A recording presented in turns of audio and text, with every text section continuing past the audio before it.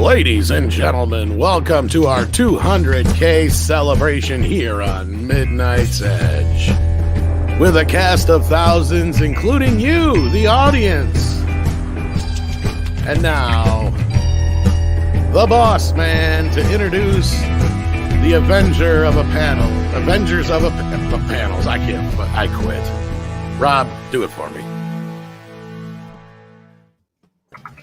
Yes. And the man who started it all, patient zero for Midnight's Edge, the one, the only, your Viking Dream Warrior, Andre. Why, thank you. Thank you so much for that brilliant intro. And thank you to everyone that showed up in the chat to share this momentous occasion that was only 6 years in the making. And thank you to the amazing panel that has also showed up here. Tom, why don't you do the introductions? I will, but I got to yell at Rob for wearing his gloves for when he's writing my intro. Don't ever do that again. Sorry. I have to. Otherwise, they say about idle hands. Like ladies and junklefins? Well, I don't know what the hell that is. Junklefin? We have with us so far in the panel, and there's going to be plenty more coming, but just to start with, we have Mr. Undoomed. How you doing? I'm doing great. How are you? Doing the best I can. We have Cecil. Hello. Cecil. The Cecil, the one and only. Hello. And we also have Mary from Mary Mayhem. How you doing? Undoomed is here. I had to do the Undoomed thing. We have Az himself. How you doing? How you doing, Az? And we have coming in from the land of milk and honey, or whatever you call it anymore. Russell Crowe? Holy It is shit. Russell Crowe. Oh my God. Where's the I land of milk and feel honey, as folks? bushy as Russell Crowe right now. You say you could do the accent. Do the accent. Come on, you could do it better. Okay, I feel like Russell Crowe right now. There you go. Tom Fight. Konkle. Fighting around the Are world. you not entertained? Are you entertained? Russell Crowe's fighting around the world. That's But right. yes, and the man who started it all, though, Andre himself. Thank you so much, man, for making Midnight's Edge and changing my life. Oh, absolutely. My pleasure. Who knew that when myself and my then co-host Kevin started this exactly 6 years ago, right about now, like at this moment, 6 years ago, we were sitting and we were planning this channel. And at that time, there were 0 subscribers. And now we've reached 200,000, which is pretty amazing, I have to say. And I couldn't have done that without you guys in the chat, without you, Rob, who was my first go-to guy after Kevin quit, and Tom, of course, certainly couldn't have done this without your masterful editing skills that took us to a whole new level. I thought you were going to say You masturbation there for a minute. Congrats, guys. Yeah, congrats to you both. I said this privately, but I'm really proud of all the work I know you guys do. Your interviews, your documentaries, your news stories and discussions make your channel exceptional, and I think that's why you have so many subscribers. I just want to say you really deserve everything great that's happening. Yeah, I want to chime in on that and say that this has been a long time coming, but it's so well deserved. I really just enjoy staying on top of the entertainment world with you. So thank you very much for bringing that to us. Oh God, this is going to be really awkward. First of all, I think you're very overrated. And leave it to AZ to bring us back to reality. It took me 8 years, and it's taken you 6. I think that's disgusting in itself. Too much lovey-dovey stuff. Don't you dare show the pictures of my Okay, all right, Az. You brought Az. We have to ask the 8 ball if you're ever going to be back. Will Az return to Midnight's Edge after that? My reply is no. Point to no. The 8 ball has spoken. He's probably going to take us all over one more time. Yeah, I was going to say the best ratings we had is when Az took over. So I mean,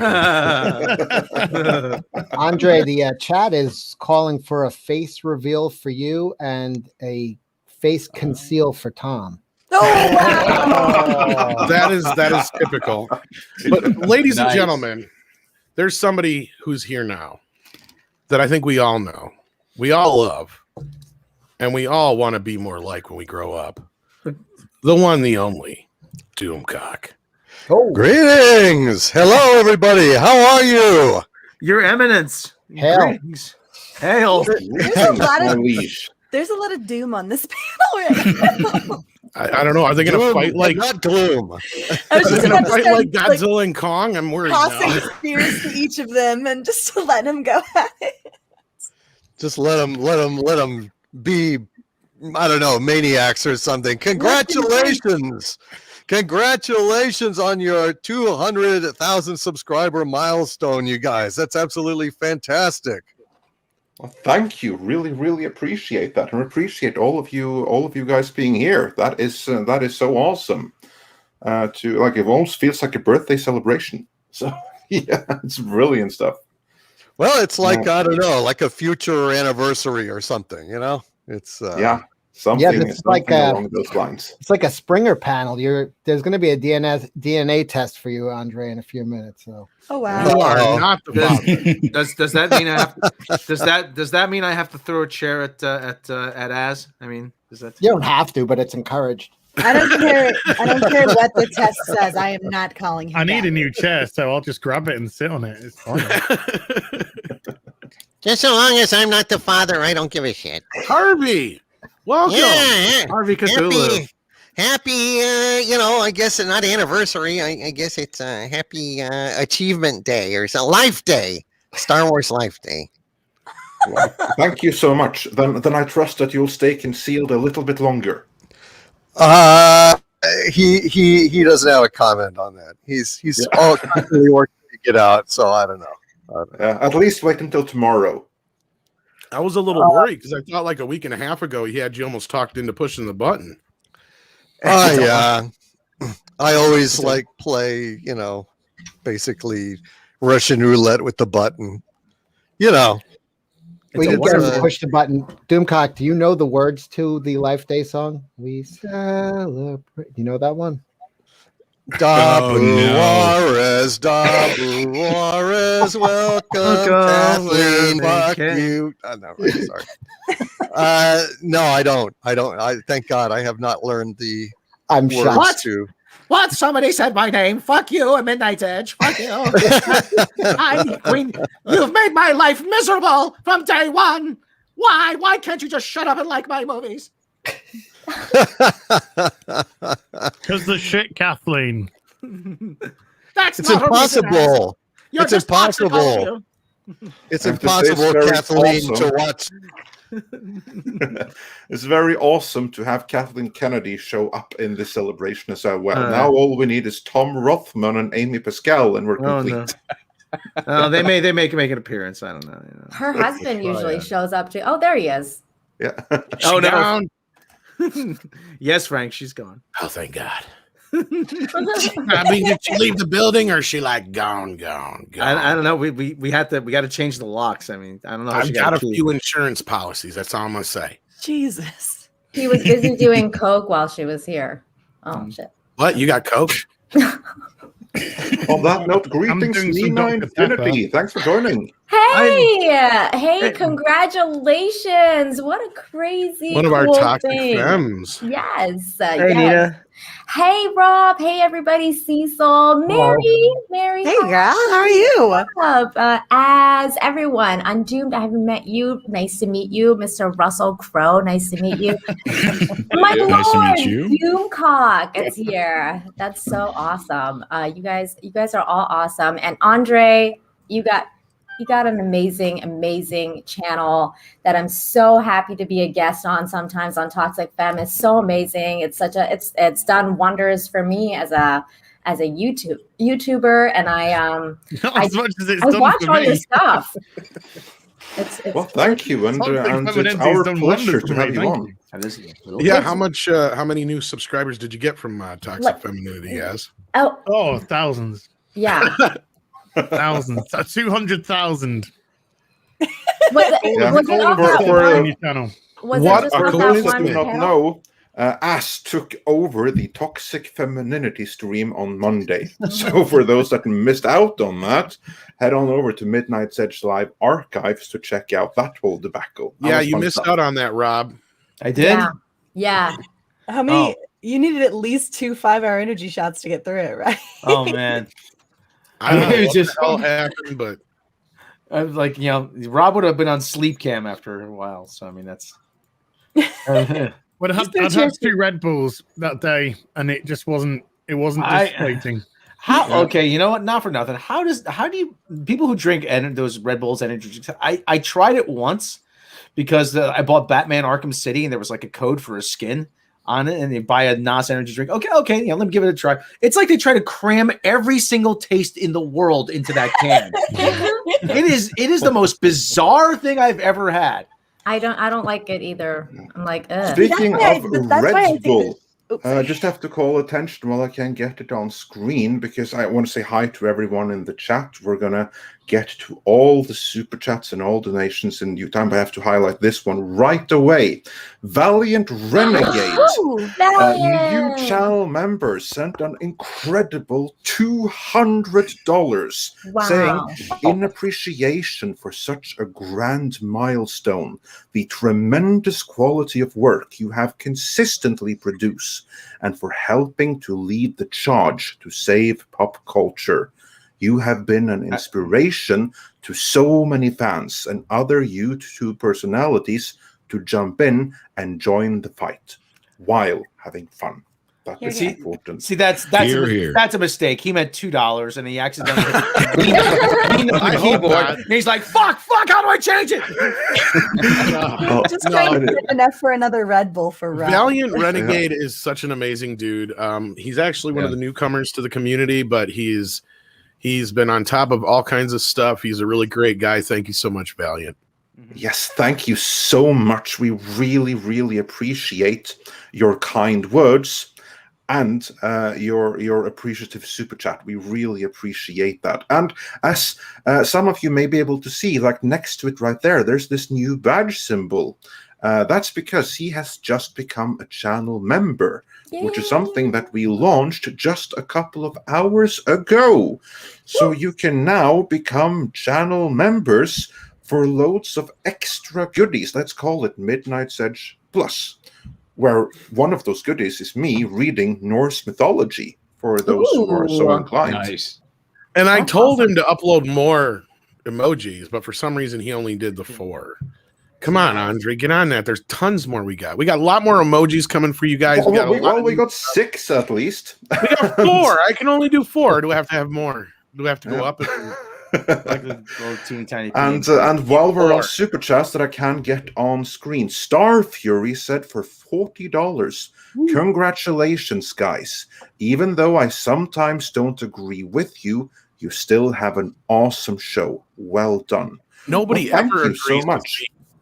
Yeah, but that's the beauty. Like, we celebrate true diversity, and the most diversity important of all, which I think is diversity in opinion. So anyone is welcome here, no matter their opinion, because we're all about having a conversation.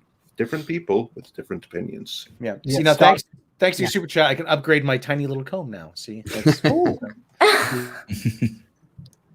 That's great. So Star Fury, Andre doesn't care if you're wrong, so that's nice about him. Yeah, no, exactly. It's like even though sometimes someone may be like more correct than other times, and one may not always come to an agreement, one can see the other person's point of view, and if not necessarily come to agreement, certainly take more points of view into account, which is also something. I think that's very important. Yes, very true. Very true. Indeed, and that's something that I appreciate. Whoa! With our wow, isn't you having like a seizure over there?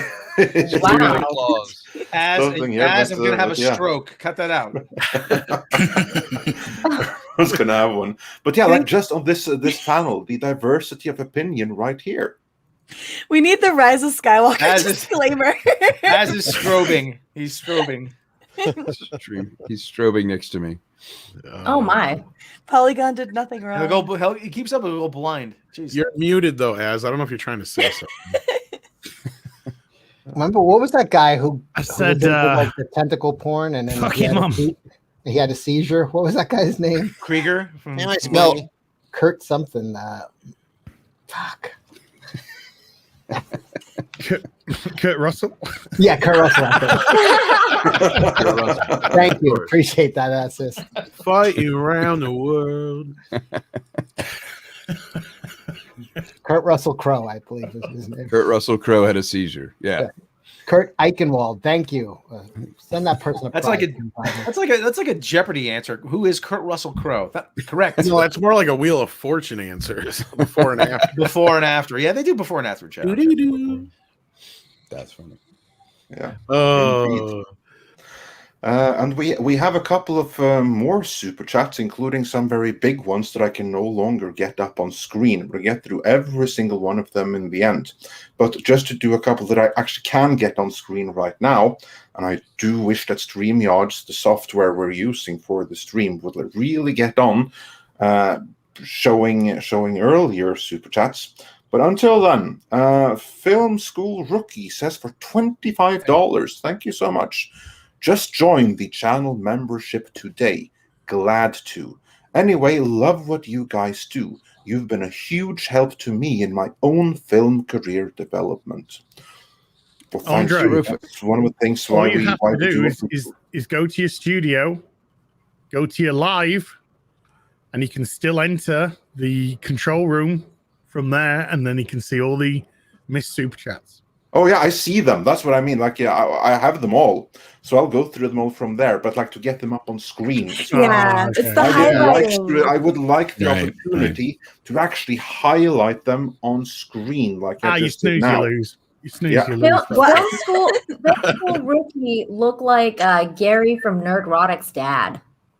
What? What? I'm just saying. Oh my god, it kind of does. Yeah. Holy shit. Well, you can't we unsee say it that's now. a compliment. You can't unsee it. Yeah, no, you can't. Yeah, he's a good guy, actually. He contacted me after your show. We've actually talked about film after the show. He's a good guy. Oh, excellent. He's an alternate universe, Gary, that stayed in San Francisco for the. That's the Nightmare Batman Gary. Bizarro Gary? From the Snyder Cut. Oh, okay. Oh my god. The one that gives you the reach around? The one who's been living in the hole for 20 years now. Evading Superman. Oh, Lord. So, yes, indeed. Thank you so much, though, for that. We appreciate the super chats and all the new members. Thank you so much, guys. We've got so many new members. Can't believe it's so many already that we just started today.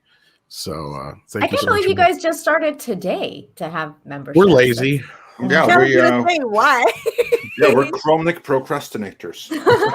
Yeah, because we got so much shit going on half time. I had to explain to Andre what it was 3 times.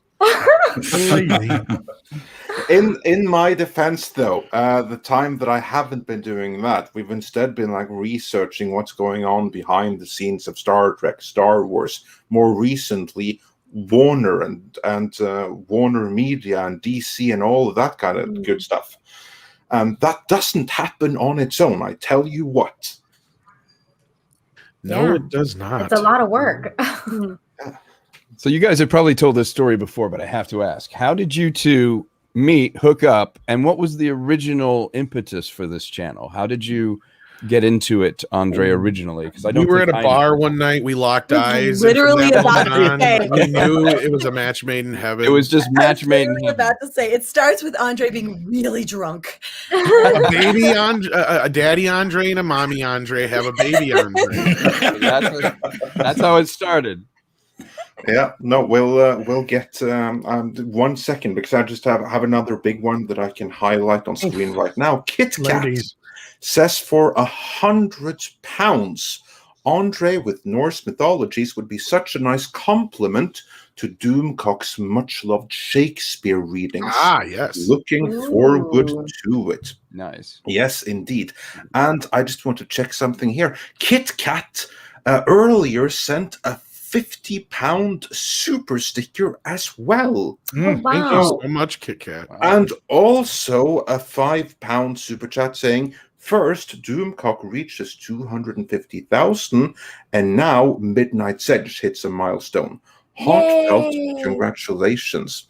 Thank you so much for that. And thank you for You your have to generosity. specify, though, if you want me to keep the clothes on or off, because with that kind of On. money... Really?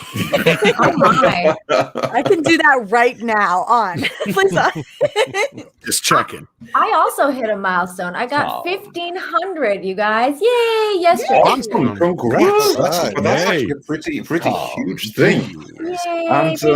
on that note, Mags also just sent Mags, holy cow. $100. Also a new channel member saying, I'm letting it rain today. Drinks on me. Pop Would that open be- that nice bottle of bubbly. Well, thank you, Mags. Would you be Really letting it appreciate rain that. on those koalas that have no fucks to give? That we now actually have emojis for, which Yes, are and they're available adorable. for all members. Speaking So, of yeah. adorable, Mary will like this, and so will Nina. We've got puppy emojis we're going to have for the ladies. Do I get another Fenton? I'm trying to find a Fenton. I need another Fenton. And Mags is making it rain koalas. It won't show up on the StreamYard thing, but it shows up on the... It shows up in the chat. Yeah. I need the one where he's chasing the deer through the wide open field. That video ruins it for me, though. No, he's like galloping like a deer himself. He just wants to be free. Galloping like a deer. Yeah. Now I just think of the deer guy. or The lady, dog is a whatever. deerkin in his soul. A deerkin. He's a deerkin in Jesus his Christ, soul. it's a trans fucking canine. Oh my god. It's trans species. The world's just getting crazy. It's just getting He worse. just wants to sing you the song of his people. Of his people. You know. Of his people or his pee-pee? His people. Jesus, Tom. Well, with these kids nowadays, you never know. That's all they ever do Yeah. is think about their pee-pees and everything. So Yeah, we're starting off early. But I'm gonna pop in the back because we have a very special guest joining us. So I'll be back when we have. Oh, okay. I just came. I just came here because Az was here and I needed to talk to him about this. Hello. I'm a cover on for you, sunshine. You know, I'll tell you, Mr. Burnett. Hello, Andre. Congratulations. Thank you so much. Really appreciate that, and you dropping by. Well, you know, I mean, Tom's so good about sending me links, and I feel like Tom's like E.F. Hutton, but instead of when E.F. Hutton talks, everybody listens. When Tom sends you a link, you have to jump in. You have to join the link. It's true. It's true. That's a very old reference. You get Everyone's like, bonus points for that 80s commercial reference. you like that? I was going to say, you're the only one that remembers. I understood that reference. I was just a child then. Man, I was a teen and adult. I'm Well, so old. I remember it. I remember it. I'm going to die soon. But Yeah, not for a long time yet, let's hope. And Az gets all my hot toys that he doesn't already have. Yay! So, Except the John Lennon one. Dibs. Now I won't be able to move anywhere in the house. yeah, the John Lennon one, I've got him right next to Jimi Hendrix now. He's singing. I'm very excited about having the Jimi Hendrix John Lennon duo. You have to throw Kurt Cobain next. I know they don't make. Somebody's got to make like the only like rock heroes. Michael Jackson has Hot Toys figures that are old, but you can go get them. And then I've got that Freddie Mercury coming because of Justin. Why don't they just do a 27 and dead range? That would And be then it could Janis have Jimi Joplin. Hendrix, Janis Joplin, Kurt Cobain. Amy Winehouse, Kurt Cobain, you know. Jim Morrison. Oh, Jim Morrison, I would love a 27? Jim Morrison Hot Toy figure or a. I'm afraid. I'm the one I'm afraid. The one I'd be looking forward to. They'll never make the Pete Ham one from Badfinger. Wow. I'll be the only one to ever buy that. He also died at 27. I love need Bad Prince. Finger. I need a Prince figure. That I has- died at 27, but it was only on the inside. Well, we should try being Norwegian. Then you're born already dead on the inside. What Well, happened to because your it's so inside? expensive to live there, Andre. That's why. Yeah, but it's beautiful, and you guys are like building the first ship tunnel through a mountain. Yeah, we are. So we I have think some that's like the pretty decent coolest thing engineers ever. here. Yeah, we love our tunnels. We already have like the biggest tunnel for cars in the world as it is right now. Which, by the way, is an awesome tunnel with like strobe lights and everything. so you don't fall asleep in there because it takes forever to drive through. So I feel now like- we have to make one for boats as well. I love What do you it. mean? That's It's just conducive strobing to all the streaming. time? Yeah, like how do you drive through without actually having a seizure and dying? Yeah, how does that work? Yeah. Well, they do that to clear out the population. That makes sense. Yeah. Exactly. If you're And stupid Mr. enough to Tickle drive through this Trunk. tunnel, you deserve what you get, right? Yeah, Wow. it's natural selection. Yeah. When you come out to the end, you have those girls singing at you from the sidecar at the end. Yeah, you have the Valkyries that are there like waiting for Aquaman you. going into the water and just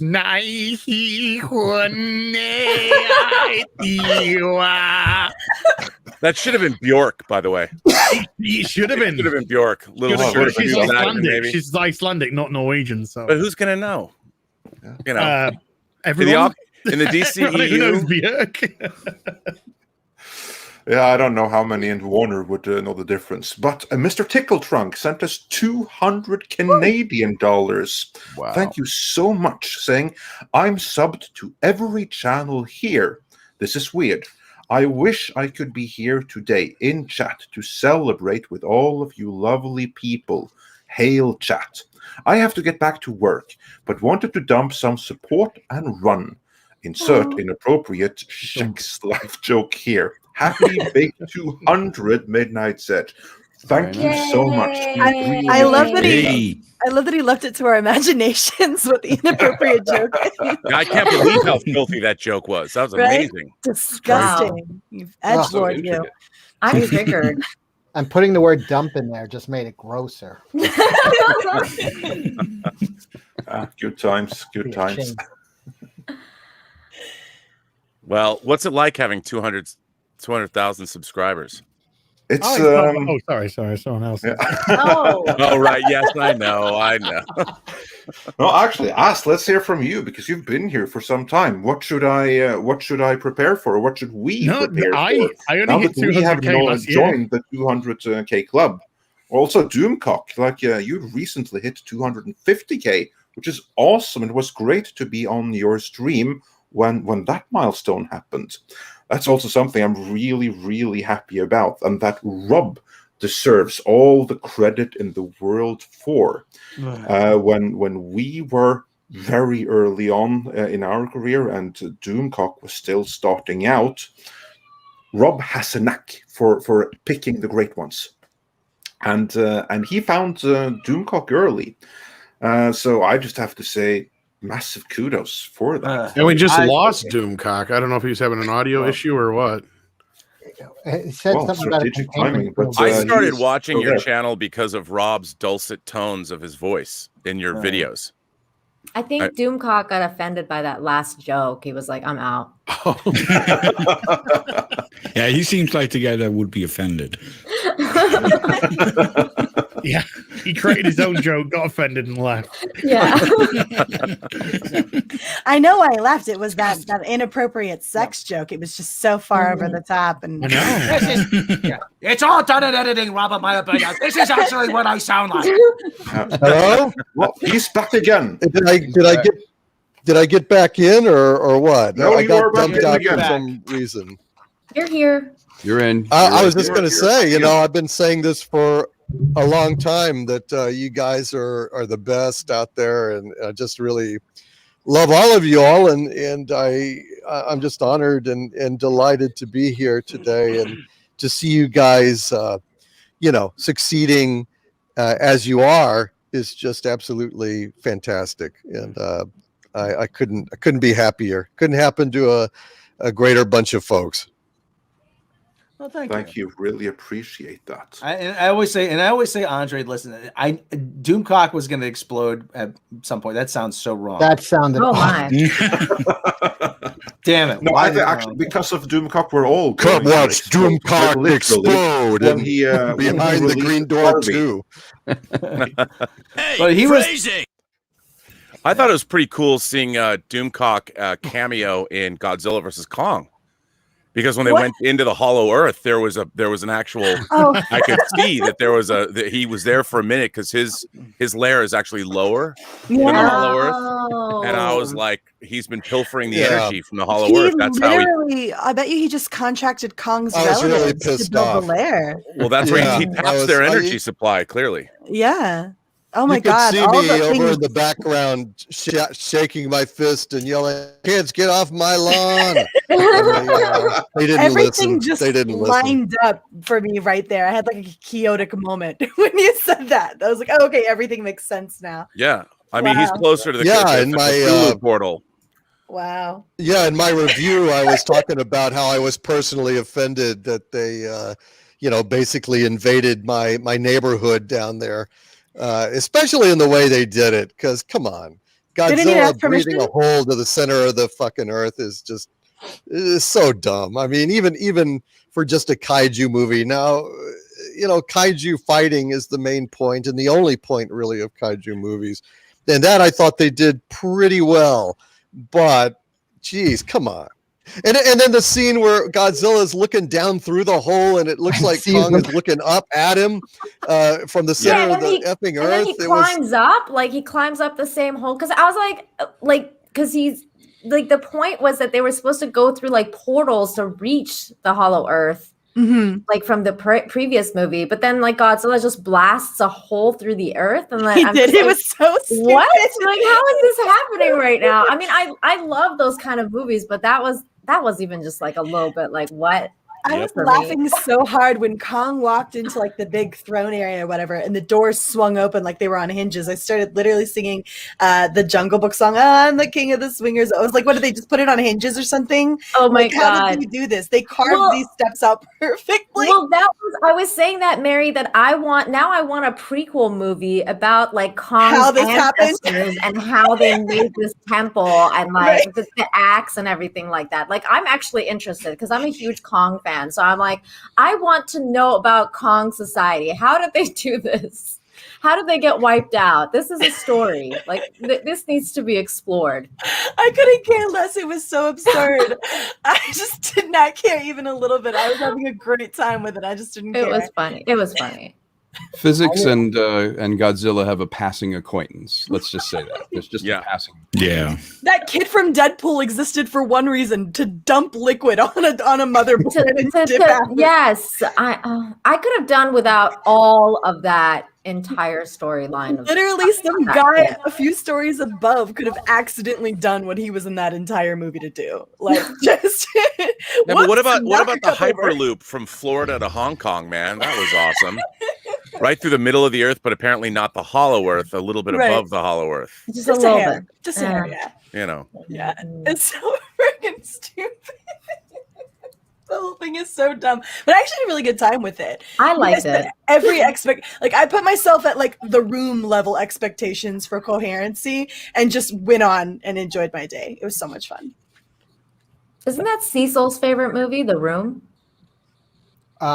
Which one? The one with Brie or the one? The one with Wiseau. Yeah, that one. It's a great movie, but no, it's not my favorite. Oh, okay. My favorite. Oh, hi, Mark. Have you seen this bloody Star Trek fucking article? Yeah, the Hollow Earth took me out of the whole. I mean, I need to be grounded in a little reality when a giant lizard robot is fighting a gorilla. That's happening right outside my window right now. That's fair. Put it down. Speaking of, we have Mandy joining us. Hey, Mandy. Not listening. Hey, girl. Mandy, oh my God. I can't hear you. Like what? I went to go get a Coke. Hey! No, you went to get some Coke. That's what I did. No shit, you got Coke? This girl cleared. You cleared what? And was it a 1 or 2 liter bottle of Crush on stream? I think it was the other day. I don't want to brag, but I think it was a 2 liter. This girl, I was so jealous of her. All I wanted was to go get some orange soda. It was so good too. It was good. So hi guys! Oh my gosh, 200K subs! Like what? Are y'all doing happy dances? I know you're not on cam, but Andre, you're doing a happy dance, right? Oh yeah, I've done plenty happy dances. I've fallen and hurt my foot even doing it. So I'm sitting down there right now, but yeah, no, there's been I almost been like too busy with memberships and everything like that to do much happy dancing, but now's the time for it. So if I had a camera, I would Andre, be honest. Now. Andre is one of the most famous dancers on YouTube. If you could look up Techno Viking, that's him. Oh yes, he's awesome. Oh, I have a question, Andre. How many subs is it going to take for you to do a face reveal? Well, actually, I look just like that. That's literally like a tracer over my face. So I've kind of done it already. But yeah, no, I don't know.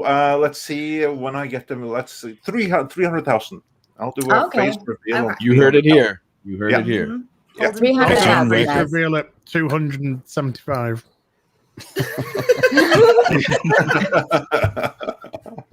So Don't let's laugh, see. I've always Let's been see how accused of quickly being that goes. premature, so all right, just That's right. What will you reveal for 250? That's the question. What yeah. Well, we'll just have to wait and see. You know, What will you reveal at 500K?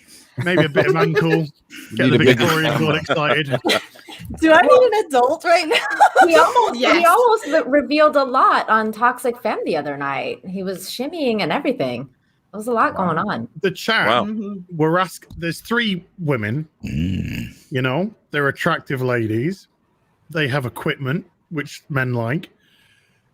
The chat was asking me to get my tits out. I love the priority. Seems reasonable.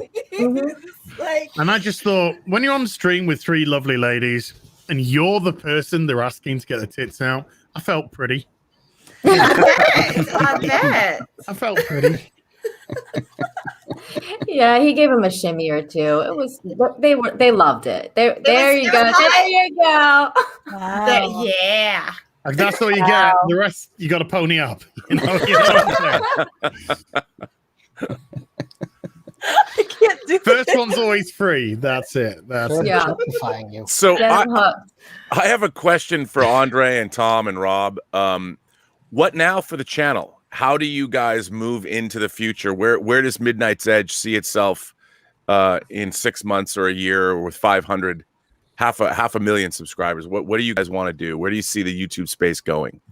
I'm actually very, very glad that you asked that. And we were going to make some announcements later on here tonight. But since you asked, we can share some By the way, stuff you right didn't now. this was not set up. This was a legitimate question. You did not make me ask you this. I'm going to get no, he's going to no, do a of course cooking not. channel.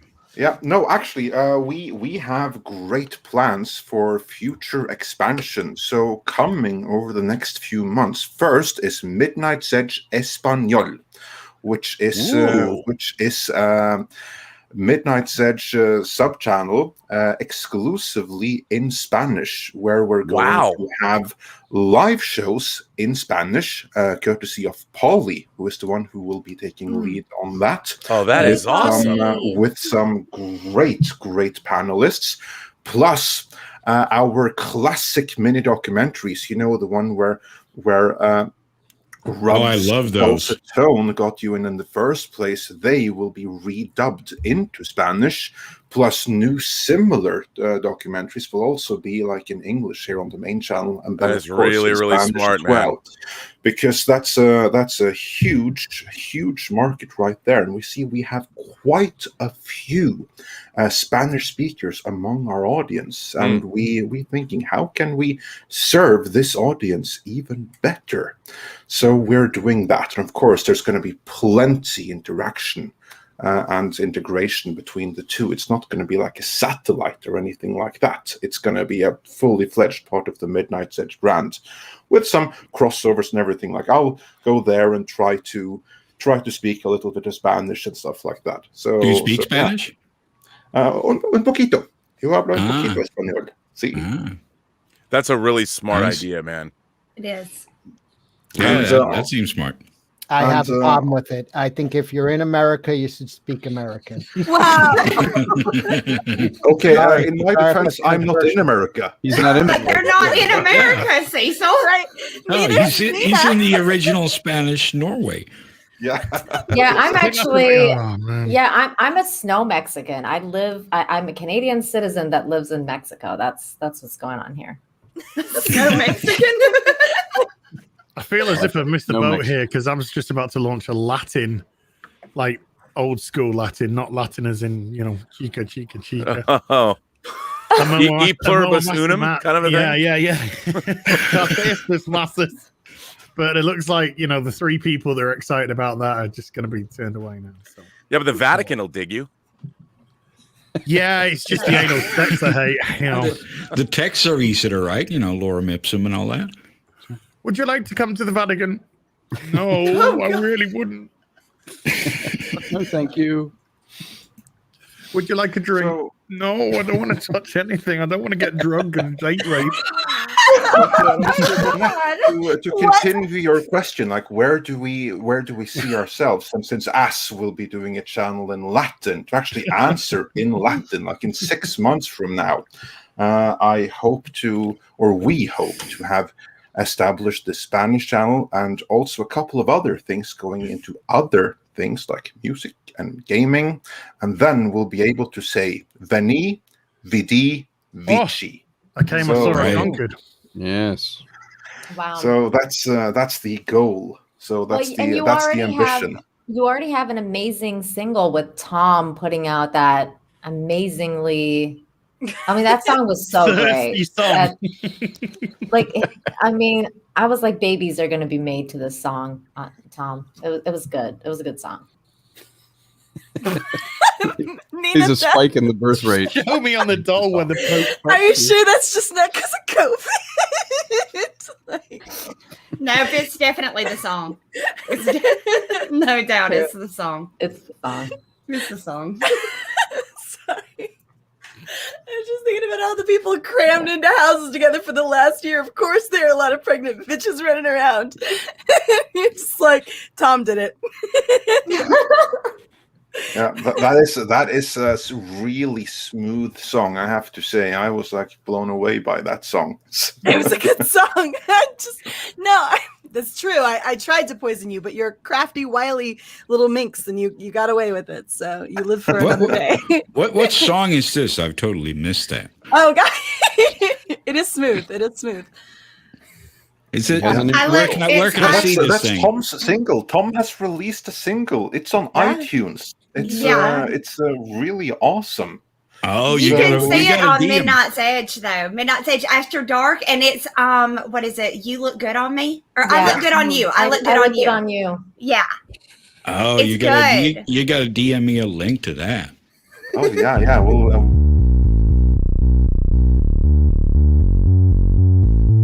Earthquaking, booty shaking, let's get this fucker started. High class, big brass, pretty little lions in a row.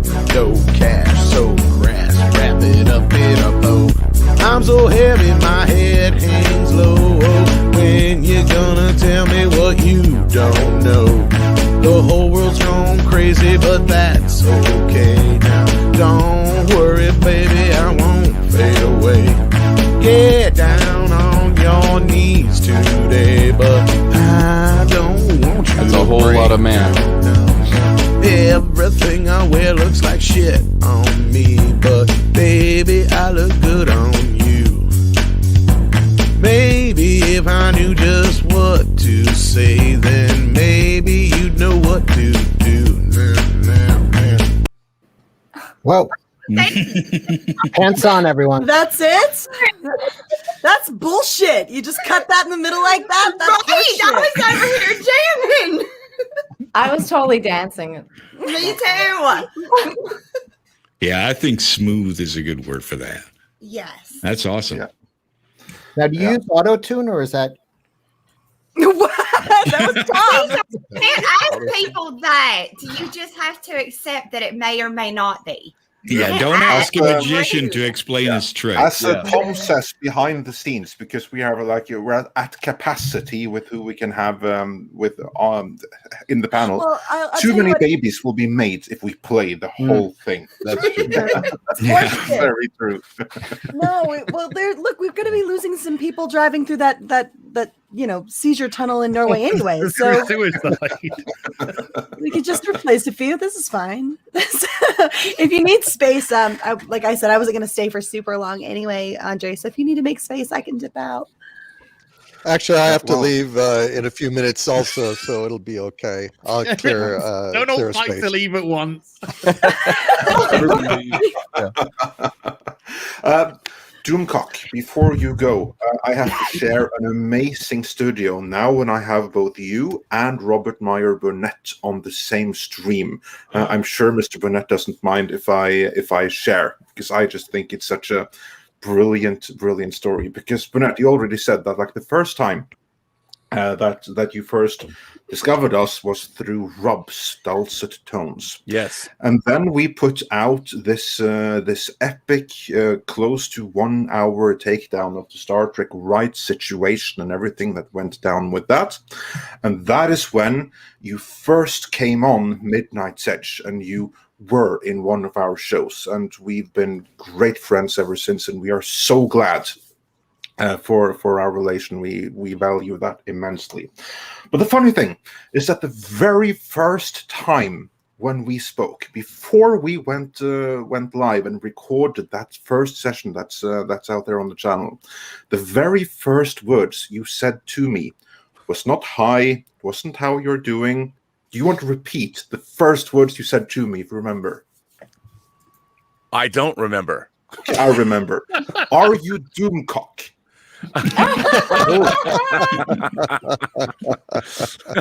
I got accused of being Doomcock, and I'm like, no. To which I could reply, this accent is one I'm stuck with, so no. Well, it's funny. I mean, to me, I hadn't jumped. I'd been on YouTube. Actually, the 14th of April marks my 6th year, but I was always on either Collider and then John Campion's channel, and I didn't know whether I was going to jump into the YouTube space myself, but part of the reason I did was because of Midnight's Edge, to be honest. I mean, I was watching your shows, and you guys are doing these deep dives and these nicely edited pieces, and I'm like, you guys spend a lot of time doing these, and I liked Rob's. I when I say I like Rob's voice, I mean it, and whenever you guys had something on, I'm like, I would watch, especially when it had to do with Star Trek. And I'm like, man, I want to meet these guys. And then, of course, Doomcock and I was going to dedicate my stream yesterday to Doomcock. I should have, because I went on a Star Trek rant. So. Oh, did you? Are you fed up too, man? At this point? I mean, when I saw those trailers, I couldn't stand it. I did like a 20-minute video just breaking down exactly why Star Trek is dead in its current iteration, and. No, I mean, it was a labor of. I'm so angry and disgusted, man. At this point, I can't even tell you. I'm so over it too. Like it's been Az and I had this conversation on Midnight's Edge the other night, but it's just such a shame what's happened to Star Trek. It's like all the good things that it was. It's a shell. It's a shell of what it used to be, and it's awful. I watched the first season of Discovery, and then I checked out because I was like, this isn't my Trek. And I never watched Picard because I couldn't handle what was happening to that character. So I didn't do it. I watched Doomcock and Nerdrotics videos, and I was like, yeah, I'm out. No thanks. Well, it's worse than worse than a shell of what it was. It's actually completely diametrically opposed to what Roddenberry did. I mean, you can go right down the line in terms of optimistic tone. Nope. It is a shambles. It is dystopian, ugly, eye-gouging, severed baby head parody of its former self. It used to represent rationality and respect for science. Forget that. I mean, they can't even keep track of their own ridiculous shit. It's dystopian. Horrific. Well, it's dystopian. It's become dystopian. That's what it is. Yeah. The Star Trek that we see there, to me, is dystopia. Yeah. Well, it reminds me of it's like that game Telephone, where you go around, and by the time the message gets back around, it's actually the franchise has gone through so many hands now that it's just corrupted. And to me, to just see all those resources thrown into something where they don't even remember the echo of what originally made it have an appeal. And that's the problem. It's gone through so many hands now that it's just become a corruption of whatever it was. Yeah. Well, it also doesn't have like Kurtzman is not really the showrunner overseeing all of these things. You know, they've had multiple showrunner turnovers. Then you have like Michael Chabon wants to focus on Spock's smile in the cage and base his entire character around one production. I mean, really, honestly, he talked about that. And now you've got Akiva Goldsman, who has never been one. If you look at his track record in writing science fiction and fantasy, it's not great. I'm sure he puts his Oscar down and uses it as leverage. I mean, he's got deals all over town. You know, when you look at the Berman, this Rick Berman era of Star Trek, Rick Berman's sole job was to make Star Trek.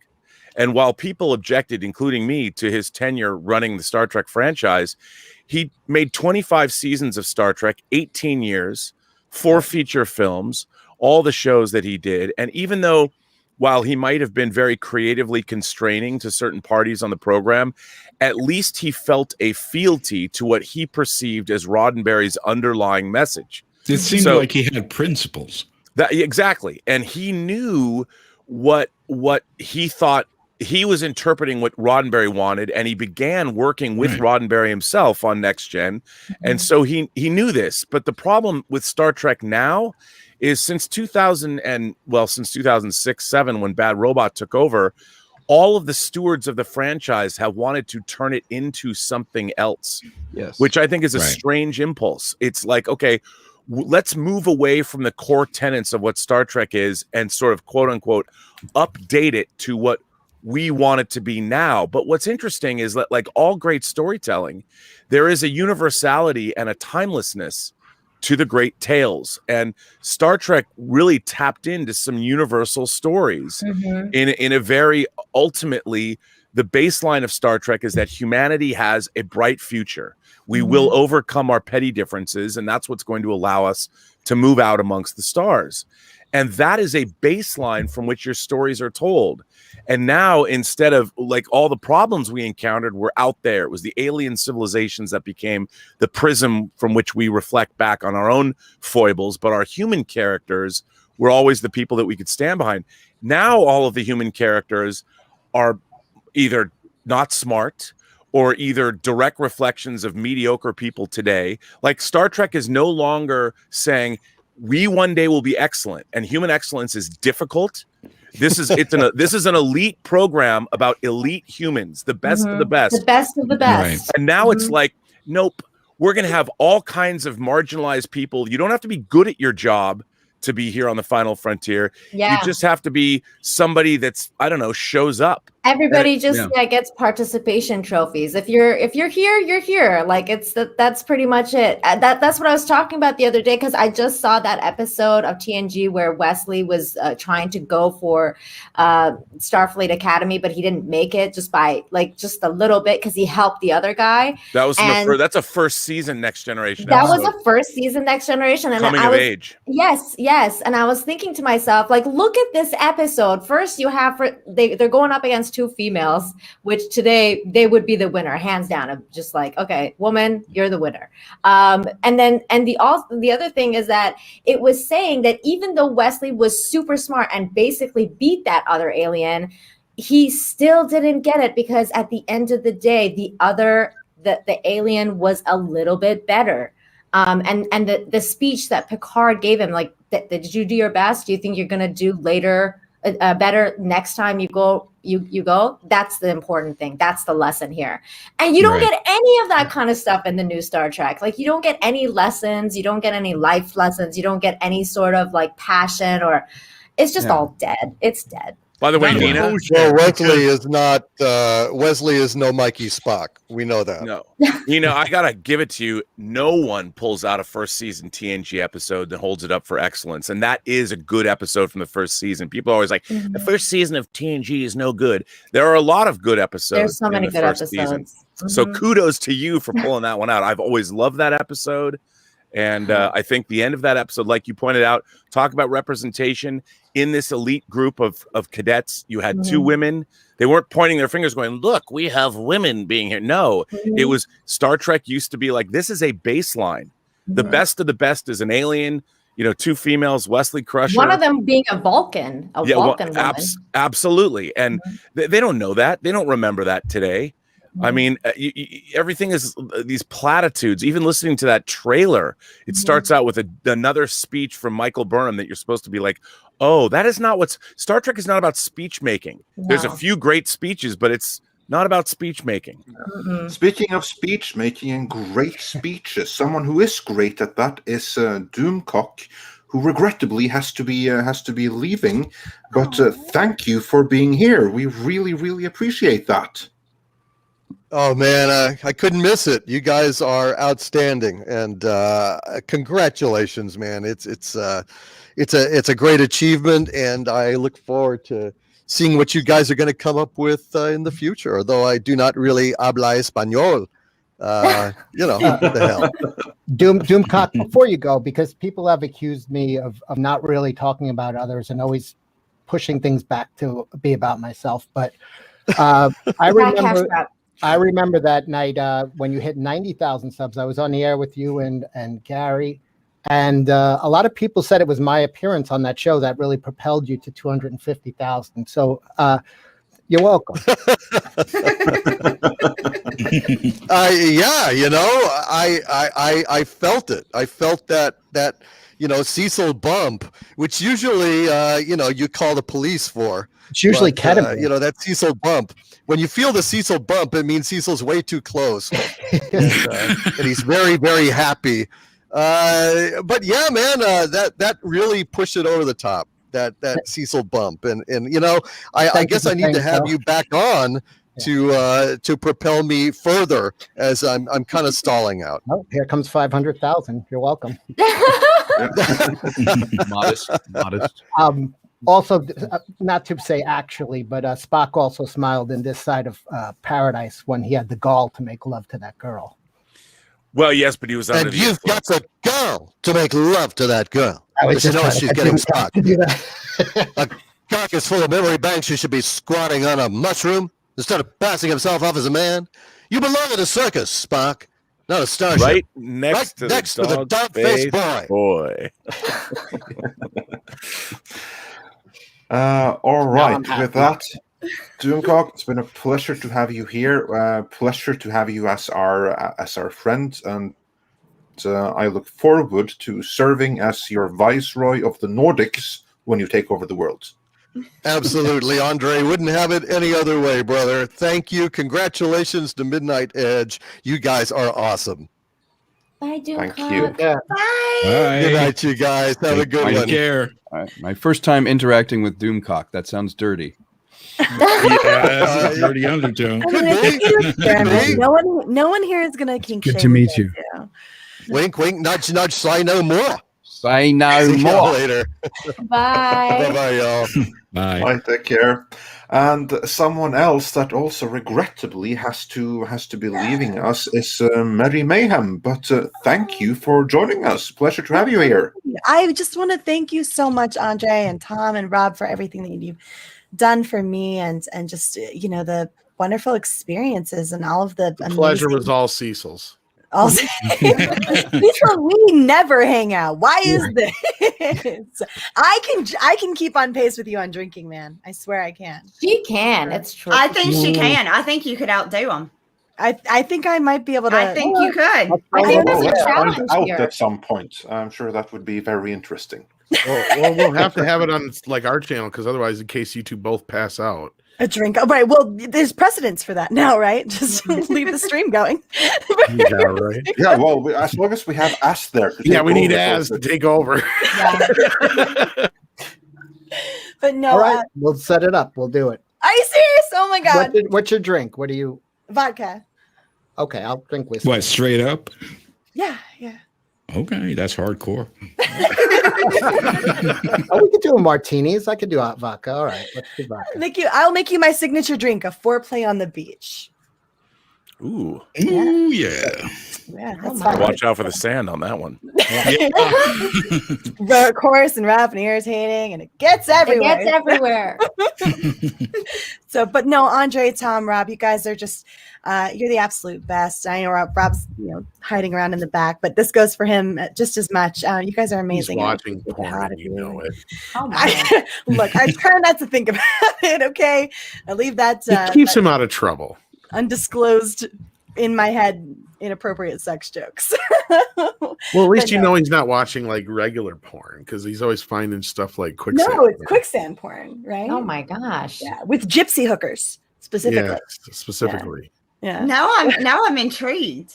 We'll talk about it later, Mandy. I've got all of the details for you. I've literally got like 4 different websites. Az is just like, wait a minute. Yeah, I was like, what's How are you happening right now? intrigued about quicksand porn? Because how does that work? Because how does it You've work? got 3 minutes to fuck before you both suffocate. What is quicksand Just porn? choking on crack, Izzy. That's all it is. It's just choking Let's on not crack. do it doggy, otherwise it reduces it down to 1 minute 50.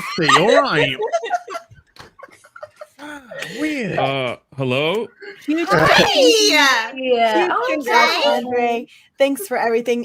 Big congrats, 200K. I cannot wait to celebrate 500,000 with you. It's gonna be wonderful. Thank you so much. I look forward to it. Bye. And every other milestone in between on all our channels across the board. Absolutely, absolutely. Jay, sorry, I'm only seeing you. Ships and passing in the night, or however that freaking song goes. That's okay. All right, Bye, Matt. Mary. Bye, Mary. Bye. Adios. Bye. Hi, Jay. Hello, everybody. Congratulations. Thank you. Hey. Thanks for sending me the link. I didn't know what I was doing, but look at everyone that's here. It's a beautiful panel you have here. Jay, hey, what are your Cecil. thoughts on quicksand porn? Quickly. What? Like quick porn? What is No, that? quicksand porn. Yeah, I'm going to need an explanation for that. I don't know too. what that. But I don't know was what that thinking is. about when you said quicksand. If you grew up in the 70s and 80s, like every show had a quicksand episode, and then it just disappeared. Like I thought as a kid that quicksand would be a bigger part of my life as an adult, and it's very well until today when I found out there was porn. What? I mean, how does that work? You got to finish before you drown? That's what I've been told. Is that you I could have do what that. 3 minutes is what I says. You get 3 minutes to finish. 3 minutes? Doesn't it? Look, doesn't it don't have- drag me into this shit. I was You're simply, the one that gave the time. You gave the time. I'm just repeating Oh, what it's an I did ass because I thing. don't know. Okay. No, it's not a me thing. This is not a me. This is a Mary Mayhem thing. Yeah, this is a Mary Mayhem. This is actually a Rob. I was thing. just trying to This is actually a quantify Rob what it thing. meant. Okay, this is how it goes, and I'll let Rob come in here in a moment and explain part of this too. But one day, Rob comes to me and he goes, "Guess what?" We need an explanation. I said, "What?" He goes, you won't believe what I found." I said, "What?" He goes, "Quicksand porn." I said, "Rob, you found the end of the internet. There's Andre, literally come no back place in. I'm else." out. Come back Andre in. does I'm not out. want to be else to go. associated with this conversation. Yeah. Andre, swap for me. I'm out. Come back in. I'm going to push myself to the back. What the heck?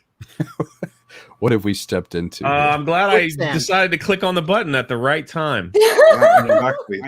Rob, what do you have to say in your It defense? was too. It's indefensible. I mean, what do you mean? If I gotta say my defense, listen. The story goes is like I said. Tom started the story. I said, Tom, you never guess what I found. He said, what? I said quicksand porn. And he goes, how did you find that? I says, well, okay, you know what? You're searching Pornhub, okay? You enter the word babes into the search bar. It says babes in leather, babes, lesbian babes. And then it says babes in quicksand. And I say to myself, you cannot show that to me and not expect me not to click on that. I use just like quadruple negative to explain that. So I'm like, yep, it's exactly what it sounds. It's a scantily clad woman just sinking in quicksand. And Tom says, you have found the end of the internet. There is nowhere else to go. And I'm like, but isn't that really the best kind of woman, one that disappears, really? So isn't so Yeah. Isn't it? That just seems like you're limiting the opportunity. It doesn't matter. So is doesn't matter. Is your favorite it's superhero Invisible I'm Woman like, then hey, from the Fantastic Four? What was that? Is your favorite superhero Invisible Woman then from the Fantastic Four? Is that who you're into? Women that disappear? Yeah, you can kind of have full fun with that. Yeah, but like I said, there is no possible way we can go as a society after having discovered quicksand porn. That's it. We've plateaued. Everything else is gravy or house money or whatever. Are you sure? It's not bottomed out? No. Yeah. I actually did look on MythBusters. It actually is physically impossible to sink in quicksand. So, but the whole thing, and Vice, Vice, that those guys, they actually did a whole thing about it, and they said part of the thing is like there's a very sexual component to it with the heavy breathing and the moaning and the screaming. I'm like, yeah, okay, in a very repressed culture in the 30s and 40s, I can understand how that would be in every movie. So. But like I don't expect people to understand. I'm like, what? It's there. It's a thing. It exists. Cecil, there are places to go with this because I'm right now writing a quicksand rom-com. And it's going to have Matthew McConaughey. It's called How to Lose a Girl in 3 Minutes. And he lives in a swamp. He has sex with women and then he pushes them into the quicksand when he's done. And then he finds the right one, and then it's kind of got like a melancholy ending because he really regrets pushing her in. And Cecil, can I ask a question? Does he say "all right" after he like pushes them into the? Every time, yeah. All right, I'm not that good of a writer. So. I got that sinking feeling again.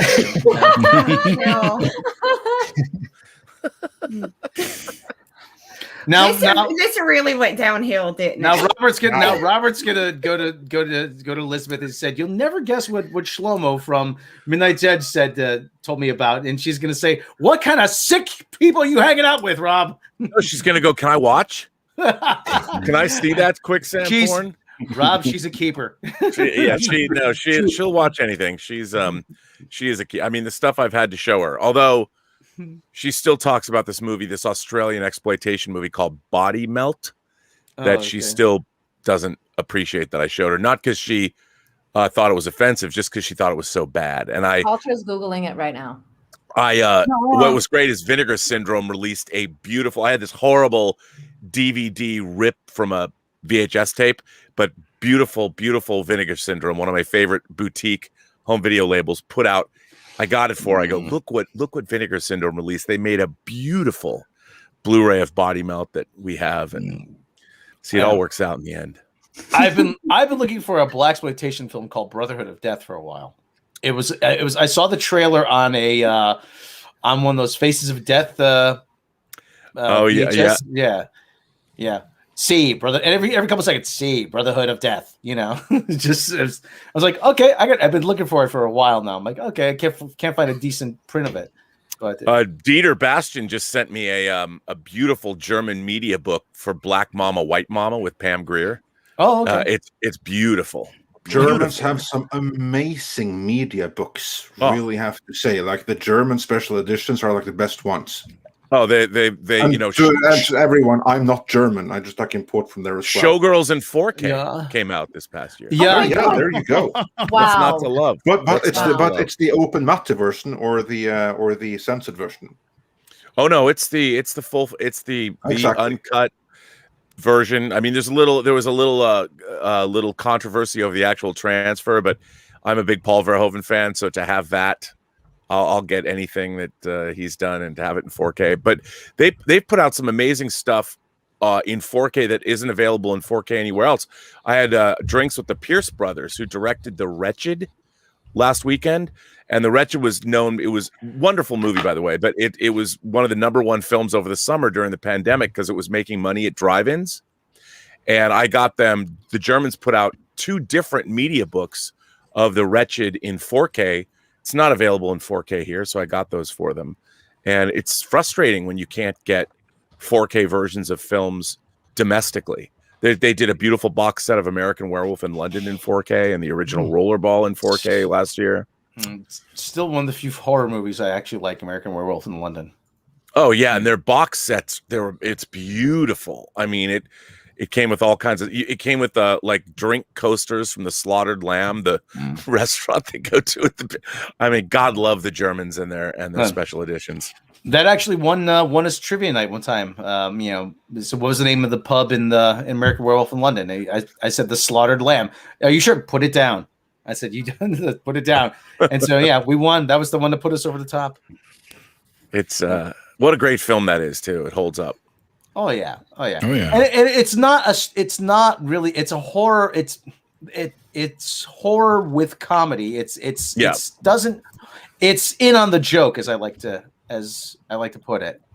It's very much it knows what it is. It's very self-aware. What was that? Wasn't it Landis who did that? Yes. Yeah, John Landis. Yeah. Right. Yeah. And it was the first film that won an Academy Award for special makeup effects. Rick Baker. Yeah. Wow. Right. You know what though? I watched it with like younger nephews and nieces, and I forgot about the porno scene, like where they're in the theater, and that was so uncomfortable. See you next Wednesday. It's like all of a sudden they're just like moaning, and like I was like, oh man, I forgot about this scene. What are they doing? They're having Andre a mommy knows and about daddy that. hug. Would you Norway, like they don't pick kids from the good stuff. All right. Oh, yeah, we have some weird traditions and stuff. So, all right, I'm gonna bounce out for a bit so other people can rotate in. I'll see you guys in a few. Okay. Yeah. Okay, I'll see you in a bit. Excellent. Take care. Also, I have to ask on behalf of the chat, Mandy, are you okay? Because you seem to be. I freaking Googled it. No, I Googled it, and it looks like a bunch of girls from Naked and Afraid that just took it way too far. I should have Googled it. I messed up. What? The quicksand porn? Yes, damn it. Oh I Googled it. Wow. You see, even when Rob is not here, he's still here.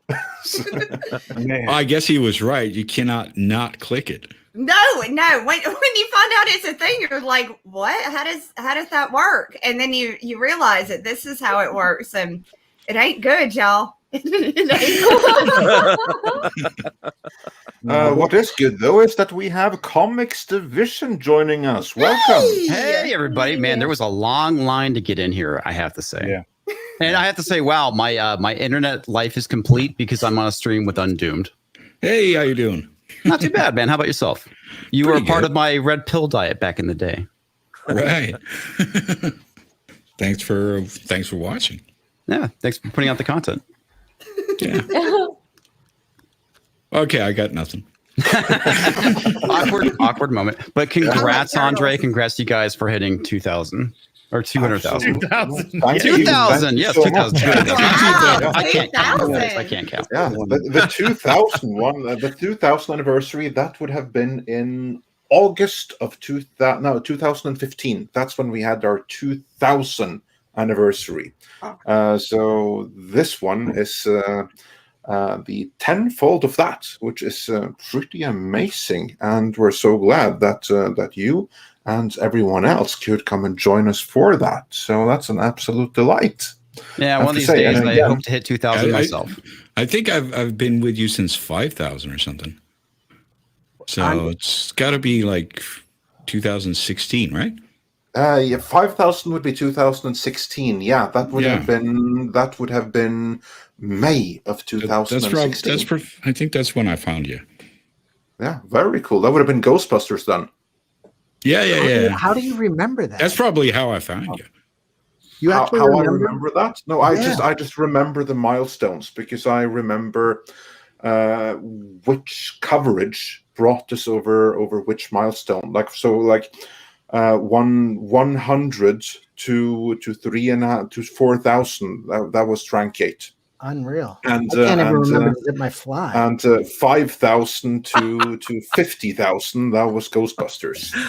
I was drinking, Cecil. Jesus. That's impressive that you remember like the month and the year. Like, geez. Well, I can't say exactly when we had like 34,556. Like I can't say that, but like I remember the approximate intervals and where they were. So if you tell me that you came in at 5,000, then I know you came in at Ghostbusters. Yeah. Yeah. That's probably what it was. Yeah, that was fun. That was loads of fun. That was like new energy. And what's cool is that was the thing that Rob really came in on as well, because Drankgate was when I was still doing this with Kevin. So he was the main narrator of the channel at that time. Whereas with when Ghostbusters came, then it was me and Rob that were running the channel. And towards the end of Ghostbusters, that's when Tom entered the fray. Right. Yeah. So, and now we are here at 200,000 with, Which will always be with remembered the for Star quicksand Trek failing and Star Wars failing and that's right, Ash. DC starting to fail in new and bigger ways. So I wish that I could say that things were better, but that's hardly the case, is it? So, yeah. Yeah, I mean, it's like that Red Letter Media soundbite, I guess. Like, how does it feel to watch all your favorite franchises burn to the ground? It feels great. I mean, it's a warm feeling. Well, just in case you thought Star Trek couldn't get any lower, they've Star kind of like pissing yourself in the winter. Oh my god. It's a really odd thing too. You'd think that with some other IPs doing really well, that it's strange to watch these IPs that you thought were so entrenched that really couldn't fail. Right. And to me, it all comes from people again trying to change the fundamental nature of what these franchises are, to update them somehow, which I don't understand. Why does this happen all at the same time? Well, I think because the people in charge, I think, are responding to external stimuli, what's happening in the culture, and they feel that they need to address these things. Can I ask you a question there, Robert? Yeah. Do you think that in the past, Star Trek had or at least I think so, Star Trek had a really nice way of sort of using reverse psychology to imply or to give you ideas and making you think you came up with it. They had a very nice way of presenting two options and not shoving the right answer down your throat, so you could figure it out for yourself and sort of internalize it and say, this is the correct human fuck, I lost my word. No, there, I know exactly what you're saying. I think you're absolutely right. I think that great storytelling does that. Right. A great story doesn't necessarily tell you what to think. A great story gives you something to think about. Right. Which is different. And now what I find so strange is, I've always used as an example, to use Star Trek as an example. When I was a kid, there's an episode that people remember called Arena with the Gorn, with the green lizard monster, the Gorn. And the way that episode sets you up is that horrible violence has been perpetrated on a colony, a Federation colony. Everyone is dead. The Gorns are attacking, unseen, faceless, and then the Enterprise pursues them across space, and they wind up in the Metron space, in the Metron's pit. They're like, look, you guys have a beef, not here, not on our watch. We're going to take your captain, and we're going to take the captain of the opposing ship, and we're going to put you guys on a planet, and you settle it. Battle to the death, the two of you, and then things are going to be over. And then as a kid, I was watching that episode, waiting for Kirk to deliver the coup de grace and kill the Gorn captain. And literally at the moment of that, when he's about to do that, Kirk stops himself and says, you know what? Maybe we were encroaching on your space, not knowing it. And maybe you were defending yourselves. And I can't, in good conscience, I can't kill you because I just don't know the answer. I don't know what's up. And I remember this was a watershed moment for me as a kid because I was like, kill that thing. Yeah. That hissing green monster. My bloodlust was up. And then, of course, the Greek god Metron shows up and says, wow, you've just displayed a quality of mercy. We didn't think you had that in you. And maybe in 5,000 or 10,000 or 500,000 years, we might be able to deal with you people. And then the Gorn captain is returned to his ship. Kirk's returned to his ship. And I remember it left me with wondering about the outcome. And I was thinking I would have, even as a kid, I'm like, I would have killed that thing. And I I would remember. I remember thinking the same thing. I was like, "Kill it!" And then and I was like, "Oh."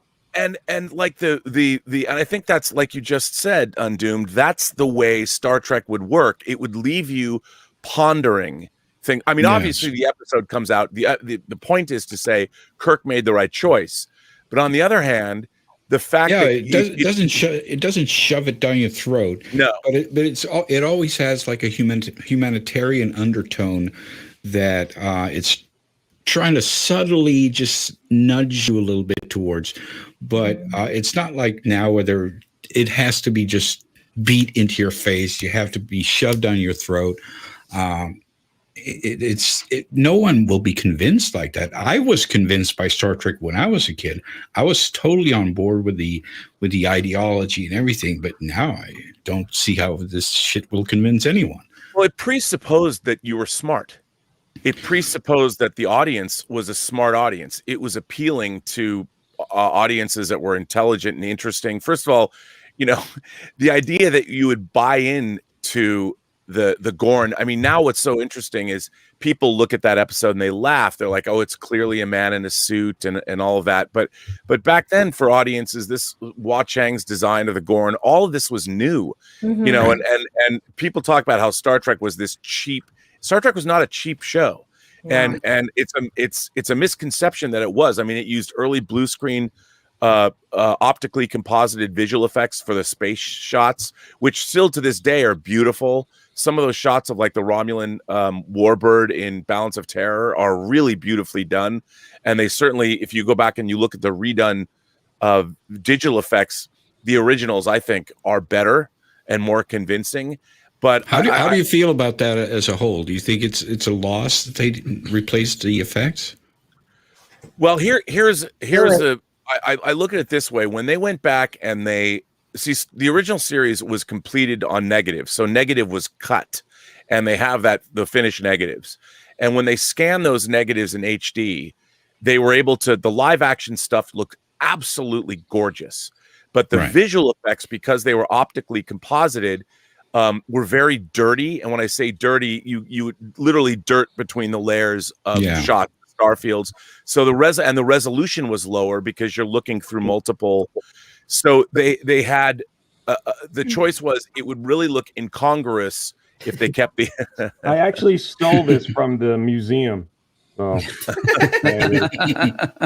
but if they kept the original effects, it would look very incongruous, I think, to modern audiences. But kudos to them, they included both on the Blu-rays. So you had the original versions that were all cleaned up with the lesser resolution visual effects, and then they had the new visual effects. But I think, unfortunately, the new visual effects were very hit and miss because they didn't have enough money to do them the way they would want them. And then some episodes, like Court Martial, added a lot. Like the visual effects did things like, where was this ion pod that Ben Finney was in? And it showed you in the episode, so it actually enhanced the storytelling. But sometimes they went and sort of, I think, demystified things. But I would say that I forgive it more than like tinkering around with the special edition of Star Wars. Oh yeah, because this might actually help bring in new audiences in a way that it didn't do for Star Wars. Yep. Yeah. Well, Star Wars changed like the one thing about the Star Trek remaster is that they really just tried to replace things. They didn't change things. Like when Jabba the Hutt appears in A New Hope, one of the problems that I have with the whole Mos Eisley scenes, I mean, I'd seen Star Wars probably 100 times, and then in '97 when they have a bunch of CGI effects in Mos Eisley, they literally changed the character of what Mos Eisley looked like, this horrible East Texas shithole in the middle of nowhere. I mean, because it was all talk about, there was verisimilitude. But now when there's droids flying around and Rontos bucking off Jawas and all of this goofiness, the whole scene with you don't need to see his identification, that gets ruined because there's so much crap flying around that the tension between Ben Kenobi and the stormtroopers. You think, oh my God, they're caught. But there's so much other stuff happening that the scene itself is diminished. Speaking of tension, plus we unfortunately have to say goodbye to Cultured Casino, that also has to bow out. Yeah. But I want to say thank you for joining us. I want to say thank you and congratulations on 200,000. I came in at the perfect time to talk about Quicksand, which I agree with Cecil. Something I grew up with more. And I think that Star Trek is broken on my way out the door. And it's broken because they only cater to the lowest common denominator. And because, again, as our Robert said, they don't assume the audience is intelligent any longer. They assume everybody's dumb. So anyway, thank you all so very much. And those of you in the chat, I really wish I could have hung out longer, but we'll see you soon. Love you guys. See you. Take care. Speaking of the chat, I want to thank you all for being here and for joining. We have a backlog of super chats. We're going to get through every single one in the end. But one that I can highlight on screen, which I will do right now, is Tiberius Monk, who sent us $200, saying $200 for 200K subs. Thank you for being one of the best channels on YouTube. Thank you providing so much. excellent insights into the Hollywood industry and an entertaining and thought-provoking format. Diversity of opinion matters.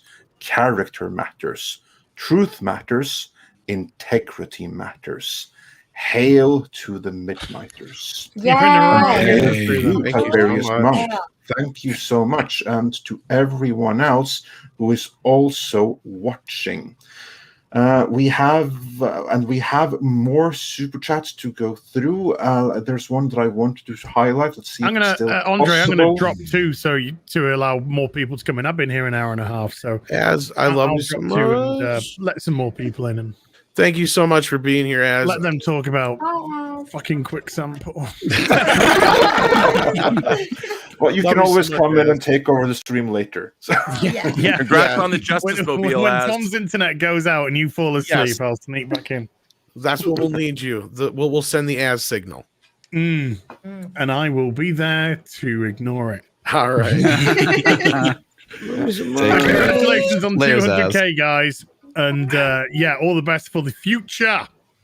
Ocean Man, take care. Have a great stream. And see you later, everyone. Take care. Bye. Thank you so much. Take care. And also, before we continue, there is one super chat that I regret that I just missed, that I cannot bring up on screen, but I want to read it anyway. Dash DC says for 100 Canadian dollars. Hi all, had choirs. Sorry I'm late. Congratulations, Midnight's Edge. As someone who's struggling with life at the moment, you've really given me a lot of help by being here. All the people on the panel today, and Tom too, have given me something I couldn't do for myself. Thank you so very much. And well, thank you, Dash, for that. And that's something that I really want to highlight, which is why I wanted to bring out that super chat, because I get much feedback like this, that not just we, but all of you, everyone in our community, in this lasts now more than a year. I'm not going to say 2020 because that was coincidental. But like this lasts now more than a year, has been tough on quite a few people. Yeah. And we hear from this every single day. And all of us here on this panel have provided some sense of relief and sense of normalcy and sense of community. And for that, first and foremost, I want to extend a thank you to everyone who's out there watching right now, commenting, being part of the community. Secondly, also to say thank you to everyone here in the panel right now and everyone else in our fellow community of creators who build this community and help do something to help provide some levity when times are tough. So thank you all for being here and doing what you all do. Yay, thank you, Andre. That's so sweet. Very nice, sir. That's a nice way of putting it. Yeah, it is. I specialize in providing normal. No. I thought your specialty was providing alcohol or something. I was gonna say through that whole thing, I'm like, Cecil is literally none of those things. Yeah. By the way, the weird thing is I've had my mask on the entire show. You but I do just- that every time. I forget to put it on. Yeah, I've had it. I just looked in. I'm not wearing a Fred Ascot. This is my. So I can You walk better around. get your other mask on. No.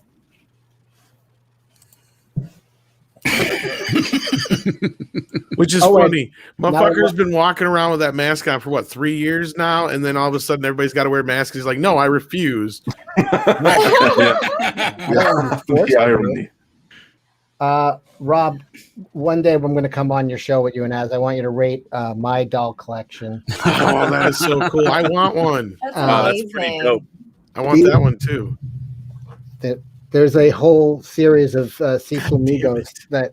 Wow. This is the Christmas special when I was very drunk. Oh my god, I love that one. Now this is Cecil, which is the She-Hulk. That's amazing one. I like that one. There's a couple other ones that people send in. He said his mother-in-law knitted the cape, and people are insane. Then this guy just kind of phoned it in, but he kind of hit it. And there's also Girl Illa, which is based on a friend of mine. Oh my god. Drunk's wearing his mask though, at least. Yeah.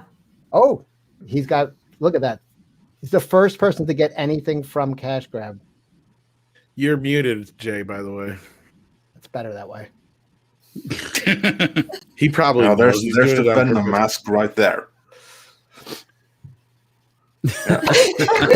You're muted, Jay. I am. There you go. Not anymore. There you go. I said thanks for the book, Cecil. The Cash Grab book is amazing. So How did you get one, motherfucker? Because he has a good imagination. y'all didn't get one? No, I was guaranteed not to get No, one. was I not supposed to say anything? Sorry, Cecil. How dare you? He got the same as all of you. Oh, after the show, Cecil, we're talking. It came with this face mask and everything. Like it was great.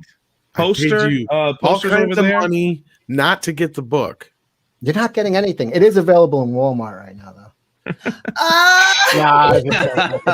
Let's see what you did there. I hung out with Cecil for a long weekend, so he had no choice but to bring it. That is true. That is true. Yeah, Have you really and got to bring his see it? love and bring a whole bunch of other stuff I didn't ask for. I've actually been dying to see that book ever since I read that one page on the show that one time. I've been like, I really want to read this book now. Yeah. That was my first Comicsgate comic book that I backed ever. Oh, now I feel bad not sending it. I was aware of what I was doing. I knew Good. that I was throwing my money away. It's okay. Because a book is a book, but what I sell is hope.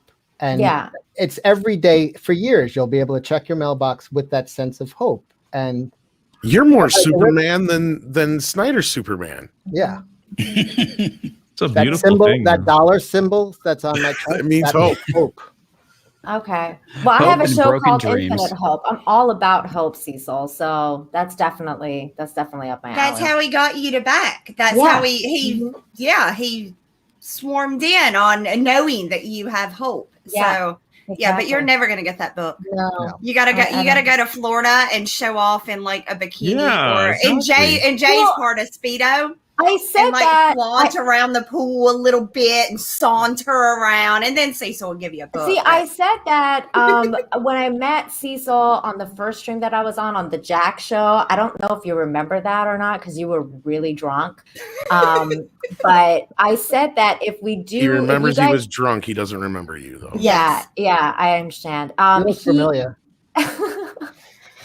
He was like, well, I was saying that if we do the meetup, like if you guys do the Comicsgate meetup, that I was going to dress up as Cecil and just show up there as like Cecil. you know, well, not broke that up. one, not that one, like a sexy Cecil, like a woman. That's already, version there's of already a sexy. sexy Cecil. Yeah. Putting a hat That'd on. be amazing. Natural It's gonna be Cecil. amazing. I'll like crop top and everything. It'll So be great. Cecil, everybody's dying to know: did you make Cecil happen or not? Oh yeah, did you? Well, listen, Anna and Jay went to the park to do a live stream, and she left me with Peaches at the pool. At the pool, I saw That the was picture. and that was hubris. I think Jay's face says it all. That was hubris. Anna got a good look at me without the mask, and she's like, "My boyfriend's safe." Yeah.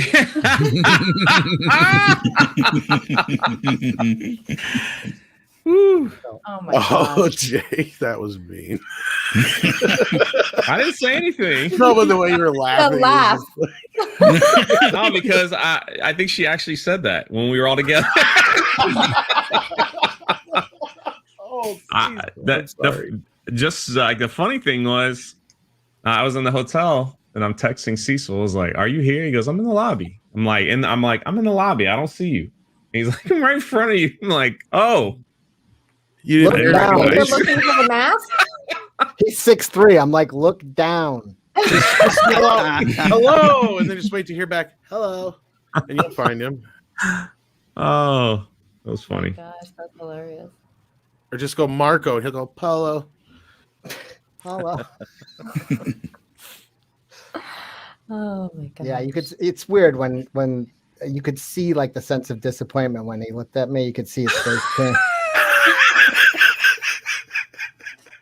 Like, oh, shit. You made up for it by spending a lot of money on dinner. So you're saying that Cecil is not Doomcock? Oh, I can't say that. I can't even say that. I'm not convinced that Robert Meyer Burnett is not Doomcock yet. Well, I why would I say if I was? Exactly my point. Exactly. You could have Yeah. been a ventriloquist. You could have had it going up on like a laptop on the other end. That's what I was thinking. He was throwing his voice into a crappy microphone. That's how he's able to convince us that the two of them are different people. Or it's just pre-recorded. I know what I'm going to say. See, It there you was go. really good of doing it with the same room right now, though. That's impressive.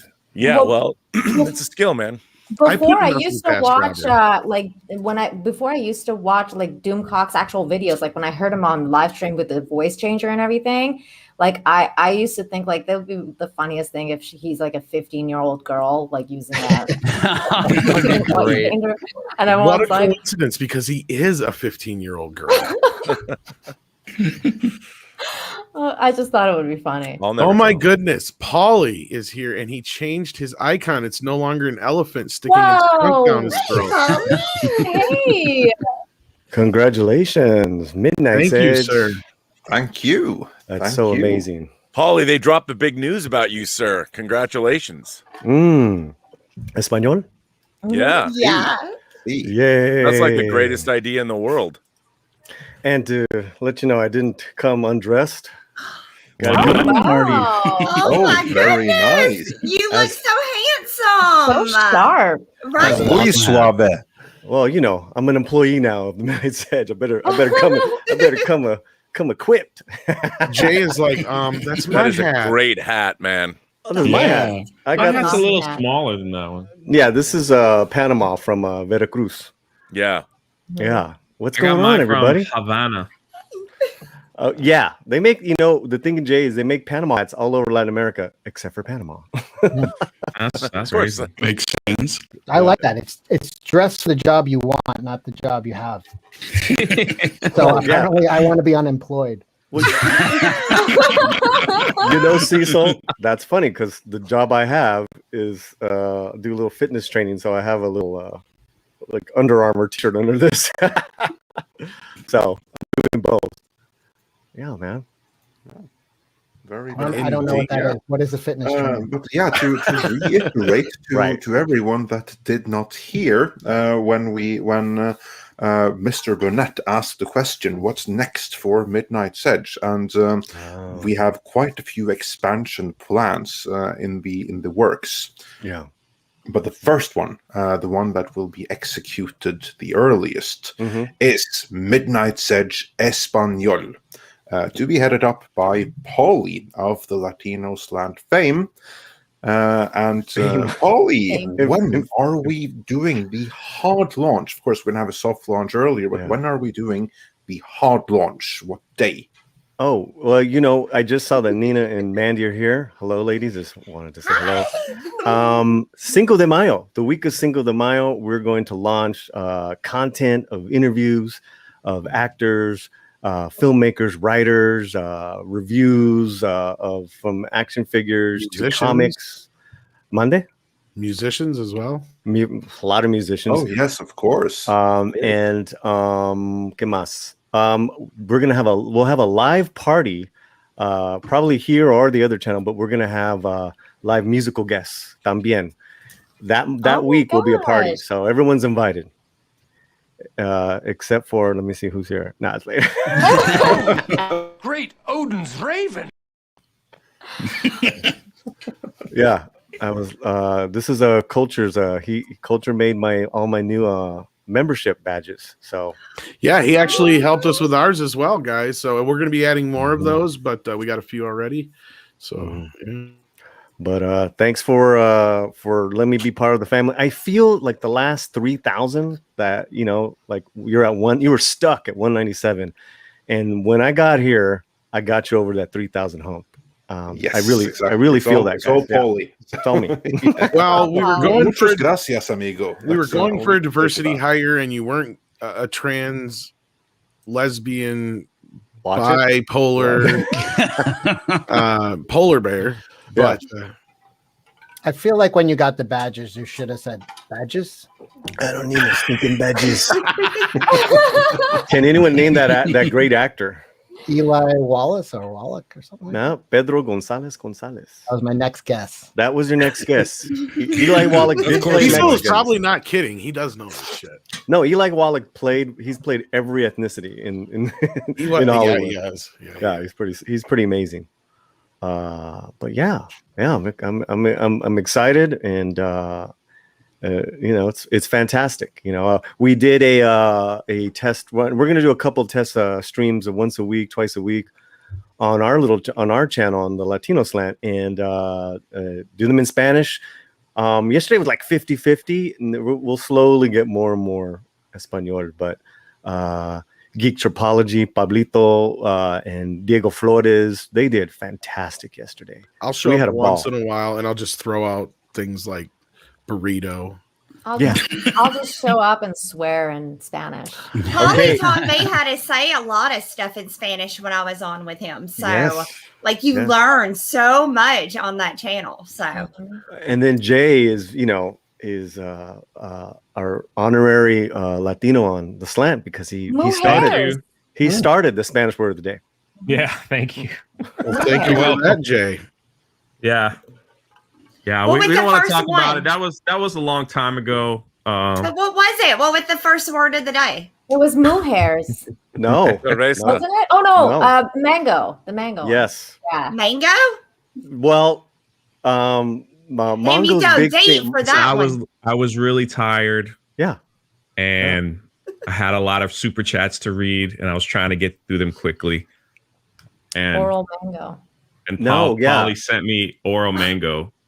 It actually was. I was saying orale mango because one of his guests was Mongo Big Things. I'm like, what's up, Mongo? Like orale mango, orale, and it started the trend. The trend of, and I, with all respect, Jay, because I'm a huge. With all respect. Well, no. I mean, I didn't mean to troll. It did kind of take over the internet for like a week. It was kind of funny. There was no hate involved. You know what I'm saying? I know. Of course not. That's what I'm saying. Oral mangoes were everywhere. That's what I meant by all respect. I was made into memes and. Yeah. Oh God, I saw those and I didn't know what the hell they meant. I just Googled about it and went. You're welcome. But Mandy knows. But Mandy took over, and she went to the next level and sang. See, first it was Jay, then it was Nina, because Nina cursed in Spanish on the show. She had some choice words, and I asked her if she knew any Spanish, and that's what she evidently did. Yeah, but Mandy sang in Spanish with me the other night. I there you did. Go. Yep, sang a Selena song. Oh, I love Selena. Me too. Me too. I can't She's believe I amazing. said oral mango. I was reading it so fast. I was like, oral mango? No, but well, here's the thing, guys. By the The time hairs is better. Right. By the time I did like his third or fourth one, he already gotten some other words down. So I had to keep upping my game. Yeah. Because he was like, ¿Qué pasó, Paul? You know, like, he was like, mujeres. I was trying to, I was ready. I was like, I saw him in the chat. I'm like, all right. I got to get my brain Spanish ready. Yeah. Don't got, lie. like, You used actually the nervous. Google thing so you could hear what it sounded like. Yeah. We're having fun. We're having fun, man. And Midnight Edge Espanol is anyone's invited. Anyone's invited. If you know a little bit of Spanish, come on down and we'll have some fun. Someone in the chat says Jay needs to make some more Cuban friends. Most of my friends are Cuban, but they don't speak Spanish. I thought you were black, Jay. They quarter black, Jay. That is like old school. Call him back. Yeah. That's when I didn't show my face and people heard me. Yeah, everybody thought Jay was black. I'm like, Nikki, why do you I think see Jay you in the is chat. black? I don't understand. I don't hear it. That's all fine. Other I don't people hear did. That's fine. It All I must have hear- been my Abu Nas friend. You that- racist motherfuckers. All I hear is handsome. Oh my God. Thank you. Muy guapo. Muy guapo. Ollie, El if you Guapo ever is want my to do, nickname. That's cool. Yeah. if you want to ever need like somebody to do like satellite reports from a bodega, because I speak fluent bodega. Don't tempt me. I will call you later. I will reach out to the New York, Dominican, and Puerto Rican community, and they still can't get along. No. You But if wanna- anybody can make it happen, it's you, Cecil. And heaven forbid that they should try to talk to Mexicans up there. They're like, who the hell are these guys? Yeah, they're completely new up there. The only time Puerto Ricans and Dominicans get along is when a Mexican comes in the room. Then It's kind of true. Then they unite. I have a band coming on, and they're from New York, and because I'm trying to get more Caribbeans, bands and shit like that. I must have had a brain fart because I totally knew he was Dominican, and he was like, "Okay, yeah, we're gonna do it." I was like, "Great, man. We'll change it to the Boricua slant."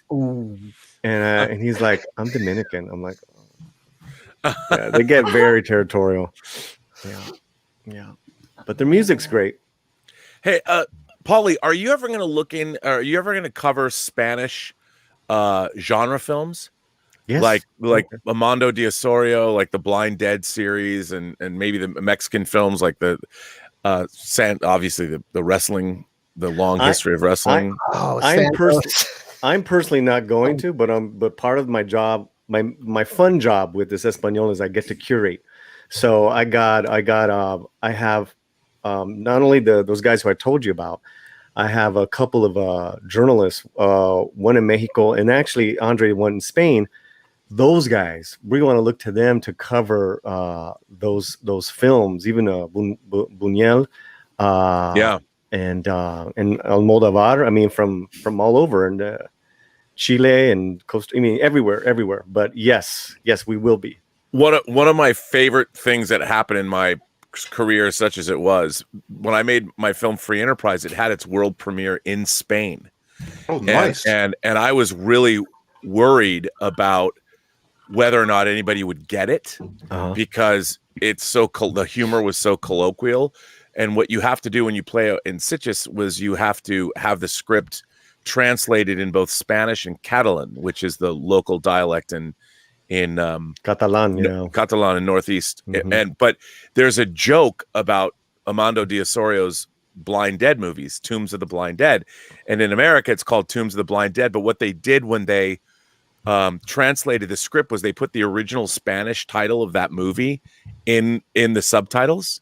So when a character is like, do you really like Tombs of the Blind Dead? And when the Spanish subtitle came up, the predominantly Spanish audience roared with approval. Yeah. And it was like it was something I had no idea that was going to happen, and it was delightful. I just got to say real quick, Jay has to leave us. Yeah. But thank you so much, Drunk 3PO, for coming in here. We appreciate you coming by and all you do No for problem. the community. To hit it. No, and quit it thank kinda you guys. guy. Congratulations. I always said this, and Tom knows. I always said, anytime Tom's on the stream, he's the smartest man on the panel. Well, in his own head or just in general? I never heard you say that. You never. I said it to Tom privately, so no one else could hear it. A few people have, but Andre is really the smartest person here, and I like to think I'm the smartest person. But no. I like to think I snuck in here. So you're here because I brought you here, and I would have it no other way because I simped for Cecil. So, don't we all though? Yeah, That's Cecil's. that's Oh man, I everybody. have so many nice things to say about Cecil. You wouldn't even believe it. But goodbye, everybody. I'll share them. Check out Trump CPO's channel, guys. Thanks so much. No, like Cecil, you've done the single greatest film review of all time, and that is figuring out Wizard of Oz? Yeah, The Wizard of Oz is just two chicks fighting over shoes. He ruined that for me. He absolutely ruined that movie for me. I can't watch it anymore because that's what I think is what a petty little bitch this girl is. And just give her the shoes. It's her family. It's her dead sister's shoes. Just give it to her. She deserves them. They're What a her bitch. family heirloom type stuff. Yeah, I can't watch it no more. It's He the ruined greatest. It's Thanksgiving. the greatest review of all time. It is. I agree. Glenda was such a shit stir. She's like, they She must be was. very important if she wants them. Yes, they are important. You just killed her sister, and Yeah, they were important to her. just give it to her. What? You have no emotional connection to those shoes. And then come to find out at the end, they weren't magical at all. They were just literally her sister's shoes. We just wanted to fuck with the green chick. Yeah, it's bullshit. Yeah. It was racist, is what it was. I didn't want to say it. I miss Cecil shredding comics. That was funny. Yeah. Well, I'm going to get back. Rob, I wanted to bring this out because I've been working on something. It's a celebrity. Oh my God. It's a celebrity human centipede. It's got Conan, then Frankenstein, then Richie Cunningham, then the Cowardly Lion, and then Alice from. It just keeps growing. Yeah. Wow, I just that's outstanding. Can you pull back? Can you pull back so we get it all in one shot? That is amazing. I remember when you first started building that, man. I'm sorry. I got Can we Sylvester single that? Stallone is going on next. Can you single that out? Oh man. Yeah, let's get Oh, it. you want me to zoom him up? Hang on here. That'd be dope. Wow. I gotta get there. We go. There we go, buddy. When you first brought it up, I thought it was a tribble. No, it's his Mego centipede. Yeah, it's Conan, Frankenstein, Richie Cunningham, Cowardly Lion, and Alice. Alice looks really involved. Alice looks like she's having a good time. But I have to. I'm still trying to get the batting order because I have Sam from Bewitched and Elvis and Sylvester Stallone, Rocky to go on here. So I'm trying to get a little more. My vote, boy, girl, boy, girl. You know what? Andre's probably freaking out right now because you got that Conan figure on there. But No, I was glad you had him first. So He has the best expression. He's on top. His expression was too good to bury up someone's ass. I mean, if you first you have to be in a human centipede, that is the position you want to be. So I'm okay. It's true. Oh, there's so That much I thing is a could say. freaking nightmare. That's like a. But I want one. Listen, a man's got to have hobbies. How much would one of those cost, Cecil? My soul. Oh, we already knew Mandy, that. you say that's a nightmare. I bet that's Amber Heard's sweet dream or something. You know, Amber would love that. Yeah, she would be all on board with that. For sure. So nasty. Ew. I don't even want to think about that. None of us do. We all wish it hadn't happened. We none of us wanted to think about it, and then Cecil had to pull out that. All I know is that thing does not look very diverse, Cecil. You need to work on that. That's not true. He's got the Cowardly Lion on there. There's a green guy and a lion on there. Yeah. There's... Oh wait, I have a Hora. She's going on too. You need more Asian representation on that. I have a Sulu too. He's going. Okay, great. You know, there is a There you go. Migo Michael Burnham doll now. Oh, there you go. I would much prefer you have the use last that other link. than I think I Aurora, found please. the last position. Yeah. Yeah, that's probably going to be in the bargain bin. Yeah, Saru and Michael Burnham. I've been thinking about busting on him. You know, Don't you have any? looks like a turd. Don't you have any Rose Tico dolls? I don't think there's amigos of. Yeah, I don't think they ever have done Star Wars Migos, have they? No. I don't think I've seen any. And wasn't that one of the few ones he turned down or something like that? The one guy who made Migo, I can't think of his name now. Yeah, he did. His name was. Well, he just straight up was like, "No, we don't want Star Wars ones." No, Really? they tried and they Oh. they either didn't want it or they couldn't get it or If I something. remember what it was, and if correct me, Or they it was couldn't manufacture the toys in time. Well, that or somebody Ah. checked me also in the chat. It was also something to do with since they already had Star Trek license, they didn't want to. Yeah. Yeah, Toy So there's Galaxy something did like a whole that. thing on it, and yeah, I want to say they turned it down. Gotcha. They also had Planet of the Apes as well, right? Yeah, I Yeah, believe Migo so. did, yep. And they're re-releasing those figures. Oh wow. But The only good human is a dead human. Oh hell. Star Trek and like Star Wars, Robert, to what you were saying before about how they're trying to change Star Trek, I always thought that was really interesting because they like kind of like JJ started doing that with like, you know, the JJ track and how he tried to make it more like Star Wars. Like, I feel like that's kind of like where it started. And I was like, I would like my normie friends that hated Star Trek would watch JJ track and be like, oh, I love it. It's like Star Wars now. And I was like, this is not Star Trek. Like, this is not Star Trek at all. And I'm like, right. I don't know. It all started there. Like, it all started going downhill after that. And then I was like, Oh, I agree with you. I mean, it's Star Wars, it's Top Gun, it's all of these. I mean, it's such a strange thing that like when we meet young James Kirk, like he steals a Corvette. yes, You know, Yeah. and Right. it's like, but what would be the 23rd century? This is where I think Star Trek, modern Trek fails. What's the 23rd century equivalent of stealing a car? You know, like, Right. okay, as a kid, you know, you steal a car, Stealing you a go shuttle. for a joyride. Yeah, I mean, why not do something that is, to me, that's just a failure of imagination. Kirk rides a motorcycle, literally rides. You might as well, what because he's a character. He's Maverick from Top Gun. You know, he acts Right. like Maverick from Top Gun, and all of the things. It's like, to me, it was supremely unimaginative to show a character like a young the Chris Pine character, because you're just taking things literally from our time and transposing them into Star Trek. Like, he's a motorcycle riding rebel who gets in bar fights, and then they make all the Starfleet cadets ogres and apes and pick you can't talk to our girl, you can't talk to our cadet. And it's so like, it's all so 20th century. Like, modern Star Trek has become so 20th century, where it's all tropes from now that are transposed into some future realm. And I don't quite understand it. Do you know that on StarTrek.com today, there's an article about how a Star Trek fan believes that the utopian civilization in the Star Trek universe can only be brought about by communism?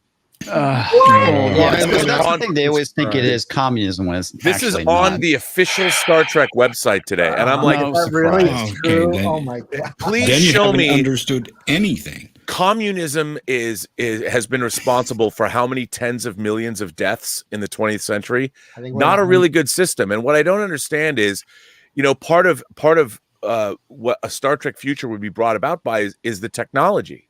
Yeah, you know, post-scarcity. Post-scarcity civilization, when you have transporter technology or replicator technology that can literally manufacture a limitless amount of food and shelter items, people's basic necessities are covered. Yeah, know, but to a they lot. equate that to communism, though. That's what they think the great Yeah. communist utopia is Well, going to and be that's- like, is a post-scarcity world, which is impossible through communism. Well, that's absolutely. Yeah. And the thing is, it's, you know, the post-scarcity world, the problem with communism and collectivism like that is ultimately it's doomed to fail because it goes against human nature. Right. You know, it doesn't allow human beings to excel. And And they I don't think- have exclusivity on a society without money. There could be other ways to get there.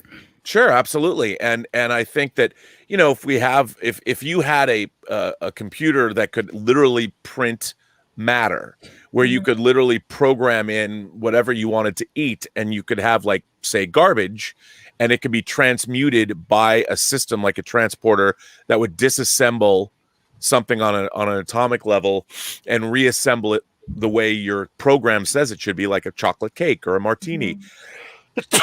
I mean, that would solve so many problems as far as human needs or wants. And there's the pursuit of wealth suddenly becomes immaterial, because you could literally create all of those things. You could fabricate all those things, allowing human beings to pursue more intellectual. pursuits. I mean, And- that's the backbone of it. Like, That you can't just say that people will stop wanting wealth.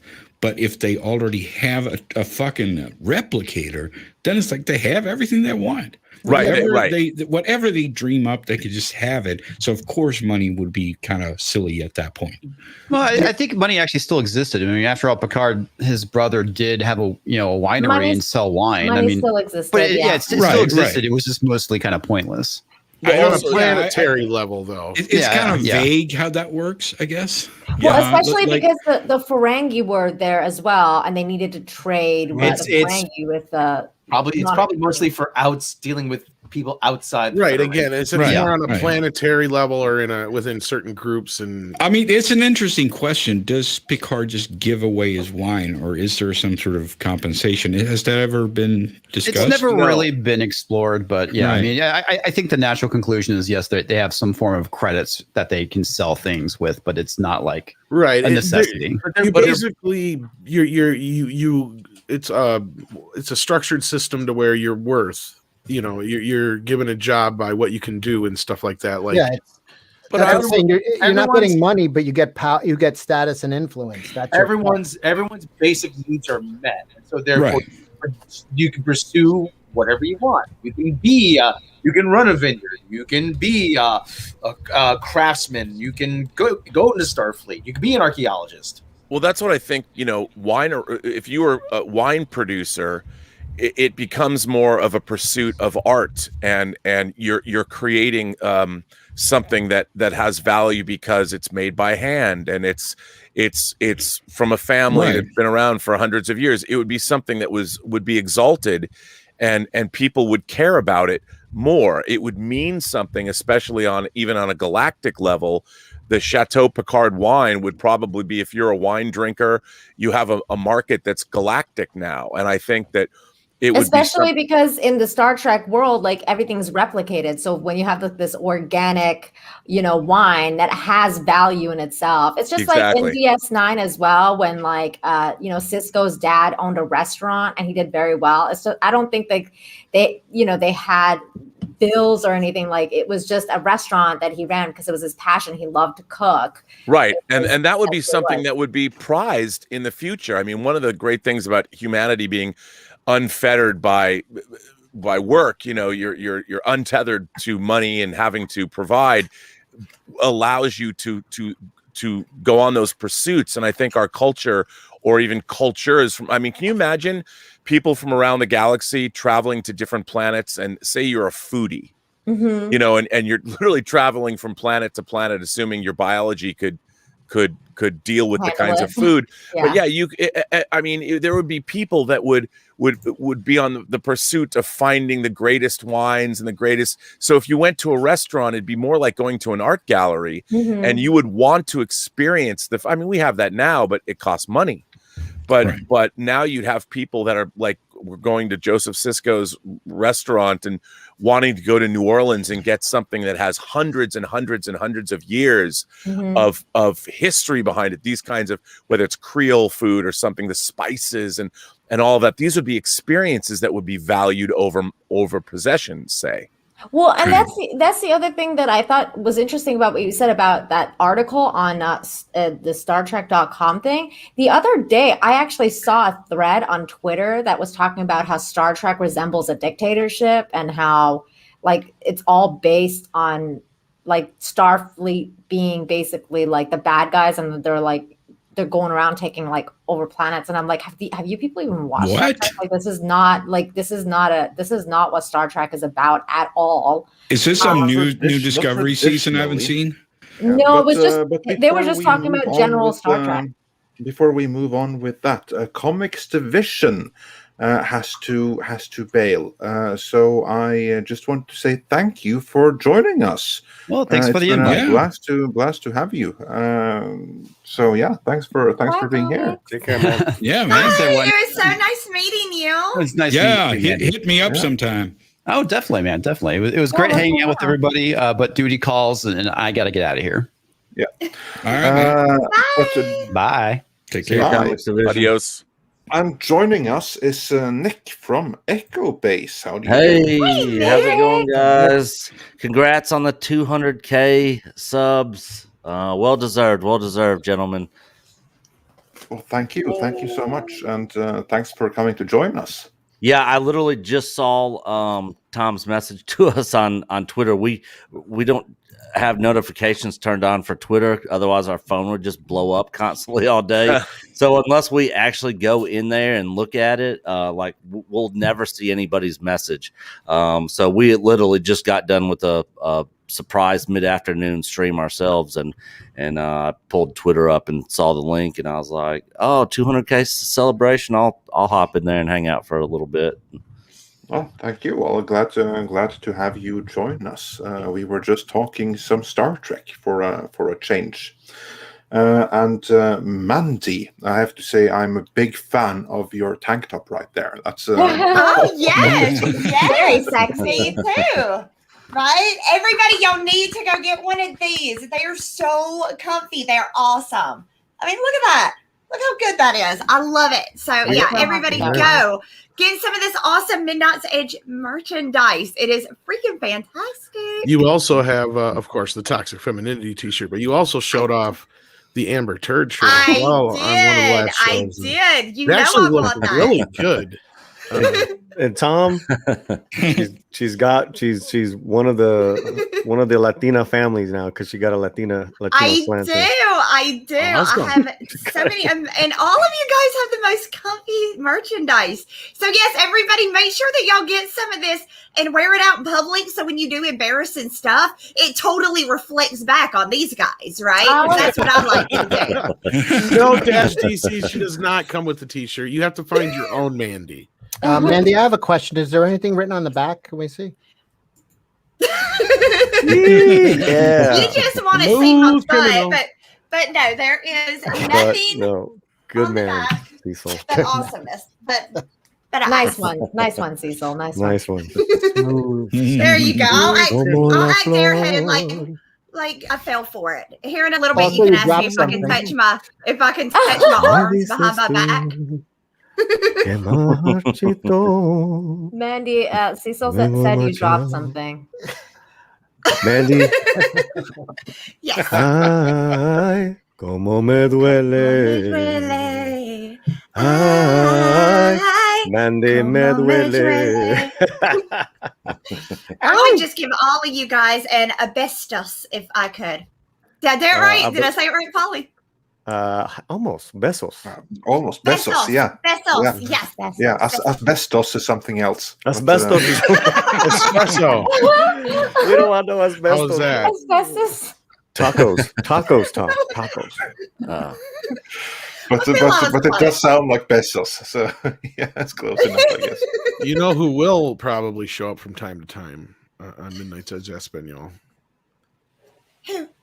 I need to learn Oh, Spanish. hell. So I asked Polly if he'd teach me some words. Teach me. Polly's muted. You're muted, Polly. Polly, we can't hear you. Okay, I'm sorry about that. Did you guys Yeah. hear me sing, or was that? Yeah. I heard you sing. I heard some of it. I sang with you. Oh, Good what job. I- You ruined the joke. I'm done. Yeah, I totally fucked it up. But you also have Cheech Marin, who is here. He just came into the green room, I heard. So let me go get Cheech. Cheech, are you here? Hey, homie, what are you doing? Hey, how's it going? How's it going, Pendejo? Pendejo means my very good friends, Robert. That's right, my very good friend. My very good friend Cecil. When you go down to the Dominican and the bodegas, say Yeah, you want to go to say, hey, Pendejo. pendejos.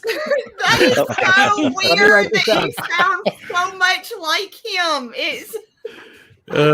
He does a pretty good cheat, yes. It's so good. It's like spot on. So we will be interviewing Bat Tom Did and somebody say weird? Oh, things are about to get a lot weirder around here. Oh my. Oh, Bill's here. That big Typical.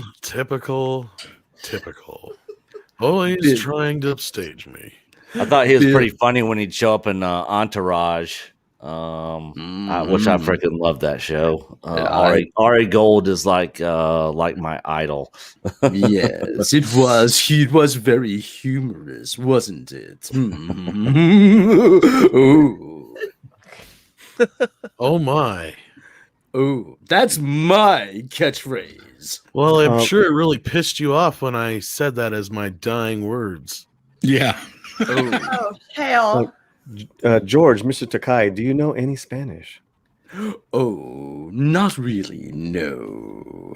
And it pains me. I knew a little Spanish. His name was Miguel. Oh my. I thought it was Cecil. Oh no. Oh no. I'm not about to cross that neutral zone. No way. Well, Cecil did used to work as a cabana boy at one time, I think. I know. And also, Yellow Flash says, "Sorry I couldn't make it. I have an appointment I can't miss, but congrats on 200." Thank you so much, Yellow Flash. Well, thank you so much. Oh, Thank no. you so much. Really That appreciate sounds that. like parole officer talk. The Midnight's Edge is making me miserable again. Hello, Tom Rothman here. How are you? I can't get a good night's sleep, not with all you Midnight's Edge and you Vandementoses peoples. I don't understand. What did I do that was so wrong? Oh, Everything, Tom. Everything. oh yes, I know that. Oh. Andre, hello. How are you? Greetings. Thanks for showing up. Yeah. Thanks for nothing, Andre. You made sure my Ghostbusters movie failed, didn't you?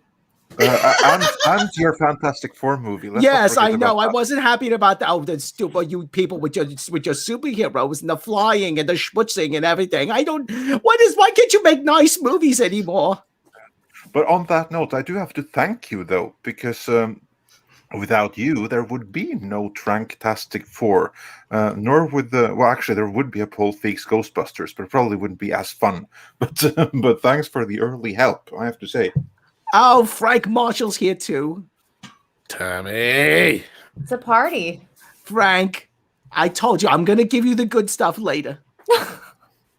Now in front of the straights, yo. I'm so jealous. Oh, I never do anything in front of the straights. Oh my. It's I a want real to do voices. I George, can't do none though. I have questions for George because this is perfect. Oh no. I can do a Cecil. well, fire away. You sure can. Yes, I can. Oh, you're not the only one who can do a Cecil. Oh my. All right, so I have a George Sakai. Oh, look my. And Look I at have that. behind him is Alyssa Milano, and then I think that's Blair. That's a from- very damn good place for Alyssa Milano. That and makes then- sense. And then it's Blair from Facts of Life behind. Well, her. you take the good and you take the bad. So, And Now, there you George, have. I'm going to let you pick because I have not. I couldn't decide who. You just by your reaction, I don't know who I'm going to attach you to.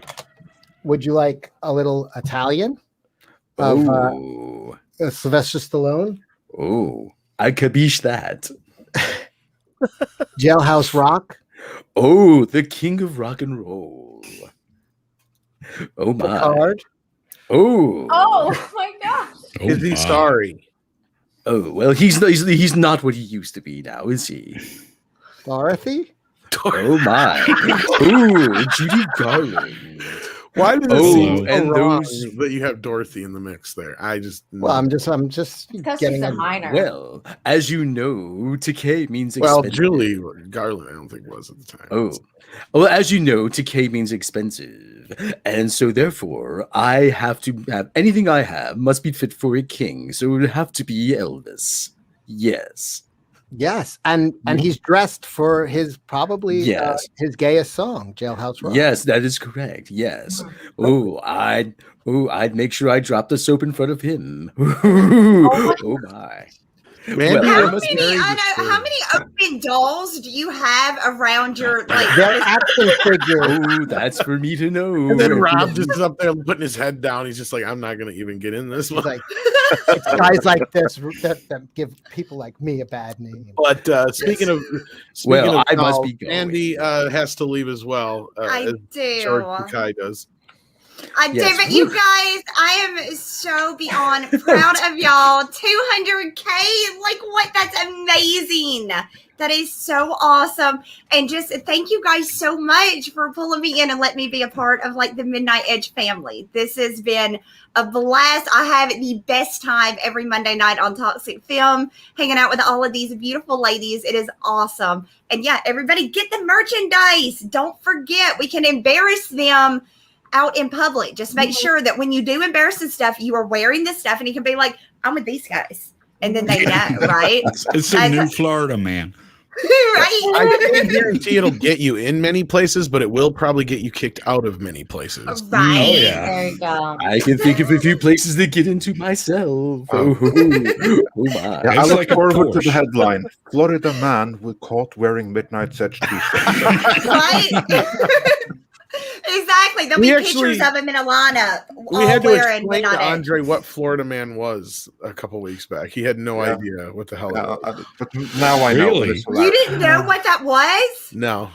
Oh my Oh. god. You know God. how often we have Florida man show up in the news in Norway? That's true, yeah. Yeah, because I can tell you, never. That's- Well, Well, Robert, That's Robert, unfortunate. Robert also has to leave along I with do. Mandy. So We're going together. we're so glad to Yeah, have you both. I've been here. wanting to get hook up with Mandy for a long time. We're gonna have lunch. Hello. Oh wow. Okay. Hey now. I didn't mean like hook up. I meant have Right. lunch. You know, have a few Sure. drinks. Yes. All right, We'll you go with guys. I love you all to the moon and back. And Love you, yeah, Maggie. see all of you Take care. Monday night right here for Toxic Film. Like what? Take Bye, care. y'all. Bye. Hey. And also, Robert, thank you so much, man. I just got to say this before you go. Whoa. You are one of the reasons I'm here. So to have you here means a lot to me. And I know it means a lot to Andre as well. Absolutely. Like we were before you came on, we were big fans of you as well. Like I've been a fan of you since actually before I even knew it from all your DVD and Blu-ray work. I was a fan Oh. of you from that without knowing. And then I was a fan of you since Free Enterprise, and especially since Collider Heroes. That was like, that guy is awesome. Oh, I So appreciate that. to have you here now, that's absolutely awesome and an honor and a privilege. And yeah, I'm so glad to have made your acquaintance and to have introduced you to another song of Aha that you weren't familiar with. Well, you know, even a bump connection. I want to thank you for that, Andre. But what I find really cool that I want to say about Midnight's Edge is that, you know, there's a family aspect to all of these channels. I mean, the fact what you're doing with Polly, with Latino Slant, and the fact that everybody's kind of, I feel like I have an extended family of friends that I didn't know 2 years ago. You know, and a lot of people have been very supportive, and it's been inspiring for me. You know, you're eking out a meager living in the entertainment business. Sometimes you want to bang your head against a wall and, you know, drink bleach or something. But I think that one of the things about being on YouTube is it's been a lot of fun and inspiring meeting like-minded people who are out there. You know, people don't understand. They think, well, you just turn on your camera and talk into the ether. Man, I know a lot of people that say, how hard can it be? And I'm like, hey, listen, I support you. You should try it. And they'll do it for a day and they're like, I can't do that. You know, and it's work. And people don't understand it. It also becomes a business. You're providing, you're making TV shows, and when you do your deep dives or Rob's deep dives or Tom doing these videos, this is work. This is production, and you're creating time, and it's not just content. You're making programming that's now becoming just as important as any news magazine show that's on broadcast or streaming on a streaming service. I mean, look at your audience. Look at how many tens of thousands of people watch what you guys do. And I think that there's a lot of people, especially in the entertainment business, that they might not like it because they can't control what you say. And that's something that no one's ever had before. But, like what Midnight's Edge and what Paulie put together, for instance, the retrospective on Blood In, Blood Out. Where else could you have had something like that happen but on Midnight's Edge, but on YouTube? And the fact that you guys are doing this kind of thing, it means something. It's important, and you're watching. I think when the history of the 21st century is written, once we got into the second decade of this new millennium, these kinds of things are changing the way we look at discourse. The fact that you have a worldwide audience, the fact that you're bringing fan communities together and people for the first time have voices that they never had before, and the fact that Midnight's Edge is going to branch out into become a multilingual channel. All of this is very exciting. It's very innovative, and what Midnight's Edge is doing, especially in the fan space, I think it's really important, and I'm happy to be a part of it in a small way. And it's been great that you sort of brought me into your fold, and I really appreciate being here. And I look forward to seeing where you guys take this channel, and I'm glad to be a part of it in a small way. So thanks very much. And I'm a huge Midnight's Edge fan. Right. Before you go, can I just say that I think this whole sort of internet culture here is kind of magical. I remember seeing Free Enterprise, and I enjoyed the shit out of it. And here I am with the director of it, like years and years later. Like, what? I know. That's so it's cool. An honor. That's magical. Well, I mean, it's funny because I've always been a fan first and foremost, and I always thought that when you are a fan, I think, and Mark Altman used to say, yeah, I don't believe in that, but I would say, I think we need to give back. And I've always believed that the fact that we finally have a fan community, YouTube in a way is sort of the great equalizer. I'm no different than anyone else because sure, I've made movies or worked in Hollywood. That's more of an avocation. But the fact when I sit down and talk on YouTube, like right now, we are all equal. There's no one who's more important than anyone else. I mean, whatever goes on in our daily lives or whatever. I think the one thing that my job and my profession has given me is a little bit more credibility to speak about the movie industry, which is something that I guess is unique to me as a YouTube pundit. But when I come on a channel, I mean, we're all the same. We're all fans. We're all people that are consumers of this kind of media, and I have been my whole life. And that's one of the things I think is great. And other than reading people's letters of comment in the back of comic books growing up, I never knew what other fans really thought unless I would go to a convention. Right. And now you can put names and faces together, and we can all be together and speak. And it's amazing that we've made it to a place where technology and where we're at culturally has allowed us to be here.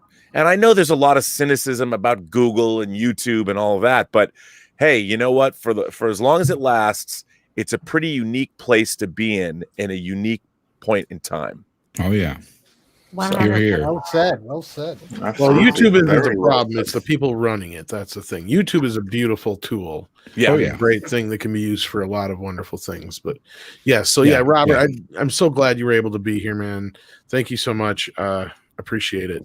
Well, Robert, I'd love to talk Star Trek and anime again sometime, so contact me for sure. Well, let's do it. Yeah, let's do it. And having worked on an anime myself, now I have more I of know. an I was insight. watching it. I've been watching. Congrats. I've got more insight. So it was And I would love to have a conversation with you too. So let's do it. Yeah. I mean, I right now all of my projects are sort of ending, so I've got to find something new. But between till then, nice. I'm open. I saw Jeremy in the chat who just sent in a super chat, and he always refers to RMB as the unicorn. Well, Jeremy has the link. And I saw Mexican Iron Man in the chat. I know. I was going to share that. Huge, maybe you should get. I know, and I missed it. It's still here. I didn't. I have it right here. Yes. Mexican Iron Man says for $250. Whoa, thank you so much. Speaking of family, he's part of our Midnight Espanol family. That's right. Hell yeah. He is indeed, and we're so glad to have him as part of our community, as we are all of you. And he says 200 for 200K subs and $50 for pizza backstage green room. Congrats. That's to the Godfathers, Andre, Tom, and Rob. And thanks for all the good times and brilliant analytical work on all things of import in pop culture. It's a great day indeed. Muchas gracias, amigo. You can't ever go wrong with pizza in the green room. In the green I room. don't understand why he keeps calling me a godfather. I just don't understand. How you doing? And Mexican Iron Man also just became a member of the channel. Hey. There's something that you can do now, which will give you access to live And streams hashtag and everything. Jeremy don't got time for my celebration. No, I'm just kidding. Thank you so much, Jeremy, for your generous super chat, man. Says he can't be here right now, but I wanted to say congrats on 200K. Well deserved, and keep up the great work. Thank you so much, Jeremy. Now Thank you. We appreciate as above average as you are, almost. Hey, R&B, next week. Let's party again next week, bro. Yeah, let's do that in La Bamba. Are you going? I don't know if I can go because I'm getting my vaccine next week. So then I can go back to the movie I got theaters. Ozo Motley to perform for us next week. Oh, Yeah. We're gonna have a good time. That's yeah. how. Oh, sorry. I'm sorry, Andre and Tom. We have another party next week. Well, why am I being left out of this? What the hell? No, you're not. No, everyone's invited. No, we just have to get Is it an online party or a in-person party? No, it's a monetization. We got the Latino slang got monetized yesterday morning, so awesome. we're having Congratulations. we're having our party next week. Everyone's invited. Sweet. Congratulations on that. Yeah, thanks, bro. Thanks, That's bro. a milestone. That's a good And one. you lucky bastards get to go see La Bamba in theaters. It's nowhere near me. That's next month. I misspoke. I boomered it. I know, but it's still not anywhere near me. Right. I took my girlfriend last week, RMB, because I invited RMB. They're like, "This is for next month, sir." And Then maybe I'll be vaccinated so I could go. yeah, all right. I'll send you the info. But we ended up seeing nobody on. I know. On the And big did you screen. like it? That's kick That ass. movie, La Bamba, was so popular. I'm so surprised they never made a sequel. Oh, bro, too soon. Too This is why I soon. fucking love Cecil. Too soon. I sent for Cecil. And now, would you have said that for Selena? No. What's sad? What's sad is that Selena didn't outgross. He's got the line. He's got a line. Okay. On that note, great. I will take my leave of you, lovely folks. Love Congratulations, you, Robert. everyone. Take care. Thank Thanks for you. being See you, here. Rob. I will see you later. Take care. And my boy Orge just became a member. Look at that. You can become a member too. And then Jeremy, man, I was just giving you shit. Sent in another $50 and sending me some love. He must be Tom. He's such a grifter. Tom. Jeremy is in a bad mood, or that's not Jeremy. Yeah. He never sends me love. So I'm kind of confused now what's going on. Well, thank you so much either way. And again, thank you to every single one who are here in the chat. We do see them. Just look at this. Ex Morbius just said, "Can't watch the stream live, but wanted to say congrats. Thanks for all the great videos and keep being awesome." Well, thank you.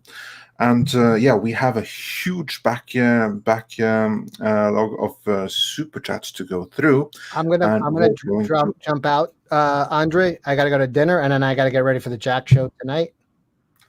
Oh yeah, the Jack show's tonight. I'll probably Whose be channel is listening. it on, Cecil? It's on my channel. Cecil Says on YouTube. Well, tell Anna hello. She didn't show up. I know she's doing her thing right now, but hopefully she shows up here if I don't She was see probably yelling at her computer when we were talking Star Trek. I guarantee.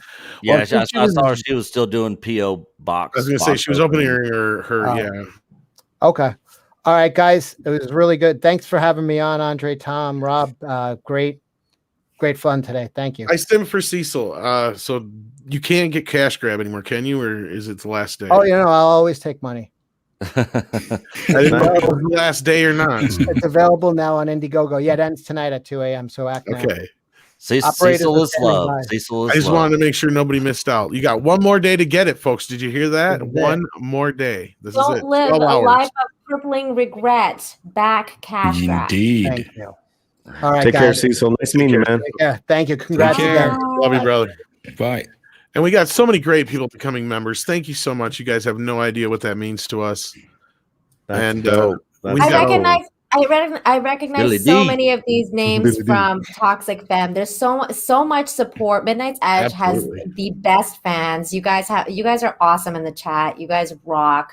I love Toxic Femme because hanging out with just the girls and the chat and Tom, of course, is just amazing. It's just amazing. Krusty Moko is a new. Oh my god, I love Krusty Moko. Well, Tom, are you the most toxic femme? Az is the most Toxic Femme. Yeah, he's so Well, that was toxic he epic. takes over the whole stream. Yeah. On that note, Hillis Mallory, also new member, says, "Grats, and I love Toxic Femme. Hail the return of MM next Monday." Yes, What do Mary you- Mayhem. Yes. So Why not? yeah, it's gonna be awesome. And As says, "Midnight's Edge is love." Oh, thank you. And on that note, now when I have a little bit of a moment, I actually want to try to get caught up on some of these super chats, since many of you have been really, really patient. And we would be nothing without all of you watching. It's you that have done this. Like, we've put out the content, but you've been there. You've motivated us. You've helped us grow, helped spread the word, and now we are at 200,000 subscribers. That's unbelievable to me. When I started this with Kevin, I had a dream of 10,000, like 2,000, 200,000. That was completely beyond my wildest imagination. And here we are. And thank you to everyone for doing that. Now I'm going to go through some backlog here, so I can't bring this up on screen. So you're just going to have to listen to me. Dark King says for $5 Australian, "I've been subscribed to this channel since 2016. Congratulations, people. Let's have a Timmy to celebrate." Dom, do you have Timmy ready? No, I didn't, because I didn't expect it, but it's right here if I can find it. I got way too many videos in here. You know that, right? Yeah, I know that. You probably looked at it and you're like, what the fuck is all this shit? You probably look like Mark Hamill does here. You're just like, where did we get all this shit? Yeah, do we need all of this stuff? And that is your answer, yes. Yes, there we go. There we have Timmy. You never know when you need it. Exactly. And then we have Filmlars, my fellow Norseman brother, who says for 200 Danish krona, "Hail Midnight's Edge. Today YouTube, tomorrow the world. Cheers from Copenhagen." Thank El you. mundo. Incidentally, a beautiful city that everyone should go to at some point. Revkor says, "Can't be here for the full celebration when live, so will listen later. Congrats for the 200K. Well, thank you." Josiah Clinch says, "Congrats, guys. Well done." And Panzerkrok says for $10, "Thank you. Congratulations on reaching 200K subscribers.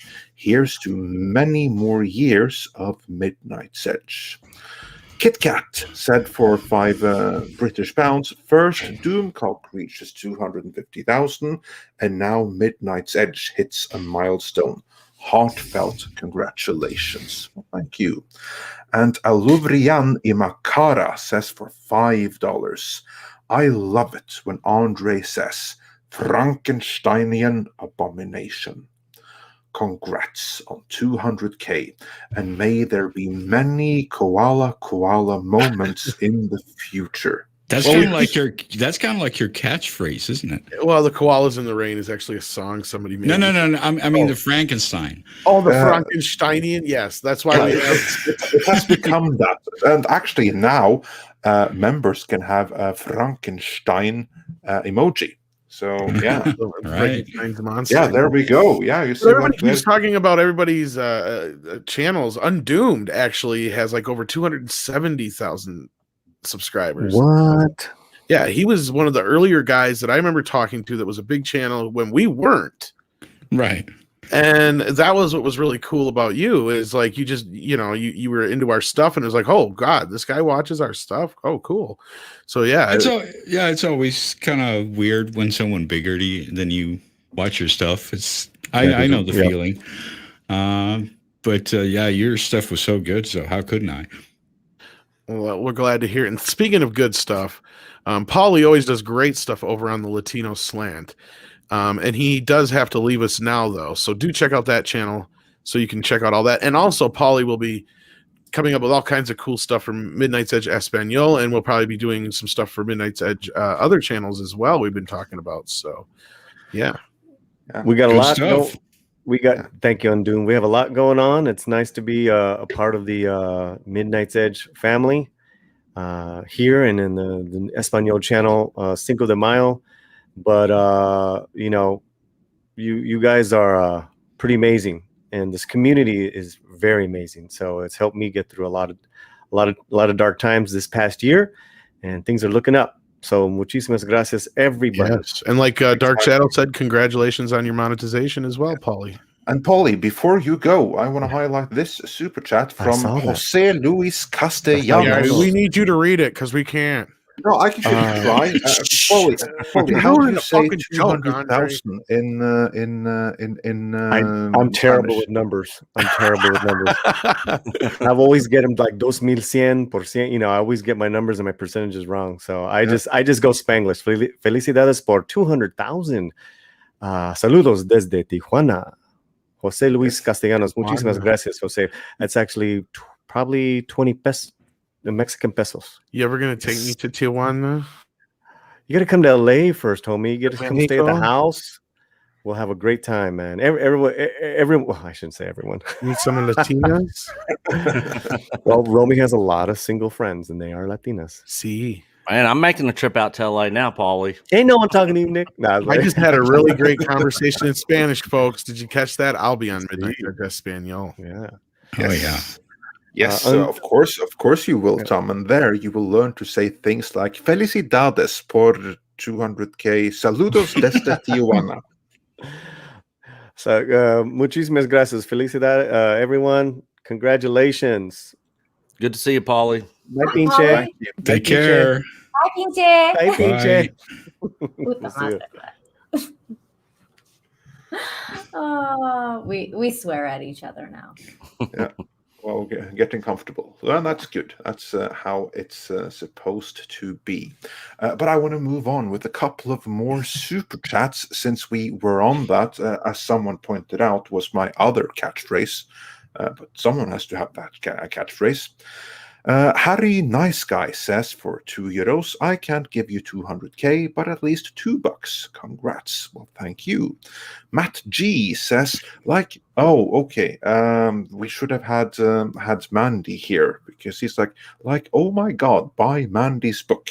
Yeah, I stand by that. Buy Mandy's book, and give her a mod wrench, or give her a book and buy her a wrench. Doesn't she have a wrench? Well, I have to get right on that if she doesn't. Judah Khan sent us a super sticker. So did Grand Wasu 42. He sent us a €50 super sticker with a celebrating little doggy. So thank you so much for that. Big Fat Nerd sent us a £2 super sticker of a little doggy. And Mags said, I'm ready to party. And yes, it's been quite a party, haven't it? Spider Unlimited said, for $24.99. Thank you so much. congrats on 200k subs. So happy for you all and more to come. Thanks for the fun and intellectual content, and thank you for influencing me to go out and film my own content. Pre-production is underway, filming soon. For Gina. That is awesome. Spider Unlimited is filming. We look forward to seeing your updates on that. And speaking of awesome, we have with us now another toxic femme, the one, the only, Lorena Creole. How are you doing? I am doing well. I am doing well. Hello, everybody, and congrats, you guys, on the 2K subscribers. Amazing. Thank you. Thank you so much. Hey, how you doing? Doing good, Undoomed. How are you? I don't think I've been on a stream with you before. Nice to meet Lorena. And Yeah, I think that's the first time. Nice to meet you. And nice to meet you too. Love your avatar. It's very cool. Well, it keeps my anonymity. Absolutely. Yes, indeed. Yeah, thanks for joining. How was work today? Are you finished? You free now? Yes, I am. I am free now. Managed to extract myself, but you know how it is. As soon as you're ready to sign off for the day, you have that one person that says, "Oh, this will only take 5 minutes." It never takes 5 minutes. Yeah, 5 minutes is code for 50 minutes, isn't it? Exactly. It's just like, oh, why did I fall for it? Because you're higher up on the food chain than I am. That's why I fell for it. But so glad to be here. Yeah. That's typically how it rolls, isn't it? But in light of that, it's all the more awesome that you had the time to join. I mean to say. So yeah, we have had an amazing panel here today, and we have some amazing people watching. So yeah, and now you are here. So Lorena, what's up with you? Oh, well, let's see, channel wise, or just what stuff am I trying not to watch?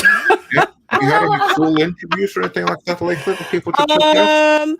Let's see. There's the one that I did about 2 days ago. That was a cool interview, since that was with you. That's with you, Andre, on my channel. And I can't forget. And the week before, I had Bat Tom. That's right. Interviewed. I got totally interviewed. Yeah. Totally interviewed all up by Lorena.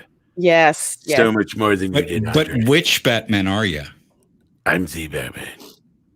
Yeah. But are you like Batfleck or? I'm none of those Batman. I admire those. Yeah, you sound more like Cartman Batman. Did he? You have the Catwoman. Yeah, I wore the Catwoman outfit for him. What? Sorry. I must have missed that stream. My brain goes like cuckoo when Catwoman comes by. Yeah. Makes sense. Any version doesn't matter. I flippin' love Well, except for the Catwoman. one that's too young, but you know what I mean. Yeah, we don't want to deal with her. No, I'd read you guys, and let's see.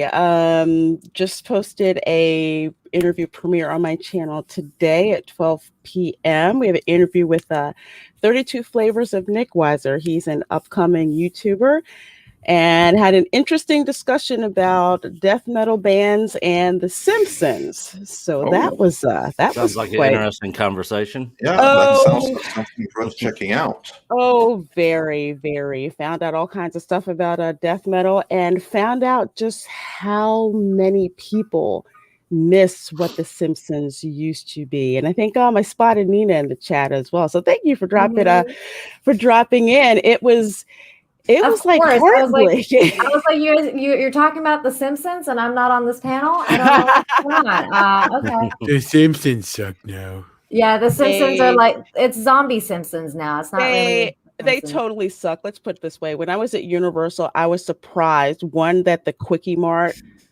shop was still up with the gifts and everything in it, and then they actually had the shirt that had Apu's face on it. I thought they were going to yank that, but Oh, they you should didn't. have bought it because it's going to be a classic soon. Yeah, I probably should, but I blew all that money over in the Wizarding World of Harry Potter. I hardly had anything left for The Simpsons, but that was a cool discussion. And Cameron Pasha is actually supposed to be on my channel next Tuesday at 5 p.m. So we're gonna talk how much we all love Apu and the half-assed reply Matt Groening gave about his new voice actor. So okay, I gotta ask the Harry Potter thing, because I've noticed a pattern. Is Harry Potter primarily the thing that women are into? Because I don't know any guys that are saying, "Yo, man, I totally dig Harry Potter." I don't know. I really didn't get into it with the books and everything, and I did work with. There were several women who were really into those books, not really guys. I just wasn't in a fantasy, so I wasn't really interested in it hardly at all. Yeah, because my friend Marnie, she the one who works for Scholastic, Tom. That the one I keep saying I got to ask her about Star Wars stuff. She's really into Harry Potter. Now you just doxed her, but yeah. Well, yeah. Whoops. You didn't hear that. You didn't hear that, people. Anyway, Yeah. I have another lady friend. She loves Harry Potter. I have another lady friend. She really loves it. I'm like, yeah, I'm noticing a pattern here. I've never met a guy who reads Harry Potter. My sister's into it, and I'm not. Not. I like Harry Potter. I think it's because so much of it is just intricate and relational wise. I just wasn't really into it because I was just like, I don't have time to read how really big those books are, and I really didn't pay attention until the movies came out. Then I thought that was pretty cool, and then of course Universal decided to create the Wizarding World of Harry Potter. So there's 2 sections. That's fun and absolutely, completely. The immersion is crazy. I love that place. It's what Galaxy's Edge should have been, but it wasn't. So you go there and literally you feel like you were at Hogwarts. You feel like you were at Hogsmeade. I mean, everything from the merchandise to the detail. It's insane. I have to say, I'm not a fan of Harry Potter at all. But I've been to Universal Studios in LA, and the Harry Potter world there, that was something. I really have to the Honestly, immersion. That was pretty good. I'm a totally different kind of Harry Potter head, so not my thing.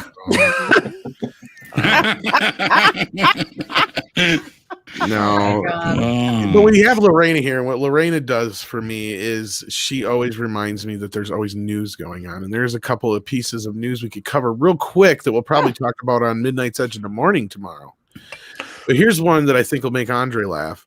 Coming to America 2 is doing very well for Amazon. What? Boy, I bet Paramount Plus is kicking their ass right now that they did keep that for themselves, don't you think? That movie sucked. How is it? It is the top streamer for the third week in a row or whatever, according to Nielsen.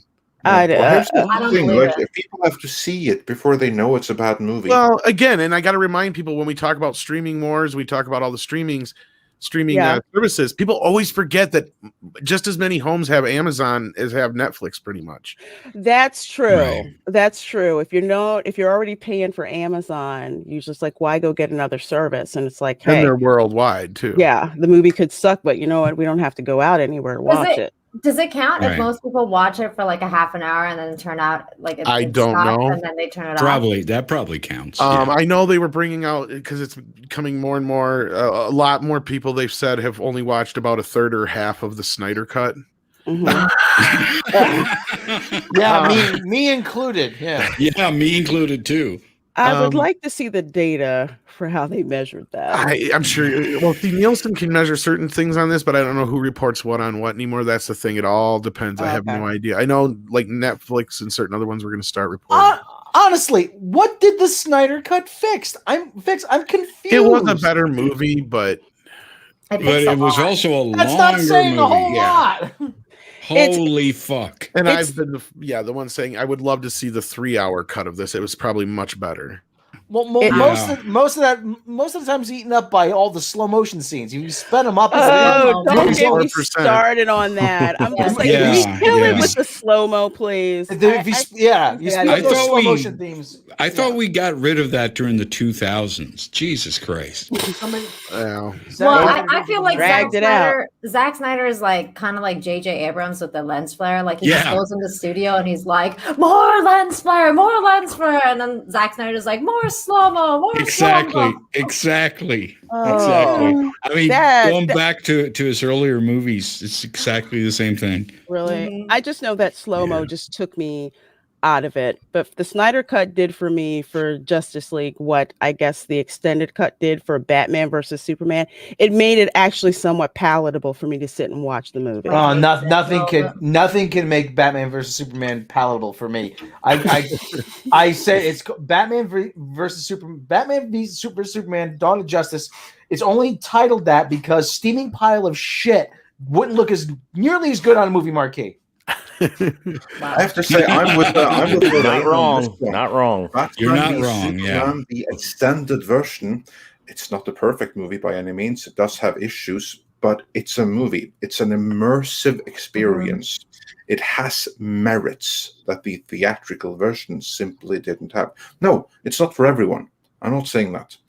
Yeah. But it's an experience. It's something that you have to immerse yourself into and just go along with it. And when you do that, it kind of works. That's what they say about cults too, though. It's kind of like the extended version of Watchmen. It's like, okay, it's good, but could you cut the cartoons? I knew what was going to happen the second that shit started. It's like that was just. See, I didn't mind boring. the cartoon because it was in the comic, but I get what you're saying. Like, but they do at least have 3 different cuts of that. There is a version without the cartoon. I want that one. It's all the other extended shit was good. That was so predictable. It's Fuck off. it's the second director's cut. Or the first. Well, I don't know which one's called what. But the one with the Black Pearl stuff in it is the Ultimate Edition, I believe. Okay. And then did they call the second cut the director's cut, Andre? Do you remember? That's what? Of Watchmen, the one that doesn't. No. The second, you have like 3 versions. You have the theatrical cut, and then you have the director's cut, and then it's the ultimate cut, which is the real director's cut. So I don't know why they called the so-called director's cut for the director's cut, because it isn't. It's like the extended studio cut. That's like neither bird nor fish, but something in between. No, but really, I can see where theatrical. honestly. Well, I can see a need for it though, because as Undoom said, he doesn't want that other stuff, and I can get that. Like, I would totally probably watch a 3-hour version of Zack Snyder's Justice League again, but there's no fucking way I'm sitting through 4 hours again. No, 4 hours. That's just proof of letting the director run rampant, and they didn't get an editor to rein it in, because that could have been cut down to 3. They didn't get script doctor to fix the script. That's what that is. Because the problem they had is that they have filmed something where everything is so interconnected, and you can't remove anything without destroying the whole thing. That's exactly the same thing that was like the issue with the Star Wars Episode 1 towards the end there. You had so many things going on at once, and you couldn't really remove anything, and the whole thing kind of like became a disaster. But have you seen Mahler's breakdown of it? No, I heard about it though. Okay, because that's kind of interesting, because he brings up a lot of scenes where it's just bullshit added. Okay, it's like this scene took 15 seconds in Josh's version, and now it takes 2 minutes, and they're just walking upstairs or something. I have to comment on that. Like, I mentioned him, and here he came. I was just going to say, he's like fucking Beetlejuice, but he only shows up when you mention him once. Hey, Script. What's Hey, going on, you Script mentioned Doctor? Hey, Script Doctor. Hey, Undoomed, how's it going? Going great. How's it going with you? I've been working a lot, so been busy. It's been fun. So that's great to hear. Yeah. So, anything congratulations on Midnight's Edge for 200,000 subscribers. Thank you so much. We really appreciate that. Thanks for coming and being here. Especially being our 5th Beatle all this time. We appreciate it. Yeah. You were going to say something on Doomed, and then there was 2 more stories I was going to touch on real quick. I think I forgot. No problem. And these next two stories, I get to use one of my favorite buttons. And Andre likes this one too. I fucking knew it! Oh! Forrest is one of the best actors to ever live. It is. And evidently, I didn't even know I was breaking this news yesterday. Or was it the day before yesterday? What day was it yesterday or the day before I mentioned this? That Warner's slate for next year is going back to theaters. This is breaking out of the web. I was talking about the guy who told me one of my sources, but I thought it was already out there. I didn't know it was like not in the news yet. So evidently I broke news and didn't know about it, but I ain't gonna get credit for it. But anyway, it is official that they're talking about. Yeah, officially in 2022 they're going back to theaters first. They knew it wasn't. I knew this was going to happen after. This is what I was told. To Kong versus Godzilla, they kicking themselves in the ass right now for even having it on HBO Max. Oh yeah, because where I live, Legendary first 3 days you couldn't get a ticket. You could not get in. It was sold Legendary is so fucking pissed. You have no clue out. how I bet pissed they are. Oh yeah. That's why Dune might not be coming to HBO Max this year, guys. That's another thing that I've been hearing. I've been hearing that too. That's been going around for a while that they might just do a theater release for that. And it'd probably be for the best for them, anyways. Well, I got to hear what Andre has to say about this because now Legendary has some ground to stand on. They have indeed. When you look at the box office numbers that the movie has, even given the current situation, when you have all of like the social distancing in theaters, which means that they can't even sell out the theaters which are open, and that's far from all theaters. They only have so many seats that they're allowed to sell, and these numbers mean that they have pretty much sold out close to all of those seats. Yes, everything's been sold out across and the then board. imagine what they should have done in a normal situation. Like, I think that we would have been looking at $1 billion movie had this been a normal situation. And AT&T wanted everything on HBO Max. This is something the industry was against. Legendary especially was against it. And now we see that in this particular case, how much money have both Warner Media and Legendary lost over a decision which we now in retrospect know wasn't the right one. I could probably say about $25 to $30 million. Probably, yeah, at least. And you're right, because they were selling out across the board, and they also had competition in theaters for the first time in months. Yeah, because you had nobody in a few other movies showing. Here, Lady Ruskelin says, "I will give Midnight's Edge £100 if Dune is pushed to 2000." I don't know if it'll get pushed, but it's definitely not going to be day and date on HBO Max. I can tell you that much right now. Yeah, I think it's going to be. I think it's going to come out in theaters in October. But I think that's a shame, though. Why, that it won't come out day and date on HBO Max? Not if you need it ain't. I'm really for releasing movies on streaming at the same time as cinemas. I'm not really a huge fan of cinemas.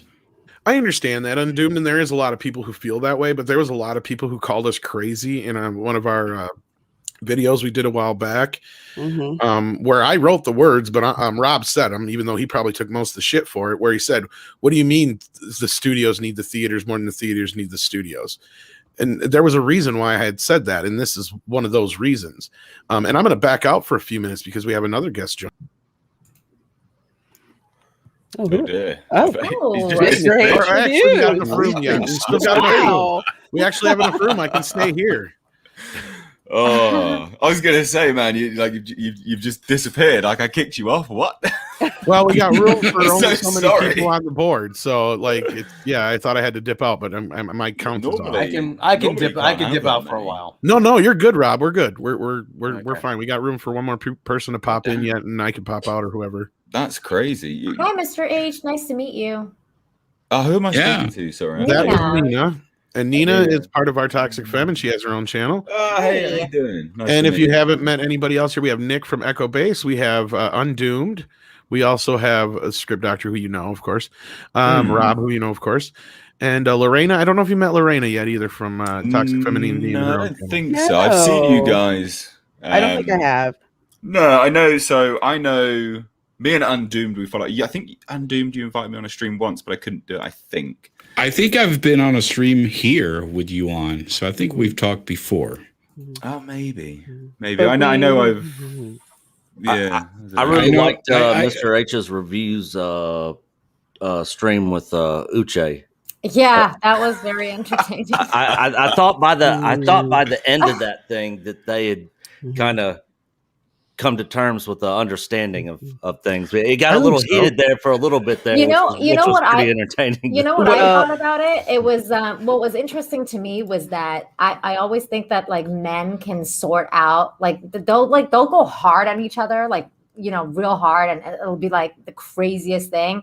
Women and then by the end of it, they'll just be like totally fine, and they'll be like, yeah, like okay, I totally understand. You know, most men have told me this too, and I've had girlfriends say the same thing. It's like, how can you still be talking to them? Aren't you fighting? It's like, yeah, so no, but but that's yeah, exactly. But women, like if that happened between women, we would hold a grudge for like years. Because men either lifetime grudge. Yeah. Either men hash it out like Mr. H and Uche did on just by talking, or we hash it out like Kong and Godzilla do. Yeah. And then that all right. And Well, afterwards Not only that, men don't live as long as women, so we have less time to really we value our time more. Really? Well, it's not only that. I'll be the outlier and say, yeah, that's normally the case, but not always. Because I know some men who have held grudges till the end of time, and some women will be like, yeah, let's hash it out and keep going. But that usually means they can't get it hashed out. But like if it generally, because like once the other one kicks somebody's ass, then they know who's in charge. So that's all that matters. So. Take care of it out in the schoolyard. Sometimes Exactly. that works for us. Sometimes that works for Exactly. women too, but I won't tell any stories about that I know about. But Mr. H reviews, no, I have not met you before. I've heard of you, but I have not met you before. And I bet he could totally kick my ass. That's for sure. Oh, come on now. you, Tom. I'm a wet wipe. I'm a big pushover. He's a big pushover, but he's big and buff, and he scares me. Nah. So does Uche, though. So y'all are even. Well, my favorite part of that whole Uche stream was when Mr. H was like, well, I'm in my bathrobe. Like, I'm not going to turn on my camera. And I was like, he said, turn on your camera. Please turn on your camera. And then he turned on his camera. And I was like, yes. Yeah, I was just getting ready to say, I wonder, is Mr. H wearing his robe right now? I can confirm. I've got some RGB lighting, but I'm not in a band. The women enjoyed it. You know Oh, it. there The women you loved go. it. Uche regretted it, but the women loved it. Oh, we loved it. And then Uche was like, I'm going to take my shirt off. And I was like, here we go. We got to stream, people. Let's go. Well, the funny thing was, because I was watching it too, and it was like, okay, he's doing this, and I don't think he knows what Mr. H looks like, and I don't think he knows what Mr. H is trying to say either about being, not dressed at the moment, because he was just fired up at that point. He didn't give a fuck. He just wanted to go at Mr. H, just like full bore. I swear, I must be the only person who didn't. I must be the only person who didn't see that. Oh, you missed out. It's on Uche's channel. It's well worth He watching. privated it. Did he? Oh, he did. Yeah. I'll just have to vicariously live through the stories you all tell me. Yeah. Well, it was another one for the ages. Isn't that funny? Like here on this community on YouTube, we have so many different things for the ages. Us taking over Midnight's Edge, Uche and Mr. H going would have had their gone first into this butt fight if they had been in the same room. So, yeah. We had like an 8-hour stream on Echo Base Network a couple of weeks ago as well with John. Yeah. And Jeremy popped in last minute. That was a crazy stream. Yeah, EBS and then was on the one before that, and I think Tom might have even been in this one. there. Tom was on there too. Yeah. Yeah, he was that night. But then the Amazing Lucas was on there, and Jeremy came in, and Amazing Lucas and Jeremy were going back and forth with each other for a little bit, and I was like, "What's happening here?" I've been in the middle of so much shit. It's funny. Yeah. I'm Good just, times, good I've even, it's like, if a tree falls in the forest and nobody's there to hear it, does it make a sound kind of thing? I'm more like, if I'm not there, it doesn't really happen. Yeah. That's true. And I have to question it myself if somebody mentions it. So, Well, you know what happens when you're not there? Ass takes over. That's right. That's And true. Yes, thank you for he that does. because that was amazing. But there was one other quick story I wanted to bring up here. This wasn't so much one that I fucking knew it, but I kind of called it. I said this was probably going to happen. Netflix and Sony have made an exclusive deal. Oh yes, Yes, they have. Crackle no longer. This calls for a clip. It really does because we've been saying this. I'm going to say this clip and then I'm going to dip out so our other guests can pop in here. I fucking knew it! Oh! Y'all are wearing out that clip. I love it. Hey, Anna. Oh, hi. Hello, Anna. Hey, how you doing? Hello. Hey, Anna. Hey. Hey, how's it going? Congratulations, Andre.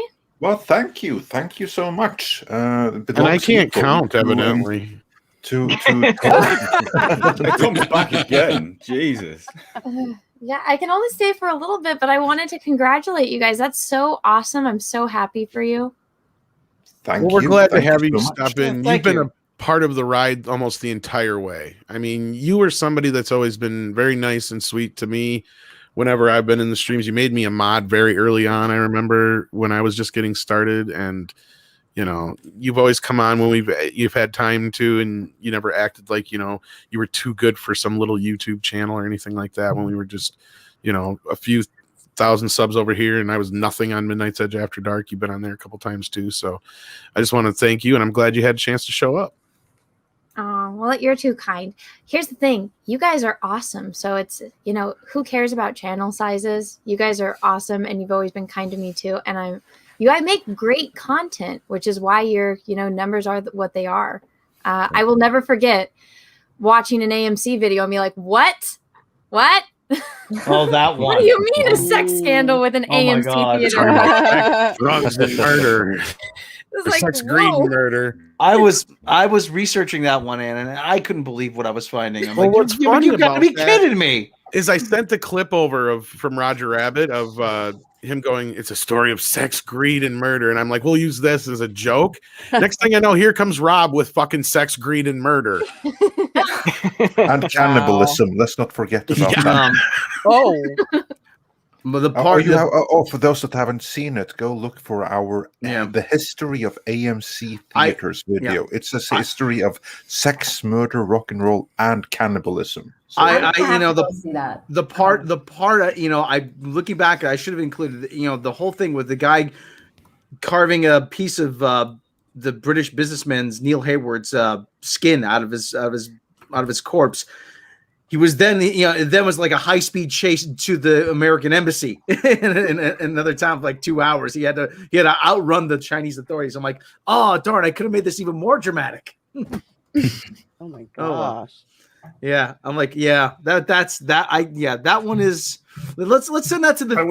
It's one of the all-time classics. Yeah, we're sending that one to the Museum of Radio and Television History. That Now one. I watched that one, but for some reason I can't remember the cannibalism thing unless my No, brain wiped it out for me. No, it's not really it's not really cannibalism. That he needed evidence that the guy was poisoned, so he had.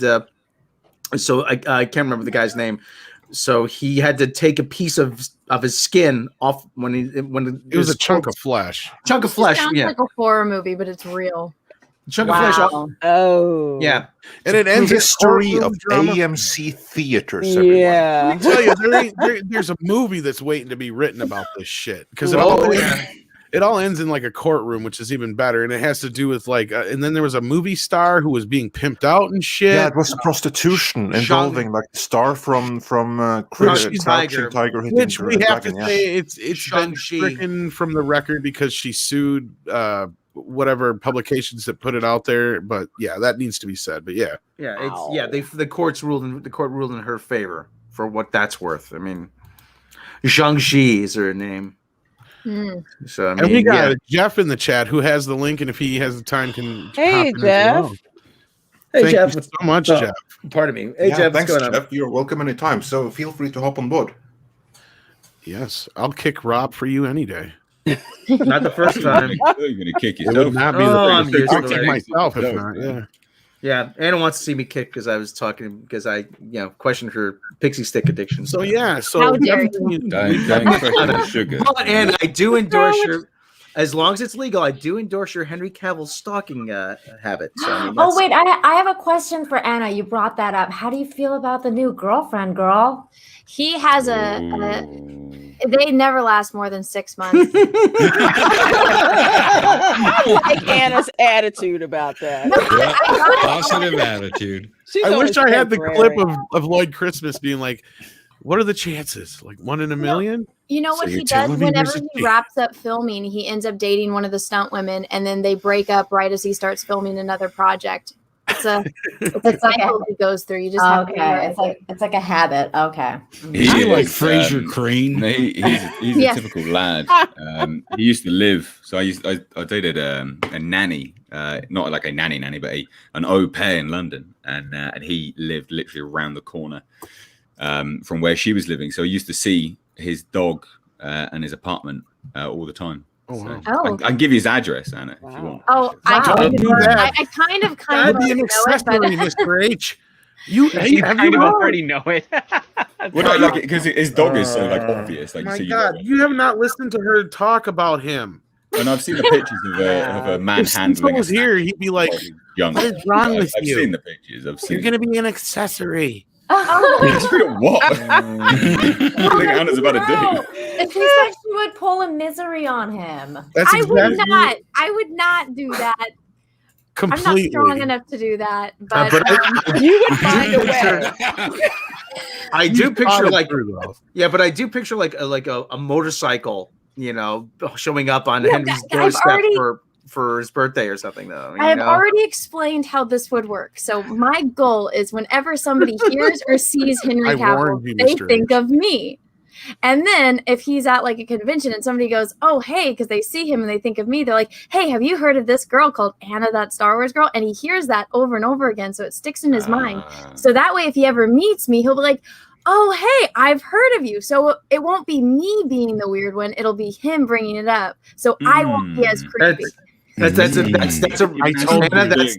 very convoluted plan. I'm not a normal person, but Mr. H, I saw your Prince the other day. Yesterday, I was running errands and I ran into Prince Harry. Oh wow! Oh, we don't care about him here. Like, I was like, my prince? What? Like, no, we don't care about him here. Like, we haven't cared about him for quite some time. Was he with Megan? I didn't see Megan, so I was at this one place and he like came out of this hallway and he had his mask and his sunglasses on, but it's like he's the Prince of fucking England. Like I'm not gonna not recognize him. Right. And he saw that I recognized him even with the mask and the glasses, and so he started power walking away from me. I think he was You're worried. getting a bad reputation. Get me away from this crazy American girl, quick! Well, because we were in a group of like a bunch of people because it was out in Well, public. it didn't help that you were chasing him, going, "Do you know Henry Cavill? Can you?" I know about you and Henry. I didn't say anything. I didn't even ask for an autograph. I did take a picture of him running away so people would believe me. But National Enquirer. This is why I love it. You can get 10 grand for that photo. I'm not. No, I didn't. I was gonna post it on Twitter, but I was like, no, I don't want to dox his location because it's like, dude's got enough. You don't problems have to as say it is. where. You don't have to say where. Oh, it's a very. Please don't. The British taxpayer is pretty pissed off having to pay for his security as it is. To do that's we're why all Canada pretty did- annoyed about that. That's why right. That's why Canada kicked him out because they didn't want to pay for his security anymore. I saw one of the Bush daughters in a bar near where I am. Because they went to school here, and I was like, "Damn it!" There were Secret Service guys all around. You couldn't see them; they did so well blending in. I was just like, "Damn it!" She was making out with some guy. I was like, "Damn, that was $50,000 waiting to happen right there." And his buddy of mine goes, "We don't do that kind of thing." I'm like, "Well, you don't, but fuck you. That's 50 grand, man. Come on." Rob is truly a journalist at heart. And Rob, there's this amazing thing your phone can do now. Just so you know. Well, this was the mid to early 2000s. No, I know, but let's be real. Like if Rob tried to send me a picture, he would probably scan it on his scanner and send it to me that way. So, He would try to fax his telephone to you. Yes, he would try to fax me his phone. I was, I barely got had the internet until a while ago. He don't know how to turn it on. He don't know how to use it half the time. The moment he figures out he can watch porn on it, we're all done. Whoa. I just said the other day, hey, my phone has a clock in it. I'm like, yeah, it has a calendar and a calculator too, Rob. The weather? Goodness. What will they think of next? He's like, I'm gonna go watch quicksand porn on it now. That's when he discovers how he's gonna be in the bathroom 100% of the time, and we're gonna be like, Rob, we need you. He's like, I'm busy. Yeah, he's gonna be busy talking to Siri. I'm going. What's up, Tom? I'm going blind in here. Who said that? He'll be the first person who has the cops show up for asking Siri too many lewd things. Like, Siri actually me too them. Like, Oh. Speaking of porn, Anna knows my girlfriend Lindy. And where's this story going? Wow. Well, speaking of porn, Anna knows my girlfriend. Sorry, what? Anna, what have you been doing online? Well, somebody actually sent her some alien porn with like predators and stuff in it the other day, and she's like, "What the fuck is this?" Wow. It's like they actually have that out there. That's what I was gonna ask. She's like, it's the weirdest. Like somebody like emailed it to her or something, like one of her Facebook friends or something. I was like, "Good God." That makeup is pretty expensive. Can they even afford that for a porno? Well, it was animated. Wrong. I was gonna say, yeah, Rob's probably gonna say the same thing, but yeah, and you'd be surprised. They actually put more into the porn parodies nowadays than they do the actual movies. Oh yeah. Freaking Captain Marvel porn parody. Yes. Can I just say somebody said that about the recent set picture from the live action version of the Powerpuff Girls? Oh, yeah, it does look like a porn. They're all gonna be bitter and angry. We didn't have a childhood. Fuck you. You've got superpowers. Use them. Don't give them ideas, Rob. Well, I'm trying to find it because there was this porn going around the other day of Godzilla and Kong. I heard about that. I'm trying to find it for you guys. Someone who was the top? Someone said it was Kong. Oh my God. Someone had said to me, it's only a matter of time before you see the Captain Marvel, Wanda, the Scarlet Witch porn. I'm like, yeah, I've already seen that. Not that great. Well, what's funny is before Yellow Flash even sent me that, I think it was Chrissy Meyer, the comedian. She put it on Twitter like spoilers for Godzilla versus Kong. They do anal at the end. Oh my God! Let me. You know what? Is it just me? I wanted to. I don't know. This Godzilla versus Kong movie. I still want to see guys in rubber suits. Too. Stomping on a miniature city. In rubber suits, though. So. Yeah. I still haven't. We seen know Kong. you want to see Henry in a rubber suit, Anna. I would love that. Yes. Well, he already is in that Superman. That's the rubber suit. Get him in spandex. Animal She's just grabbing its crotch. You just Ooh, Anna, you're not the only one who wants to she see got Henry in kicked a out rubber because suit. she's grabbing Oh, the my. fucking crotch of the Henry Cavill It's a Superman. statue? Ooh, Yeah, the Henry. statue. Oh, Ooh. well, that was like severely disappointing because I'm a tiny human.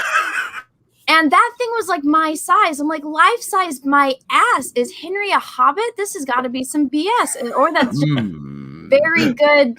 He's better at standing on boxes than Tom Cruise. But I was like, you mean that $7,000 statue? Yes. Wow. It's my size. They just put it up on that's lame. on a stand. Like my hands were bigger than the Henry Cavill hand on the statue. Regarding the size though, that's lame because he's okay. You're shorty, He's so like he's 6 way foot. taller than you. Ooh, Henry has. I don't know. How small tall is he? hands. How tall is he? He's I think 6'2". Yeah, 6'2". Okay. Anna would know. Yeah, she would. What's his weight? That was my size. So technically, it was life size for me, but I don't think it's proportioned correctly. No. Neither was the Batman one. The Batman one was small too. Oh, so no for way. $7,000, it's not worth it. Because Affleck, I think, is even taller than him. Because Affleck is like 6 foot. No, it was other one. Jason Christian Momoa was 6'3". Oh, of course, Lorena would know that. Oh, yeah, I I've do. been pretty close to Jason Momoa. He is not 6'3". Oh my! I have Oh. been close to him, and yes, he is 6'3". Oh my! That is a very short 6'3". Unless he put lift in how his much is, shoes. Well, like I was paying attention to how tall. he How was. much is 6'3" in the metric system? It's about That's like We don't know. We're 186. American. Yeah, we're American. We're talking 6'3". Yeah. But I think it 186 would be like centimeters. it's about 190 centimeters. Oh, yeah, Okay, 190, sorry, yeah. that sounds about right because I have met him too, and I noticed that he's about the exact same height as me. So yeah, that sounds right. Right. Well, I'm sorry I came on and completely derailed your stream. Never, Anna. No, that's all right. It was derailed the whole time, so that's all right. Dude, we here. talked about quicksand porn on here. Yeah. and you're I'm fine. here. It's of course it's the I original. actually He just gave had. us another track to go on. I grossed Az out, if you can believe it or not. It's true. You did. Oh, Az We had found- to leave. He was like, I can't take this shit. We Yeah. found How's that happen? we found the Dang. line for Quicksand Az. porn. Yeah. Oh, Apparently, Az's line is quicksand porn. Yeah. there you Yeah. it is. Oh, Quicksand port. What the hell is this? Oh, do I got to tell this story? Well, again? Please don't get started again. I don't know what it is either. It's the surprisingly. Mr. H. It's the end of the internet. Just that's all you need to Oh know. my god. We found the end of the internet. Well, but I mean, how do you do that in quicksand? Because if you move, then you sink faster. So is it just you die? She's real slow. You- slow. and apparently, you have passionate. 3 minutes, and that's the allotted time. oh, so Yeah. it's a time box type of thing. Okay, Yeah. there we go. I'm so confused. We You were know all what, confused. Anna, you know what? So was Mandy, and then she Googled it, and then she was like, "What the?" Okay, I'll Google it. Poor It's man. gonna be on my search history now. The Yeah, things. you could totally tell on her face when she was googling it. Yeah, you Go to could. the Jack show later. See, I was just gonna say that, Tom. Now you have like some material for the Jack show tonight. Yeah, Wait. just remember that Rob found it for you. Wait a second. She's Because the looking- link is for Pornhub. I don't want to click on this. Is it like? What do I Pornhub- need to Google? No, Pornhub is safe. I mean, Pornhub is. The Pornhub. Oh, okay. Pornhub is a Haven't heard partner. that in the same sentence. Yes, before. it's Rob approved Pornhub. Okay, I Yeah. clicked on Oh. images. This just looks like mud wrestling. Well, no. Pornhub had to get rid of a lot of it because they cleared out like 60% of their content because it's unverified. This just looks like mud wrestling, Well, hold on. but a lot more graphic. No, I mean, no. There's mud wrestling. There's like mud wrestling, and then there's like quicksand, like fetish. Like porn. mud wrestling Spanish fucking going on. Is that what it is? Like, You have to go. I'm gonna keep my fucking The good mouth stuff. shut. The I'm good so stuff. That's confused. the good stuff's at spank bang right now. So. Good stuff. All right. Wow. This is why Rob Oh needs my to do his pornocopia, God. so he can just cite all the other I told websites. her, nobody has the No. website yet. Pornhub, but no, I Pornocopia. looked into it, Tom. It's a scam. They want to manage it for you for like I don't know for like an absorbent amount of money a month. Whatever. That's the thing.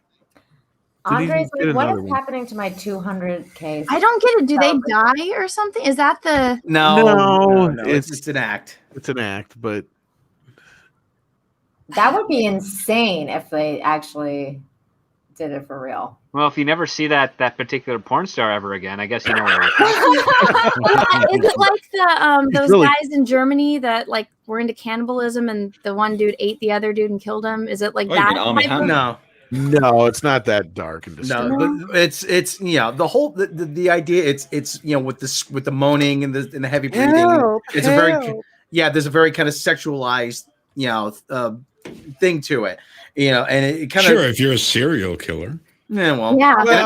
and I always say, isn't that the best kind of woman? One that disappears. The one or two I think that Rob sent me, if I remember right, had they had like a very like 1930s film kind of feel to it, like kind of thing. Anyway, Well, Yeah. we have Wait, so another does guest. that mean somebody watches the scene in The Princess Bride where she falls in the sand and they get turned on by that?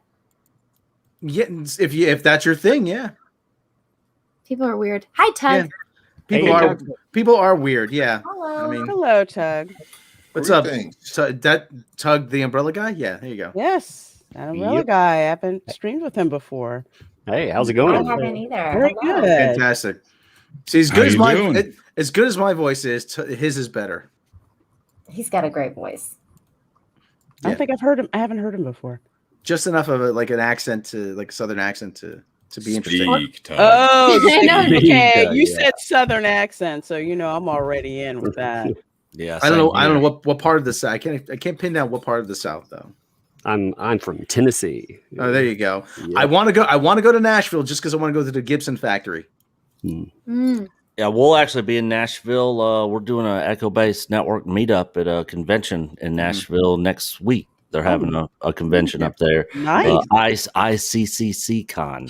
Yeah, they closed the Memphis factory, but the Nashville factory is still there. So, How you doing, Tug? I'm doing good, man. I just walked in the door, so I saw the invite. I was like, hell yeah! Congrats on 200K. Thank you. Thank you so much. Thanks for being here. It's awesome. So when you say Gibson factory, do you mean the guitars? Mm-hmm. I was about Yeah, to he say means thank the you to Tug, but yeah, I'll let Rob come back in. yes, I do. Yes, I do. Gibson guitars. Right. I'm just checking. That's the only Gibson brand name I could remember. Mm-hmm. Oh yeah. Well, there's isn't there Gibson gin for a while? I don't know. Yes, there is, but I didn't think of that. So Okay. I thought of the guitars. So I figured That's out. yeah. I was always a big fan of Gibson guitars, but now they're just outrageously expensive. So I mean, you got to take Right. them where you can get them. All right, Tom, you can put me in the back now. Exile me because you've had enough of my quicksand porn. How dare you? He didn't have to. I mean, he's been here longer than I have. He's seniority. He was born 40. I mean, Oh. Well, Yeah. he wasn't really born 40. He just slept in real long, and then his he's mother old. finally pushed him That's out. what I'm trying to say. He's fucking old. Yeah, no, Rob is awesome. Like he was like when I was running Midnight's Edge on my own and I needed help, he was my go-to guy. So yeah, seniority goes to Rob. Yes, it does, but I do all the work. No, This is true. At least the heavy lifting. Anyway. Yeah, this is true. No, but I think that we have between the three of us, and of course everyone else that have come in later. We have a great. Was that team. really? What the fuck was that, Mr. I wondered if anyone would notice. I just checked it up there, just real quick. I was about to make it do the fuck. What? That was me. That's what I thought. Yeah, I don't want to see it. bodybuilder competition. What happened? Oh. Oh my. I missed it. You just gotta follow him on Instagram. You'll Oh dear. Oh. Oh right. I'm sorry. Instagram, Mr. H. Okay. Oh, There's pictures of the dog too. Oh, the dog's the winner. The dog Wow. he's awesome, dude. So, Mr. H, I wanted to ask you, how's it going with your movie? Yeah. Yeah. I don't know really. By what metric? I guess. I don't know. I mean, just Yeah. I don't know. I just mean, asking. it'd be relatively. I'd say majority positive. I guess feedback.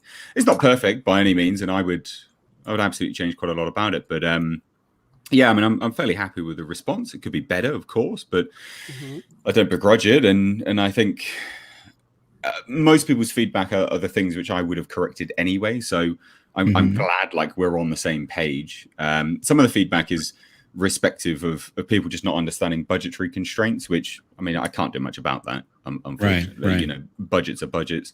But yeah, I think it's gone all right. I guess I don't know. Really, it's all new to me, isn't it? I think it was quite an so I don't know accomplishment if I considering the did. budget. Yeah. So you should be very proud. Yeah. Right. So this was your first try, or? Yeah. So I released Blackfield's Saturday, which was the debut, but I'd also released something which I shot more recently before it.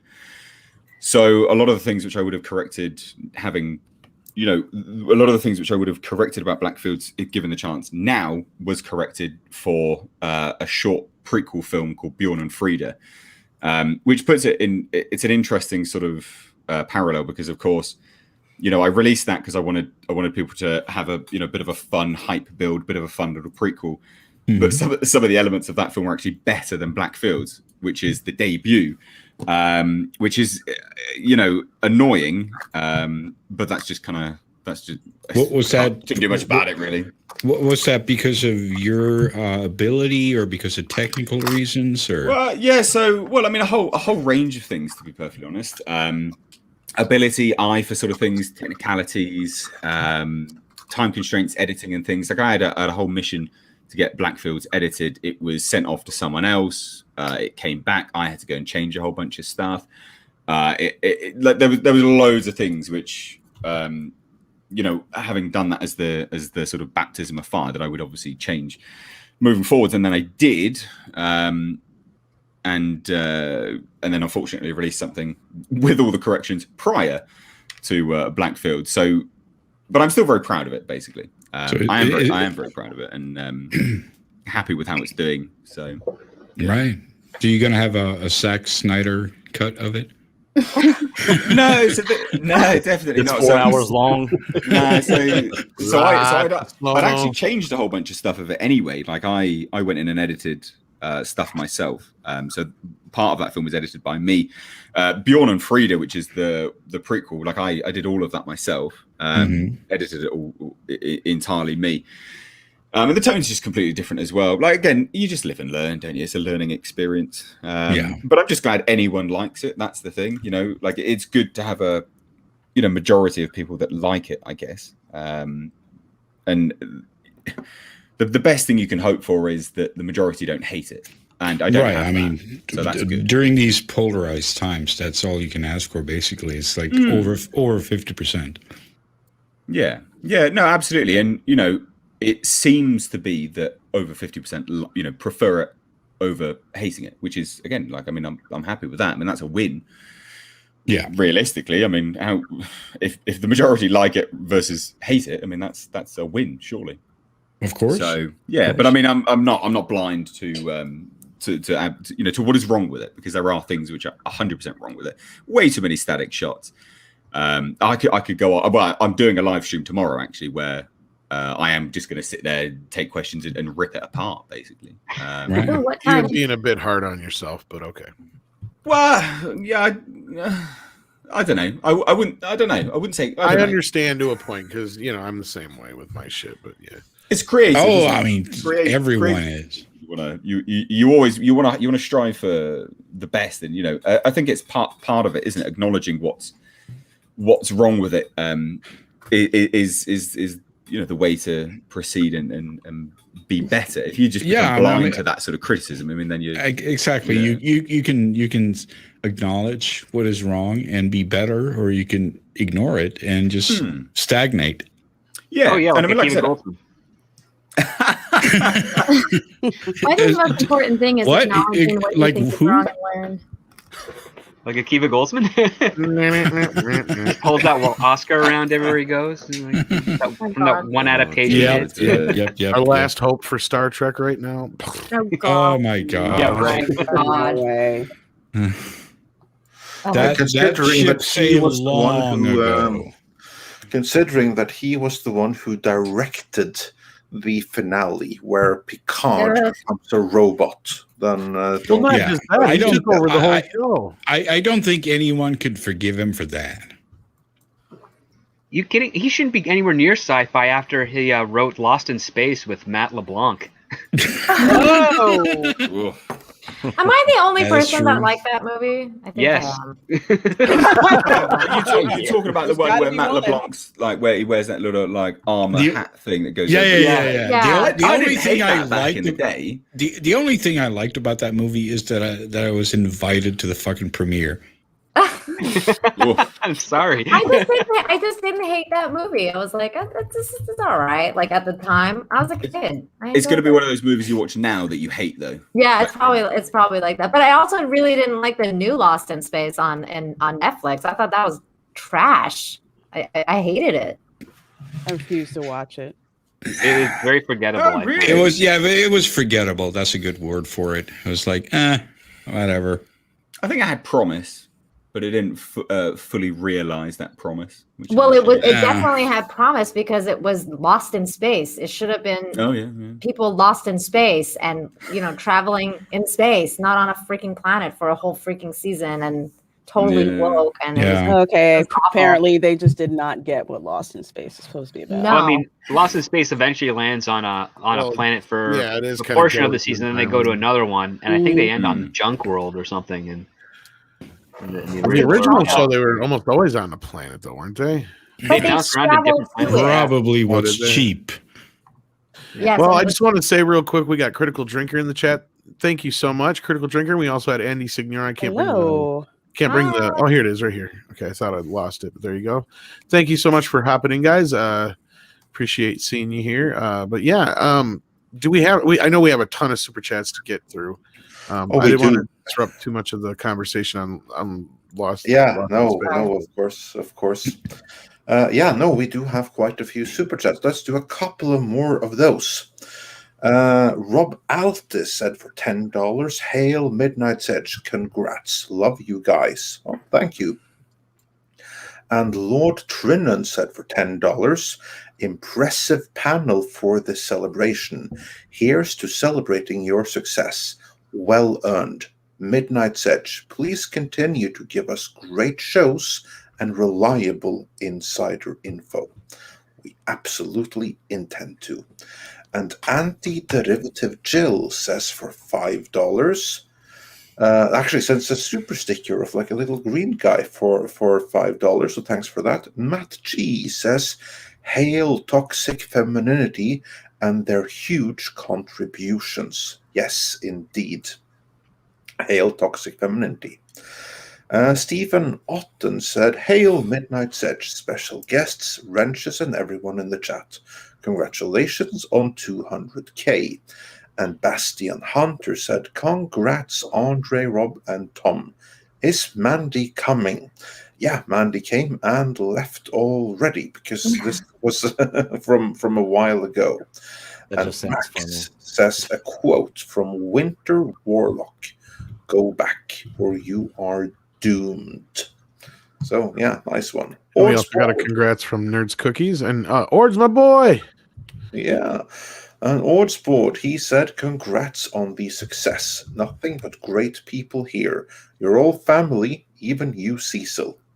Well, on Cecil's behalf, I'll say, well, thank you. Yeah.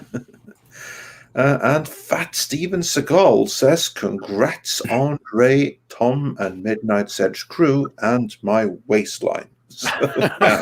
Thanks for that. And Makini90 says for $10, congratulations on 200K, guys. Been following Midnight's Edge since the Ghostbusters fiasco. Well, old timer there, thank you. And Josiah L says, Midnight's Edge was my gateway to this wonderful group of people. Thank you, and congratulations on 200K. Thank you. Oliver Closeup says, cool, lots of people I follow in one place. Vigilante Williamson says, congrats on 200K.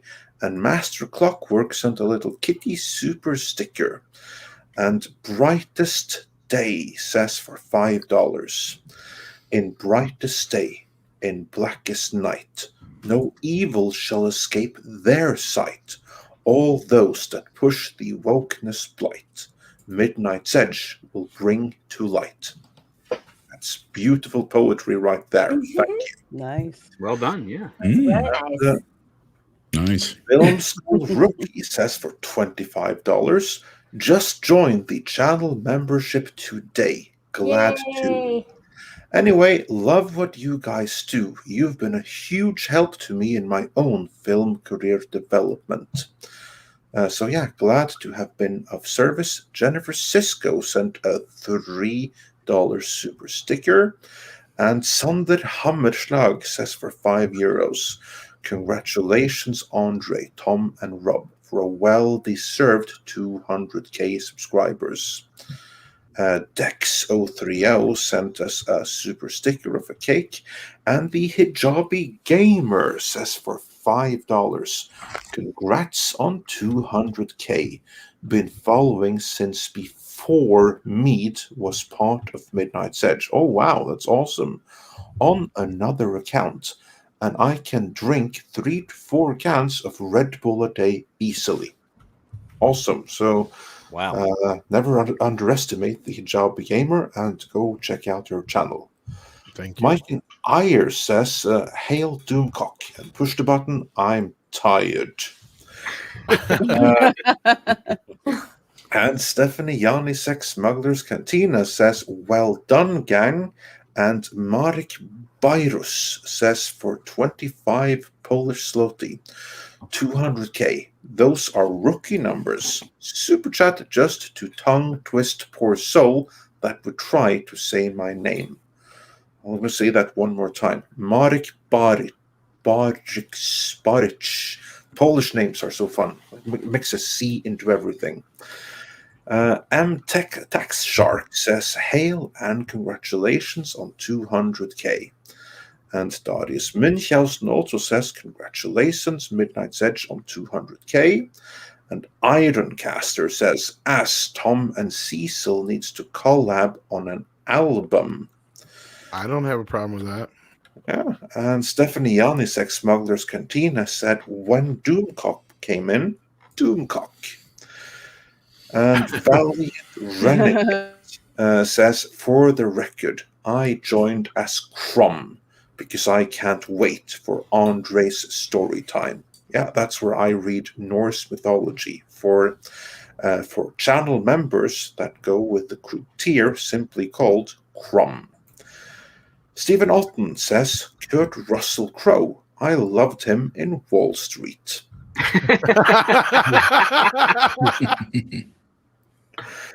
And That would be a Wall Street in Little China, right? Yeah, probably. And Troy Pacelli says, $5 just to say I'm a huge Tom Konkle fan. Oh, and congrats, Midnight's Edge. Well, I'll be sure to tell Mr. Konkle that you said that. Yeah. And then Terrafim says for $2, "Congratulations. Keep up the good work. 6 more years."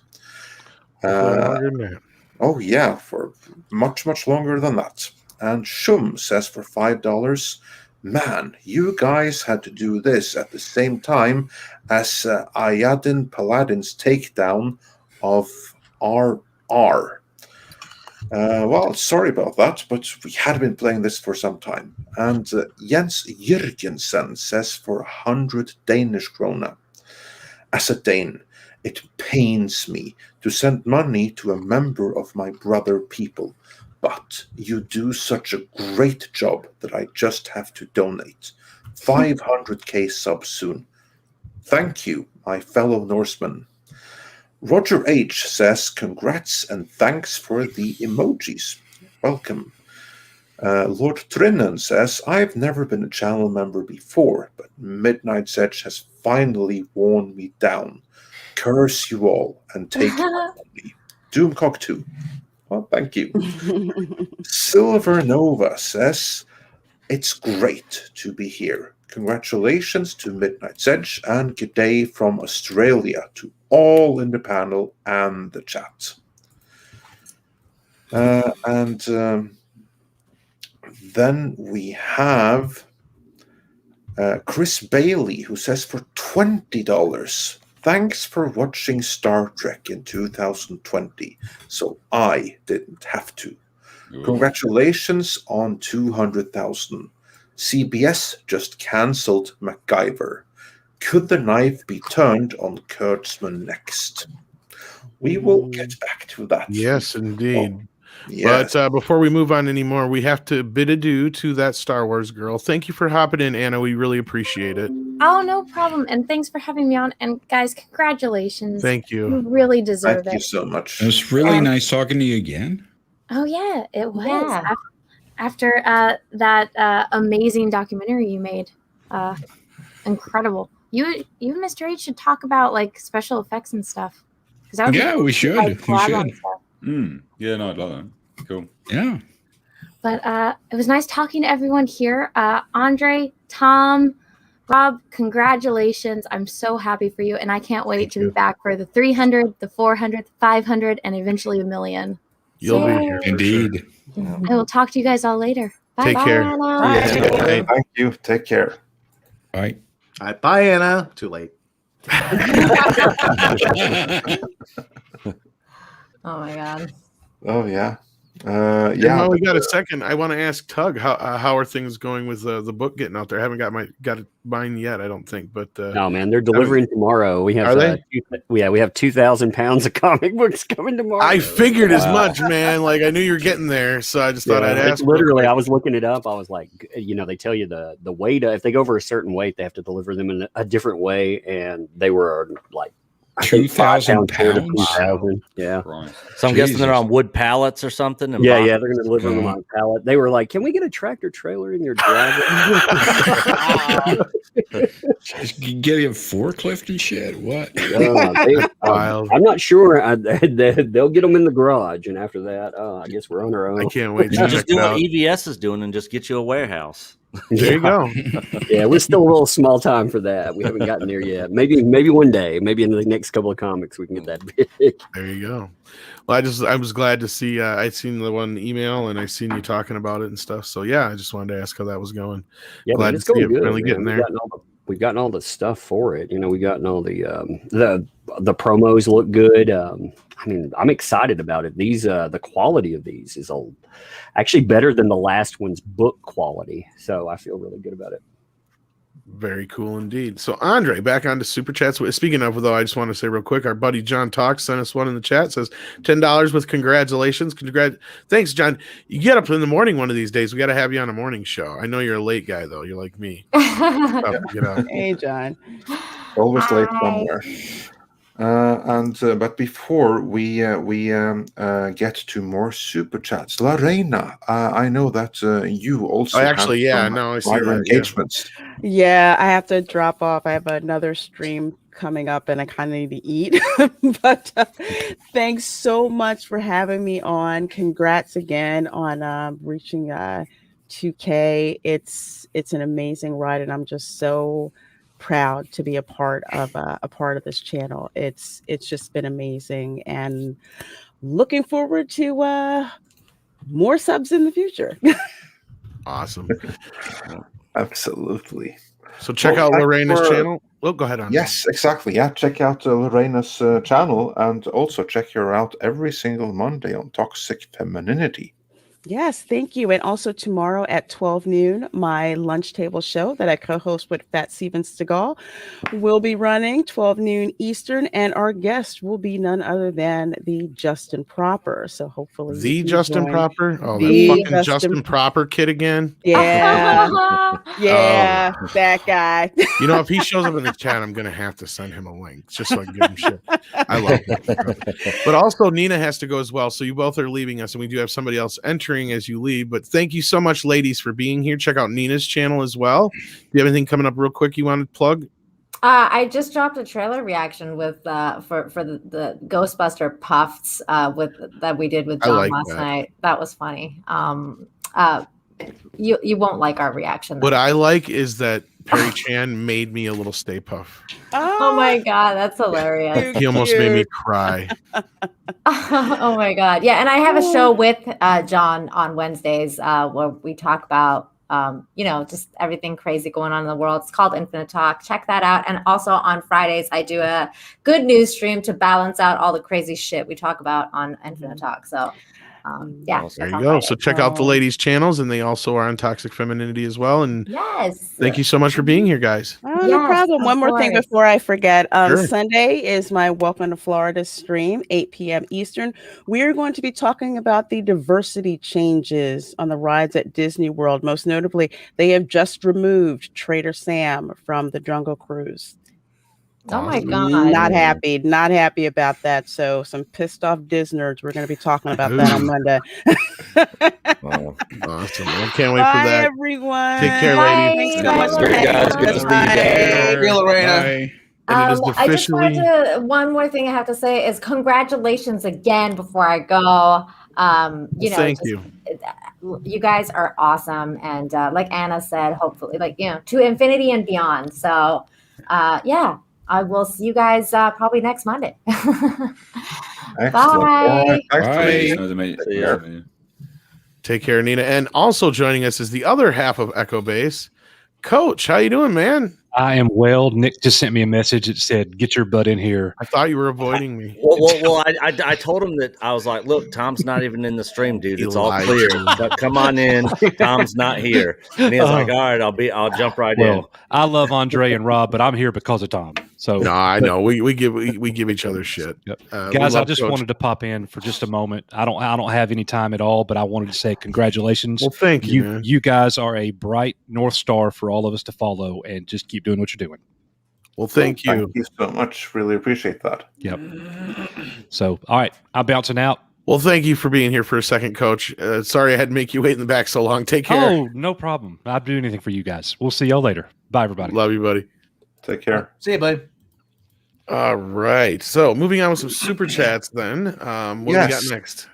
Moving on with some super chats. And again, these are then older super chats that I can't bring up on screen. So you're just going to have to listen. But we're moving through the backlog here. And it's officially a sausage party now. Bummer. Yeah, bummer. But we had a really good run up till that point. You never know who might pop in yet. So. Exactly. And the importer says for $5 Canadian, congrats on 200k sub, guys, and pre-happy 6th birthday. Cardinal Sin says, happy 200k subs, you deserve it. Oh, thank you. Whereas it's Mr. Simplicity says for $4.99, thank you for the great editorials. You're welcome. Michael Millard says for 35 South African runs, have we spoken about the spectacular Sonyverse officially now a Netflix original? Not just yet. We have mentioned it briefly, but that's something we'll take a deep dive into in Midnight's Edge in the morning tomorrow, I'm sure. Yep. Won't we, Tom? I'm sure we will. I'm sure, yeah, exactly. And House Atreides says for $10 Canadian. My two favorite pop culture channels are here, and both are celebrating milestones. Doomcock and Midnight's Edge. Congrats on 200k to the entire team of Midnight's Edge. A big hail to the Wrenches too. Valiant Renegade says for $10, as did the morning show with Stone Loki today. He had a hilarious clip of you from his show exclaiming, God, I just want to punch an old woman in the face. Probably that woman. And Dreary Nitpicker says for $9.99, happy 200k, guys. You guys really have helped me through some hard times. Oh. I lost everything to a fire a couple of years ago, and listening to channels like you have helped me through the rebuilding process. Hail. I've been there too. Yeah, we are so glad that that we we could over that and that we could provide some help in the process. I'm glad we could be a part of that. Thank you. Yeah, that's very humbling and a great honor. Cancelled Jeremy says Cecil's favorite movie is Midsummer. So yeah, there you know. And I thought it was Caligula. Well, I'm sure there's there's some. Hello. That was not a very good Cecil. Yeah. Okay. And then we have Stephen I gotta be Upton, honest. who says for $100. Thank you, Stephen. Happy to be an honorary Viking. Been here since Fantforstick and Trankgate. So yeah, real old-timer here. Thanks for accepting me into your twisted little family. I've met so many great people here. Keep the faith. Keep fighting the good kaiju fight. Bruce Campbell was in Congo, and I stand with Gina. Congo. And hashtag Jeremy does have time for our 200K celebration. Tom sent a lot of inappropriate pictures, and Well, I had to entice you somehow. I mean, I'm like, look, I'm so much smaller than you. You're still way above average. No, seriously, congratulations, guys. Very, very happy for you, and just wanted to hop on for a few minutes and offer my support and respect.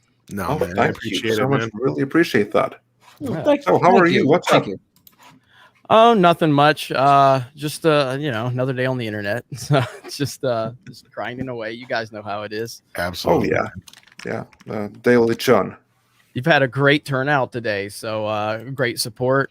Happy to see it, man. Always happy to see other people succeed. If a few people are succeeding, that means we're all succeeding if we do the right thing. So your guys' success just should motivate everybody out there to keep grinding.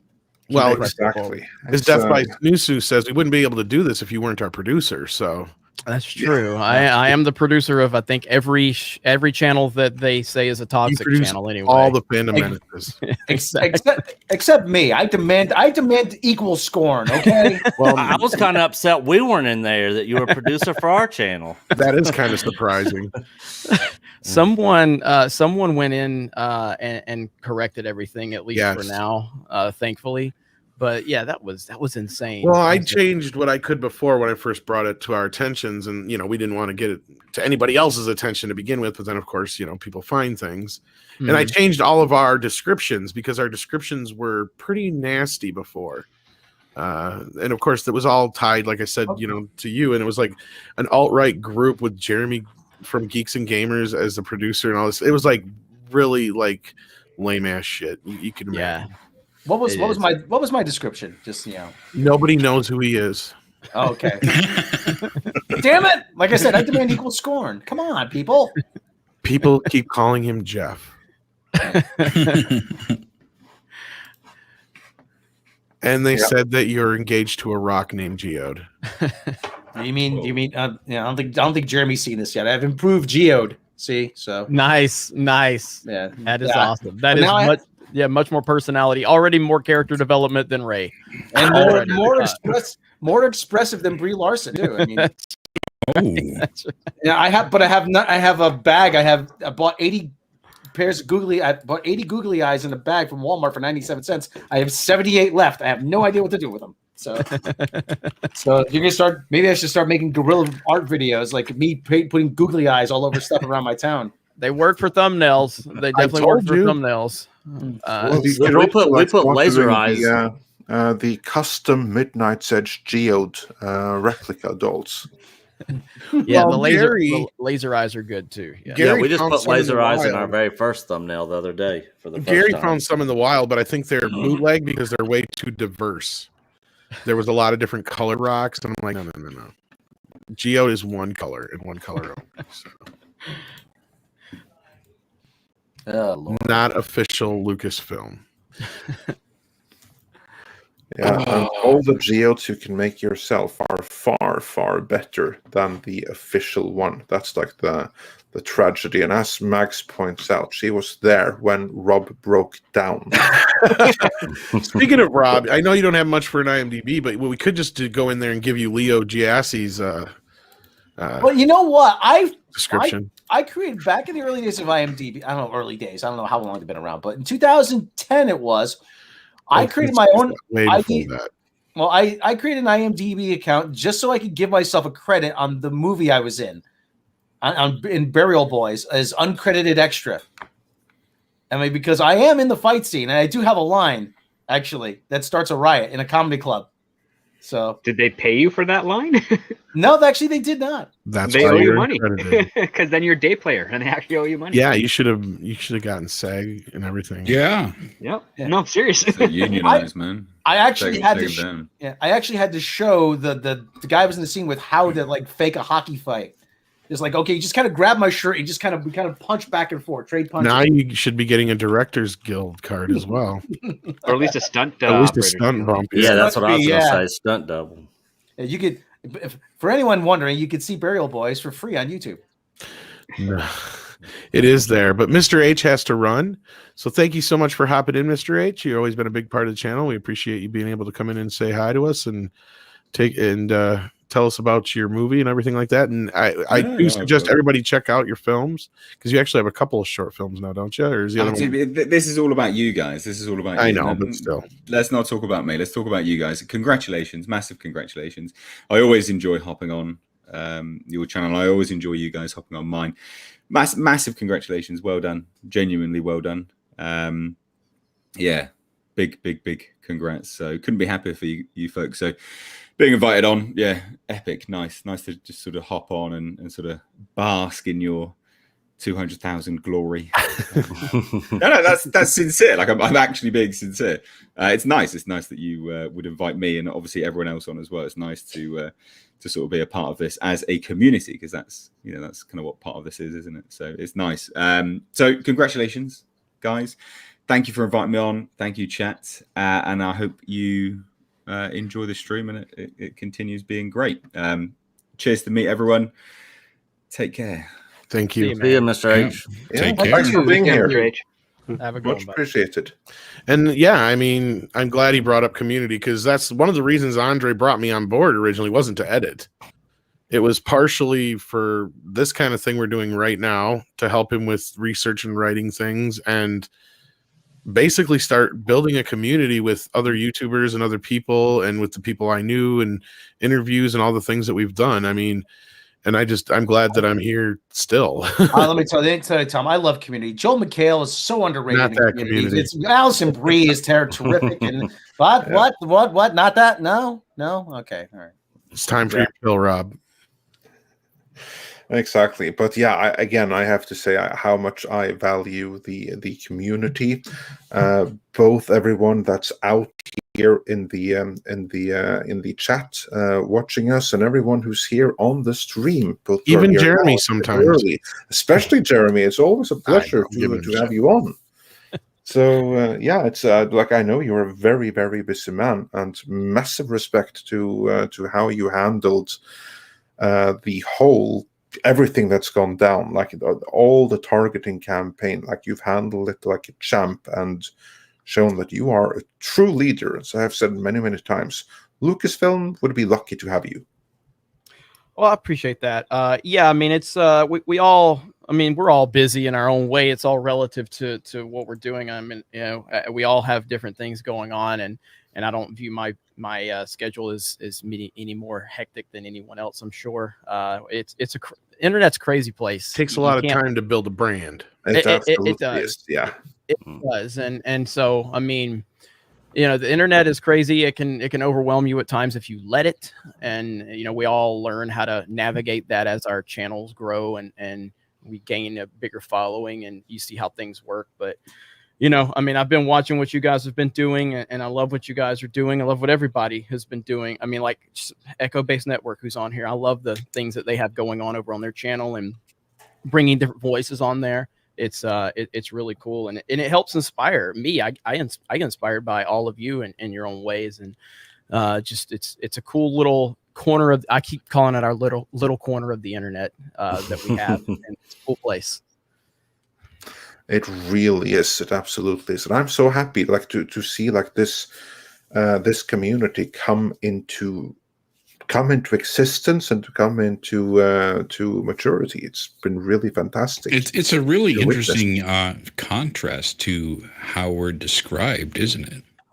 Yeah. Oh, yeah. Yeah, it is. I mean, I've talked about how, if you go back 5 years ago, I used to follow channels like Collider and you know, those the access media types, you know, we used to all watch them. That was like my sports center for movies of sorts, when I used to watch Movie Talk and everything. And back then it just seemed like there was this gatekeeping of who could have the access and who could get the interviews. And I feel a lot of us have kind of taken over that part of the fandom. And you look at how we act, we celebrate when other creators succeed. We don't get jealous. We don't get bitter. We don't take shots. We come together and we we're like, yes, We have I'm each other happy for you. on the celebration Yeah, streams. absolutely, absolutely. I mean, and I think that there's you look at our support of each other in whatever ways that is, and we all may not necessarily love each other at all times or love each other's opinions or takes, but we all have a common respect and we rally around each other when we need some support. And that's what's different about us versus, from my perspective, being a fan 5 years ago, 6 years ago, whatever. It just seemed like a different era. And yeah, of course, the media paints us a different way and says all of these things. But I think anybody that pays attention sees what we really are. Yeah. I'm very glad you mentioned that, Jeremy, because that's actually a big, big reason why Midnight's Edge was made in the first place. It was very much so a reaction, particularly to AMC Movie Talk as it was back then, and the other comparable things. Because like when there was like a studio line, and it was a horrendous, stupid piece of crap studio line, like for instance, like the whole Fantastic Four thing, everyone was so supportive of it. They couldn't mention it without saying like, this is going to be awesome. Trank is fantastic. The cast is fantastic. We like this cast. We're excited for the movie. And it took so long. So many reports had to be made, like in the genuine trades, before anyone started, maybe this isn't going to be so great after all. Meanwhile, we started this channel very much so because, like, are you all blind? Don't you see the reality? Do you have to buy into the official narrative that much to compromise so badly? And that's a big part of why Midnight's Edge formed in the first place. It's really weird that there's an official narrative for culture, isn't it? Yeah. And it is. Well, Disney Disney is sort of an official narrative. If you dislike what Disney does, you're going against doctrine, right? Well, yeah, So doctrine had been built up for about 70 years prior to their acquisitions in the early 2000s. So yeah, well, I mean, they've been adding a lot to it, and now it's heresy against doctrine. Yeah, pretty much. I'm stunned by the fact that we supposedly bully a mega corporation, like a exactly. heading in their basement or home or whatever. That just give a mic, we're bullying them. What the? Well, we're challenging their advertisers and marketing strategists. I mean, that's basically what it is. We're holding accountability to the quality with which they provide or lack thereof, and all of their data that would preclude otherwise is now being used against them, because it's like, no, the majority of the audience does not like the direction they're taking some of the IPs that they're the stewards of. What? How dare you not like what we're shoveling? Yeah, exactly. That's what they're trying to do. Like, yeah, how dare you? You'll like what we tell you to like, and you'll thank us.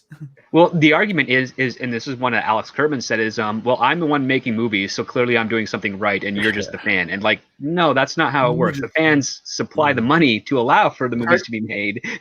Kurtzman said that, really? Yeah, he did. He said that after Into Darkness.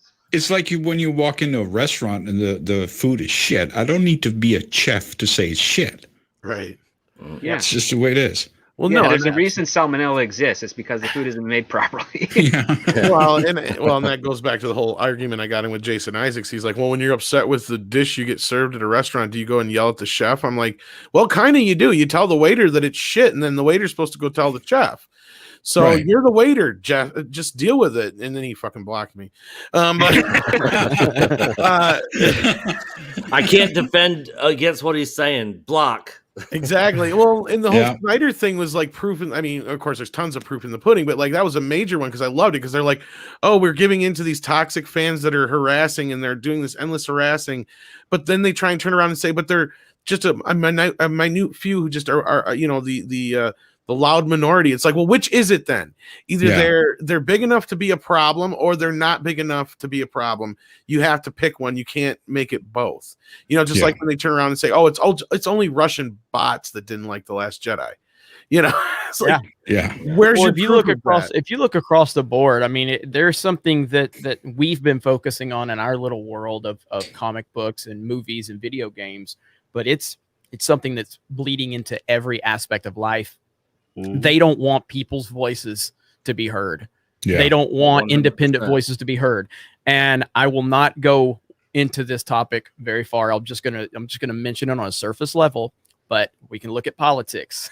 We can look at how they don't want, voices. We can look at sports where they don't want people in the arena to boo the athletes that are kneeling for national anthems. So they just don't want fans' voices anywhere. They don't want people that think independently to have a voice. They essentially want, speaking of Disney, they essentially want everything to be like WALL-E, where they just make us all fat and set in front of a computer screen all day and feed us They shit. just want you to get excited for the next product. Yeah. Well, that's how they create a Consume space. product, get excited for next product. Consume. Yeah. Don't Yeah, think. well, that's how they create a Consume. safe space, because if there's no room for complaints, then there's no one to say, oh, you made a whole bunch of customers angry, so you're fired. It's like, no, if they can change the narrative to where the customers can't actually voice opinions or make or vote with their wallet to it, essentially, because they say, oh, all other options are gone, so you'll just take whatever we put out. Right. It's happening right now. I mean, it is slowly happening. It's a difficult I thing mean, to just push look against. just look at the headphones for cell phones. Apple just said no, we're not going to have that, and a year later, no one has a fucking headphone jack for a cell phone. Yeah, it's all Bluetooth now, which is more unreliable. Now you have to charge your earbuds. Yet another thing you have to charge. But the point is, they just eliminated an entire option, right? Yeah. Well, and that's what's slowly happening here. And they acted in concert. Mm-hmm. Yeah, I mean, if you look at the outrage of the complaints for the removal of the headphone jack, and they were just like, we don't care. Yeah. We don't care. We're just going to do it. You're going to deal with it. You're going to and it's just like, hell. And as an Android user, I was really happy that they held on to it for a few years, and then they moved away from it. I'm like, geez. Here we go. Whatever Apple does, your Android users are going to get the next year. It's just the way it is. Absolutely. I don't know why Apple's in charge, but that's the way it is. Well, they're the industry leader. People always look to whoever the industry leader is. Yeah, but who appointed them? That's the thing. Technically, we did by buying all their products, sadly. The quote unquote market. Yeah, that's. I will say, if you go back, and again, I've never been an iPhone user, never cared about. I hate Apple products, but I will go back to when the iPhone was first introduced all those years ago. Mm-hmm. The iPhone, it sounded futuristic. It sounded cool. There was this aura around it. Yeah, like the branding and the marketing of the iPhone. Like there was some, because I remember when I had my Razor flip phone or whatever I had back then, and I saw somebody with an iPhone. I'm like, holy shit! How did you get an iPhone? And I think that's really what touch screen. Yeah, I think that's really elevated. It was brilliant back then. It was different than anything else. It wasn't that anything in that phone was new technology. It's just that they brought it together in a very nice form. Everything worked, and everyone's been speculating, like, what's the iPhone going to look like a year before it came out. Mm-hmm. And it had all these weird mock-ups of iPods and shit, right? And they came out, and I was like, oh my God, that's pretty cool. And they kept that secret, and now they can't keep shit secret. It's like nothing they do is ever a surprise anymore. Tim Cook is a little foolish. I mean, who the heck puts the plug-in jack for the mouse on the bottom part of the mouse? I just made a tweet about that. Yeah, I saw that. It's like, yep, every person I know, like all my editor friends, even my fellow writers, were all like, yep, this is a because everyone like me who works with movies, we have to have Macs. It's just the way it is. So we fucking have that mouse, and it's the stupidest thing I've ever seen. Yeah. I hate that every fucking time. Just like, oh, the mouse is discharged or whatever, right? I have to charge this thing now, and I have to plug in a cable on the underneath, so now it's useless for 6 hours. Okay, great. But getting back to what you were saying about criticism script, is like, I'm a big believer in artistic freedom. I think, listen, you gotta leave someone to make the kind of stuff they want to make. If as big a fan as I am, If I got in Paul McCartney's face and said, "You need to put more of this on your album, you need to do more of that because I'm a fan and I know what I want," he'd go, "Yeah, kid, go away. How many hit records have you had?" Okay, fine. Okay, I understand that. But at the same time, if he makes a shit album, and believe me, as a fan, he's made shit albums. It's full within my right to say, "Whoa, this is shit. Do better. Come on." Of course, and especially if you're backed up by the economic situation where we have Star Wars going from like 2 billion to 1.5 billion to 1.1 billion. It's a downward spiral, asshole. Yes. Look at that shit. Diminishing returns. It's a dramatic downward spiral. It's not the same gap in returns that the original trilogy or the prequel trilogy had. Right. There's nowhere near close to the same percentage gap. It's massively dip. That's unheard of for a franchise as big and profitable as Star Wars was. Within the trilogy, you've halved your income. Mm-hmm. And you know what? I freaking actually love you have more than halved it. Yeah. You've halved it at the box office, but Right. look at the merchandise. You haven't even halved it. You've cut it down by like 75-80%. That's Right. what you've done. And you know, and I'm a big I freaking love Mahler's breakdown of The Last Jedi, and you know he summed it up best. What a horrifying disaster it is! Everything about this is a disaster, and it is measurable. There is a period before and after the Disney Star Wars trilogy where you can see. I'm like, it is measurable. The impact, the financial impact alone. And we have a great example that's the complete opposite of this downward trend that we're seeing in action right now. And a big part of it, as I've been pointing out for a while, has been the merchandising. And you know what I'm talking about, Andre. Oh yeah, absolutely. The monster. Absolutely. Yeah. One of the things, though, I said, you know, and I'm sure you all agree with this, and I just saw Doomcock's video earlier today. The whole thing, and we've all said this before, we'll keep saying it, this all stems from Kathleen Kennedy. Yes. She is patient zero for the suckage that is going on. Everything associated with these movies, all these these characters are stand-ins for her. And I don't know what the deal with this freckled girl from the Falcon and Winter Soldier is, but when she took off the mask and she was Enfys Nest, I said, nope, that's it. There's the line. Okay. But you didn't get a hint of, you kind of got an inkling during The Force Awakens and during The Last Jedi that something was up. But in Solo, when she took off the mask, you just said, you know what? Fuck you. That was like the demarcation line, though, for me at least, Tom, and for everybody. No, I was just going to say, here's the thing is I think it's even worse than that, Rob, because from everything we've heard and I've heard and everybody we've talked to and everything, she's almost more like an absentee mother, more like a satellite parent. She's never really fucking there. And when she's there, everything she fucking suggests is bad. Right? She's a wine mom. She's a wine mom. She is, and she doesn't like franchises. She doesn't get it. No, her favorite, like you said, her favorite movie is Dr. Zhivago. Okay, listen, Dr. Zhivago is a great movie. Okay, my mom's favorite movie was Dr. Zhivago. I wouldn't trust my mom, God rest her, to make a Star Wars movie. Exactly. No. She should be making the stuff like when she produced like Color Purple and that other Schindler's Blood and List. Bones thing, Schindler's List. That's more her like the Bridges of Madison County, which she did with Clint Eastwood and stuff. That's her domain. She's good at that kind of stuff. But and look at her though. Her history it speaks for itself. You take every other person out of her filmography or every movie she's made in her filmography that has had a big director attached to it, and all you're left with is Milk Money and other movies you don't even know because you've never heard of them because they flopped so hard at the box office. What was the one movie prior to like this that she had any creative input in? I think you told me this, Tom. 1941. Oh, I don't know about her having creative input, but that was like her second movie she produced with Spielberg, I believe. Yeah, I would say Kathleen Kennedy is not proven to be good at anything except for attaching her name to projects with far more talented men working on. Exactly what she is. Spielberg even said she's bad at her job. And that goes back to what you were saying about industry leaders, though.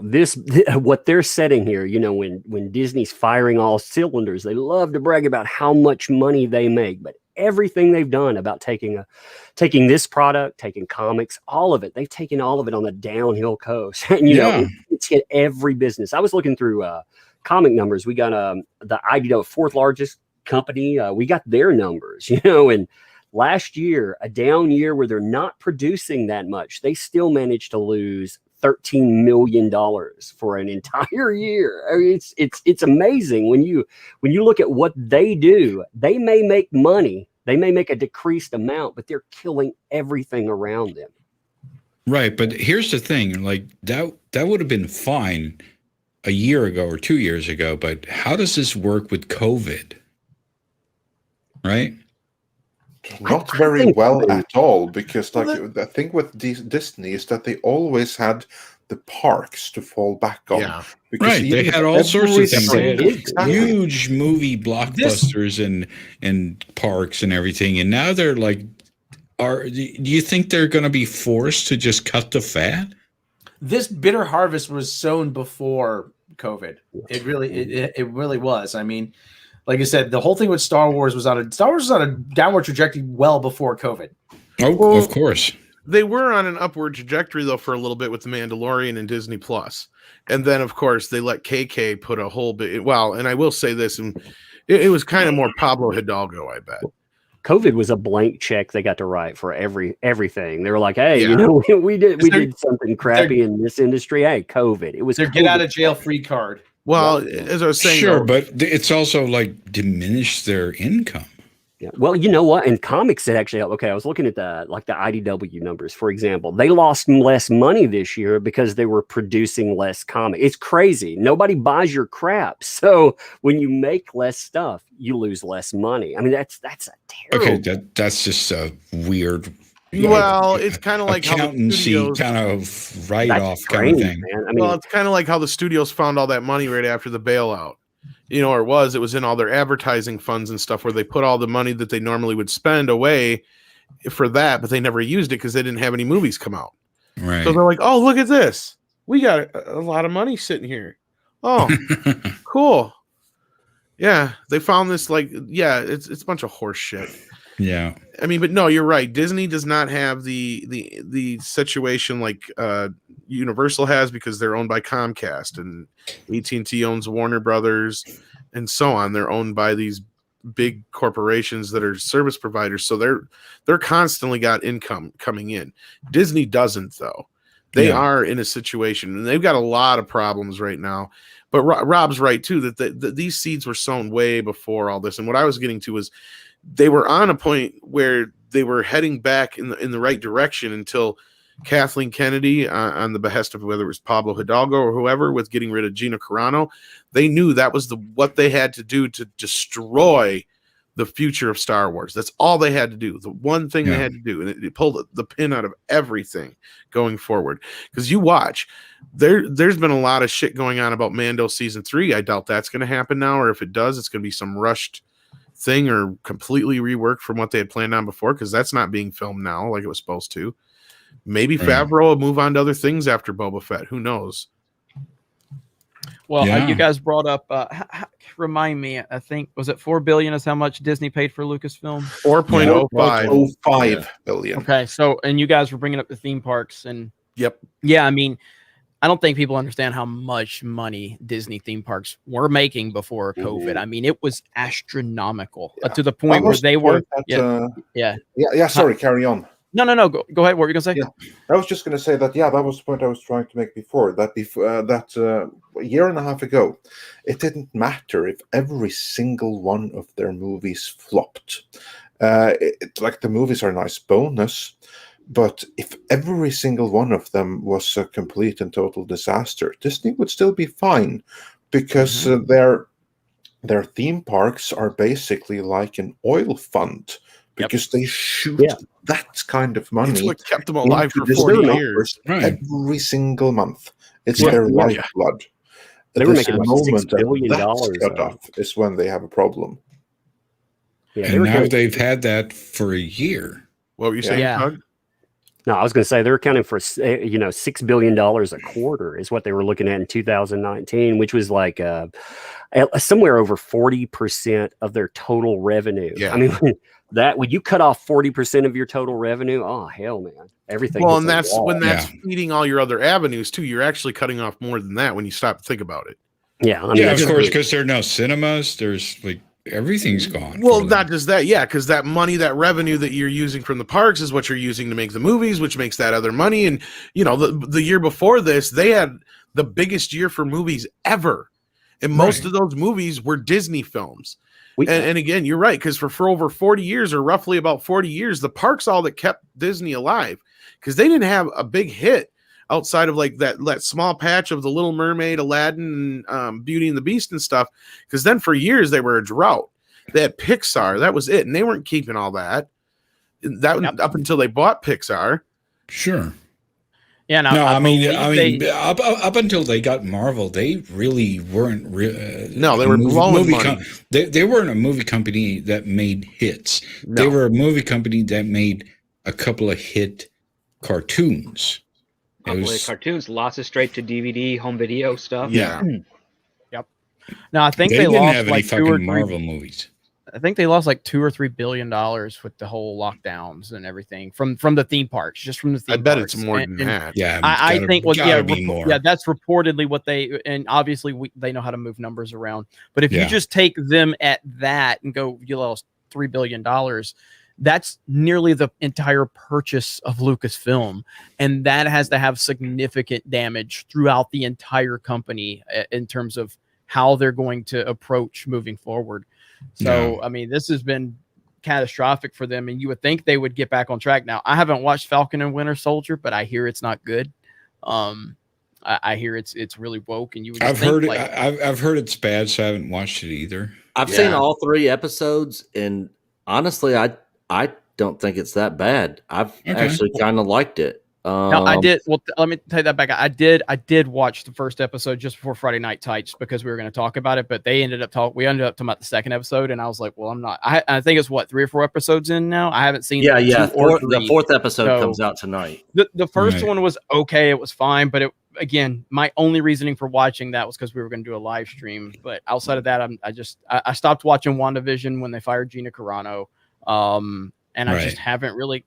Like with Star Wars, I'm just completely checked out. I don't care what they do. I don't care what Dave Filoni or Jon Favreau works on after what they've done. And since that Luke Skywalker moment, they have done everything to fuck that up.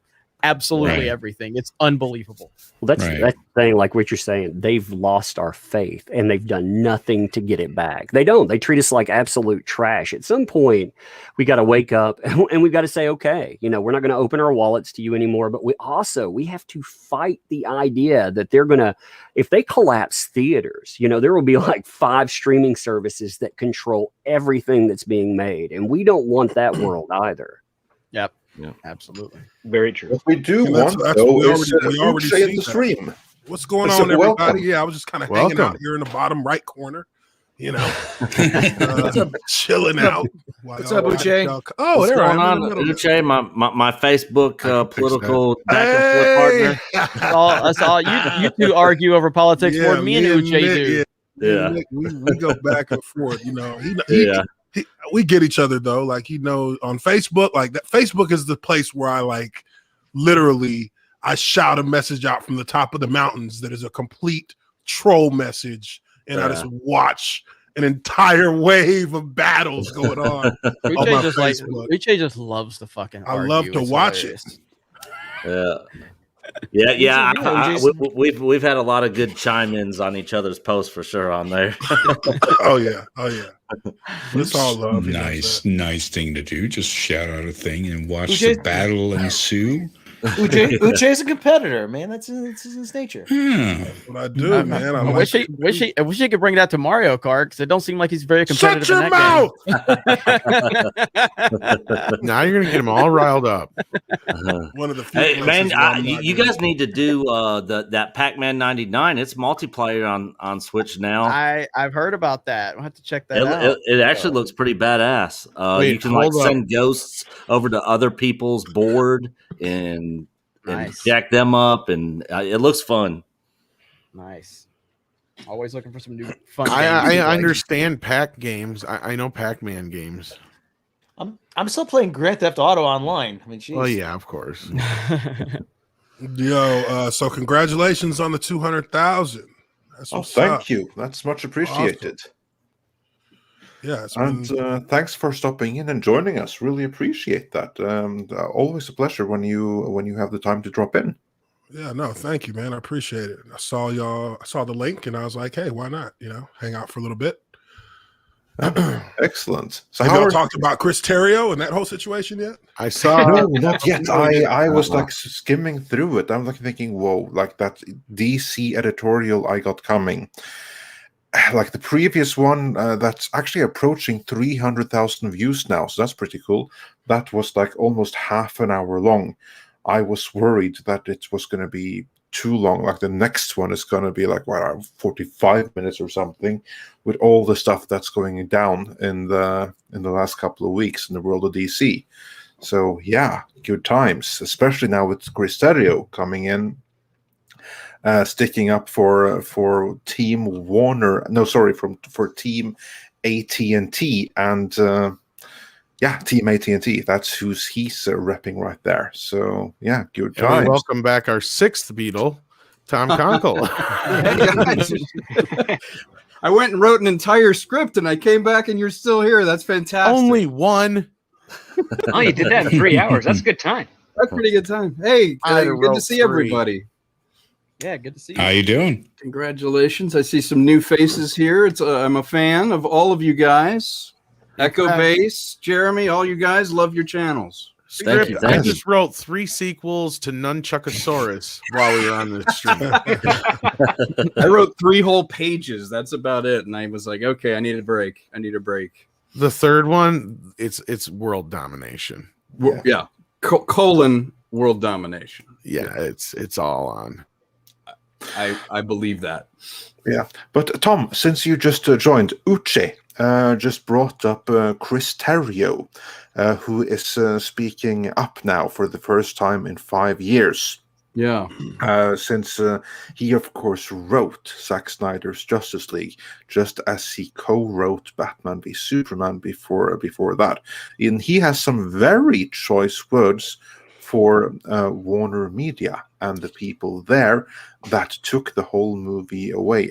I believe that Probably not very articulate words because we've all seen his work. Yeah, I was going to say, didn't he write? Yeah, Skywalker he as well? referred to the Whedon cut as vandalism. Before we get too deep into this, that umbrella guy has to take off. I want to thank you, Tug, for hopping in here, man. I appreciate it. I always love listening to you, especially when I'm editing, and in your dulcet tones of your voice. I appreciate it, man. Hey, congrats to your growth, man. Hey, I appreciate all you guys too. Great community. But anyway, I got to bounce. No problem, man. Take it easy, buddy. Always good talking to you. Thank you. Well, I mean, of course, Chris Terrio would be upset with Joss Whedon. Joss Whedon was hired to help rewrite his script before Zack Snyder left. Of course, he's going to be upset with him and call it vandalism. The garbage script. Well, I mean, I read the article. I did a little breakdown. Yeah, on it, it's a kind of a non-story. It's like, I was like curious. Like, Uche, let's hear you. Like your thoughts on it, since we have you here. Your thoughts.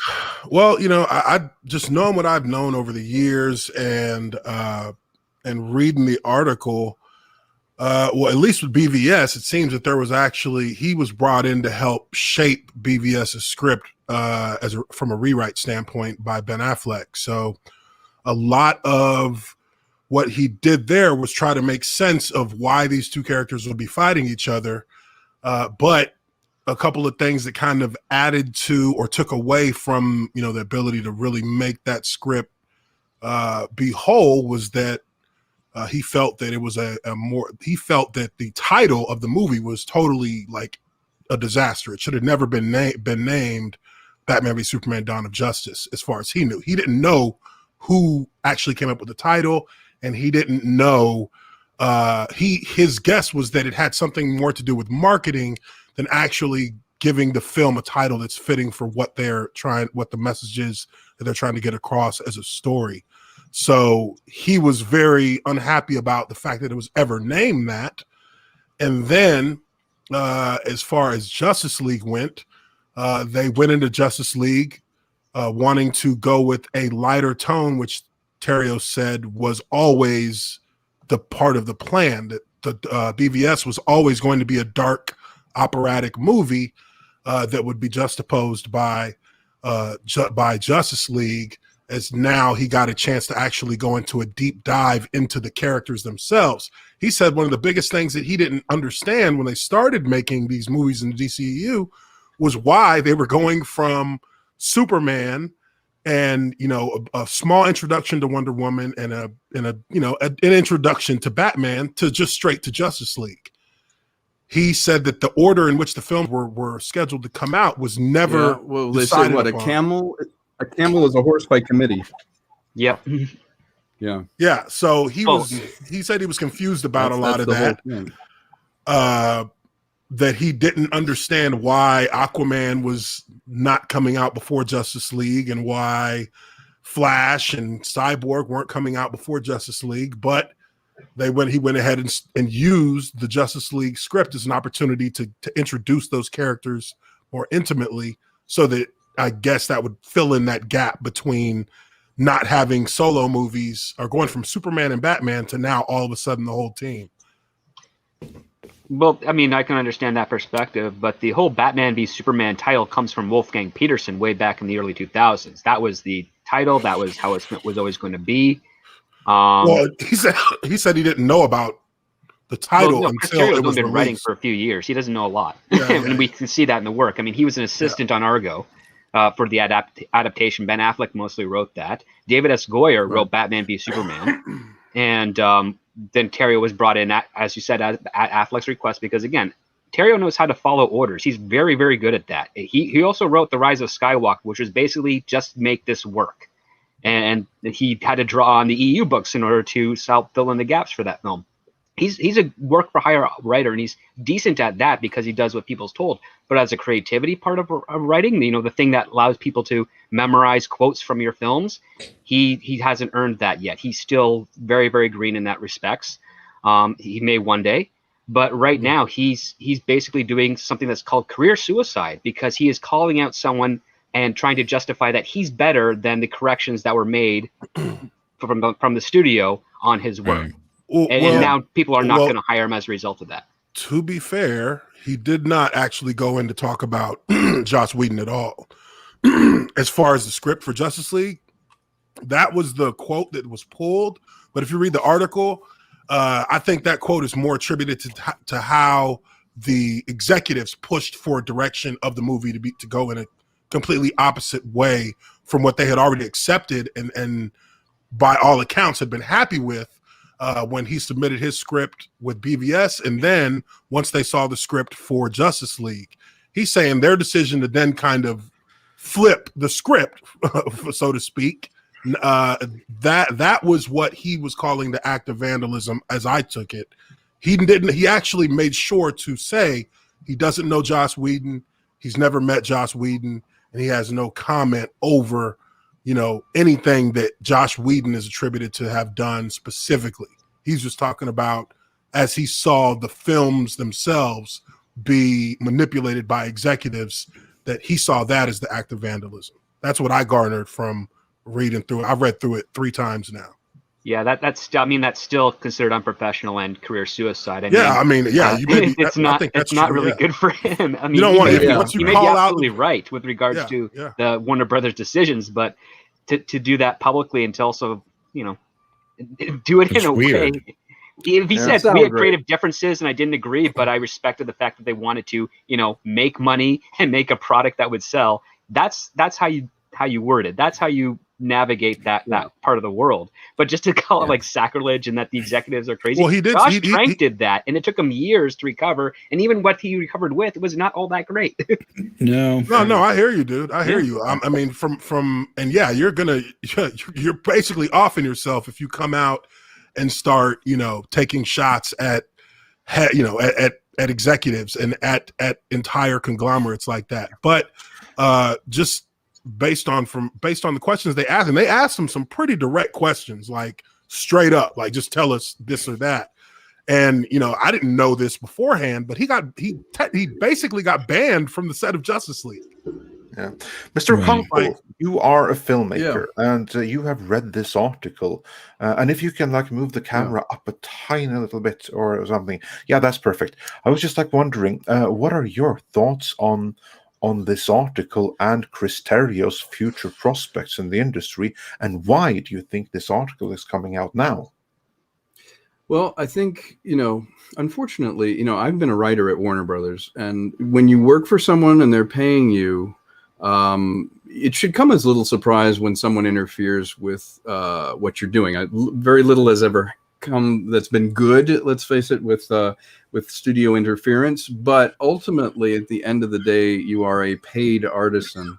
And I think this article is kind of part of a strange sour grapes narrative that I'm hearing, that also Ray Fisher, I think it's great that he got an opportunity to have his character expanded in the Zack Snyder version. I wish he had been vindicated simply by the work coming out and people going, oh, it was great, instead of him sort of saying, well, these people shouldn't be running the company and doing all that. Because at the end of the day, 5 years from now, it's a small town, and you're going to be walking on the set, or you're going to be walking on the lot and wanting a job, and people are going to go, now wait a minute, you're the one who told me I was an idiot?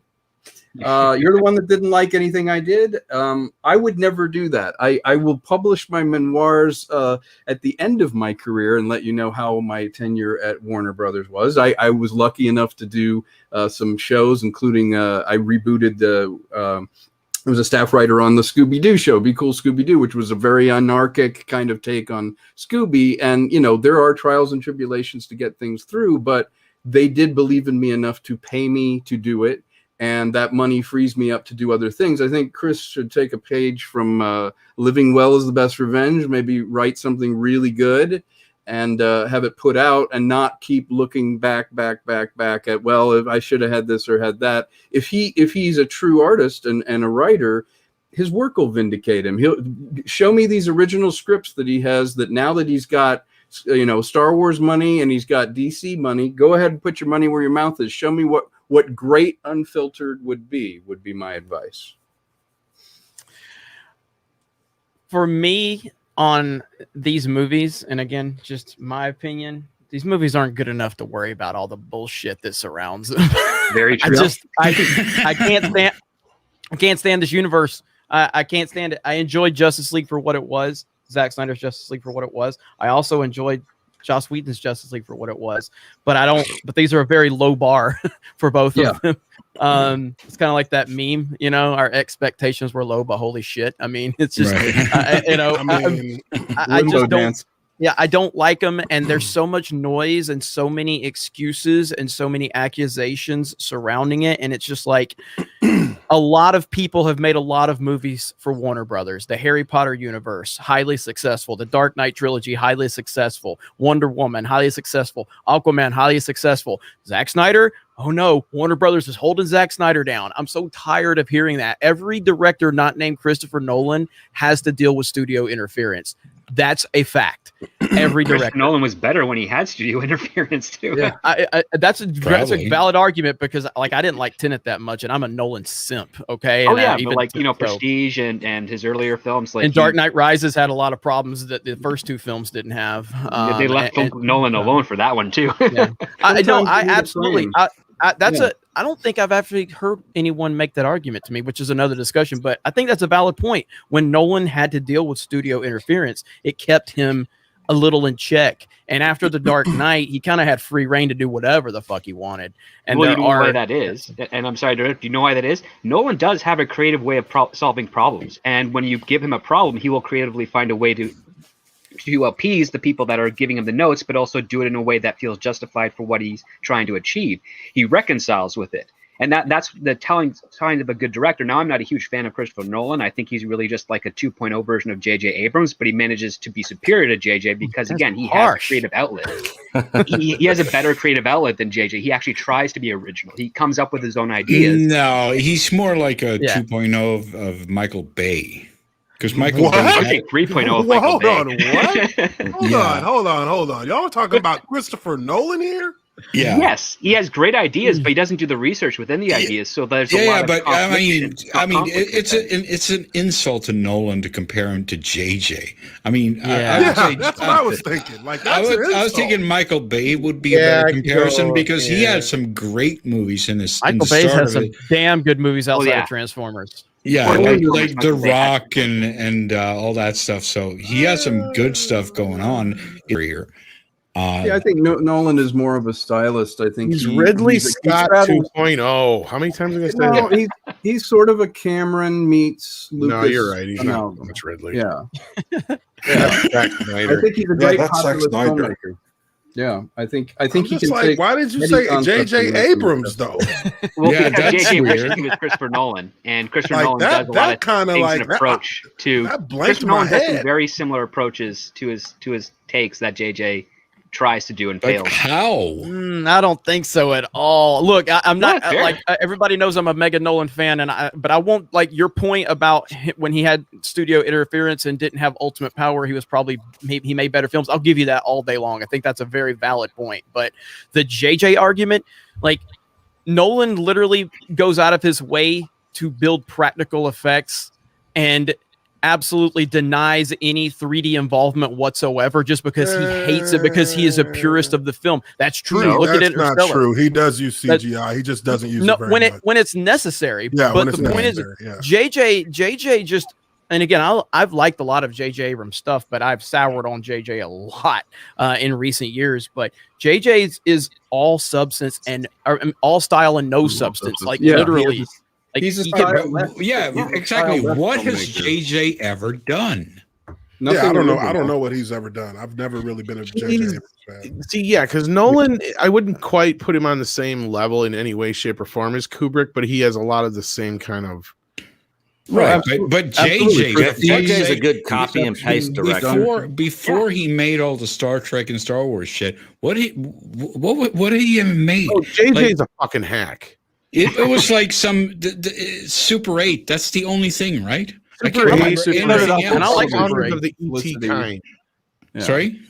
All Super 8 was Close Encounters of the ET. Yeah, kind. exactly. And that's the only thing I can remember he's ever done before all this Well, shit. he's produced shit and he's written other things, but no, like when it comes to he likes to fancy himself this guy who can come in and fix a franchise when really all he's doing is destroying it because he doesn't understand it. Yeah.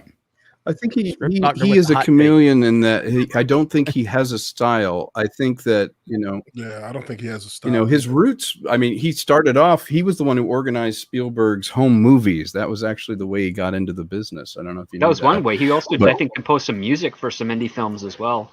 Yeah, and he did the music on his series as well. And, he worked as a kind of hands-off TV guy. He did Regarding Henry's script. Yeah.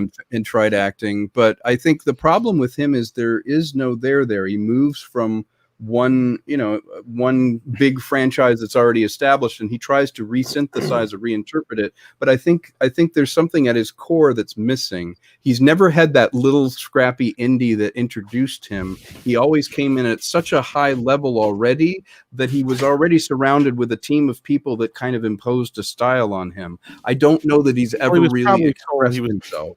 He was probably told he was the Right. next Spielberg from like day one. Yeah, I mean, I'm regard- sure he was. Yeah, he regar- fancied himself that. Yeah, regardless definitely. of your opinions of the movies or not, J.J. Abrams could never make something like Inception or No, Interstellar. never. No, he could not. Or Or The Dunkirk, Prestige. and those are No, all that's actually to my vast- point. Is that Oh, he could that's never do for that. sure. That's why. I thought Dunkirk was terrible. I didn't like it. At all. I mean, it depends on actually what, like if you were going to watch Saving Private Ryan, then it was, but that was never what it was going to be. I felt mean, like Dunkirk should have been more like 1917 than it was like Dunkirk. yeah, I and like- again, I like Dunkirk actually Yeah, because let- it let- uses three different timelines, and you get him telling a story that lasts in an hour, a story that lasts in a day, and a story that lasts in a week, all it was intercut and beautifully intersecting. intertwined. But Yeah. Script Doctor, what were you going to say to my point? No, to your point is absolutely right. The reason I called Nolan like a superior version to J.J. Abrams is because J.J. can never come up with the ideas that Nolan has. However, Right, if you were to right. give JJ those ideas, he would come up with something not definitely as on the spectacle side of things, but really a watered down version of that. That's why Nolan is a 2.0 version, a superior version of him, because the biggest flaw with Nolan is he'll come up with this great concept.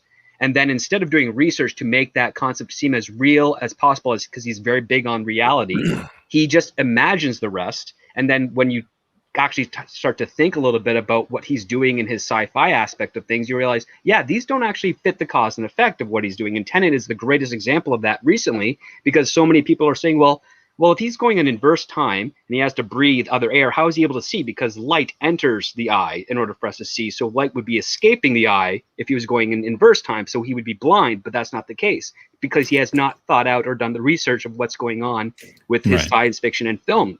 And the same thing is going with his, with Interstellar. Like he just doesn't care enough. He just wants to have fun with the basic aspects, and he'll consult a physicist casually for some certain verification, then go on his own way. And the thing is that it does weaken the structure, but what he has that is to his benefit is he knows how to shoot a movie really well. He knows how to utilize actors and give them proper direction and make their characters feel real and lived in and exciting. He actually puts effort into it, so he's a very superior upgrade to JJ. He's just like, okay, special effects, catchy, cool is the rule. Like, we're just gonna go that way. But Nolan's like, no, I want to go a bit further. But he's just not at that level where he wants to be like Kubrick-esque or Spielberg or Scorsese at their peaks. He's not there yet. But I mean, he's still good. I mean, he's way better than a lot of the other competition that's in his price range right now. But I'm not going to ever dispute that. But it's just like you get this great concept, like with Tenet and with Inception and with Interstellar, and you're like, oh, he just dropped the ball. Well, I've thought about Nolan a lot, and I think part of it is he's less concerned with people and more concerned with concept and the movement of time and the sort of spectacle of the story. And I think to grow as a filmmaker, I would say he needs to make a film that is more person-centered or more personality-centered to try and get back in touch with that himself, because I think the problem with him is, like Kubrick, the spaces were the star, the areas, the location, the concept, and it comes off cold sometimes. His early work, I think we all resonated with the most, because sometimes he was building on something that intrinsically had to have a human element, that had to be anchored, and he had terrific actors. You know, the reason Dark Knight works is we remember the close-ups. We remember how Christian Bale looked at someone. We remember how Heath Ledger clapped and looked around the room. Those little moments, as you get more and more successful, and this is true of people like Mel Brooks and everyone, as you get richer and richer and more removed from the everyday and being among the people and being in stories that are kind of grounded, where you have to answer to other people, have to have a frame to make art. You have to paint inside that. And as you get untethered from it, you get deep conceptual movies, but it's like watching a virtuoso do math. They're very good at math and they can do it, but it can leave you cold inside. And what's going to happen is, with Tenet not doing well, I think he's going to have to reevaluate himself. We all do this. When I'm making a film, I'm like, okay, why is this awful? Why did it not turn out? What did I do wrong? He needs that come to Jesus moment where it's like, am I losing touch with the thing that I loved about film, which was I loved how I felt walking out? Am I making people feel anything? And I think that when you're such a craftsman like Nolan, you can get lost in the mathematics of it and you forget about the people.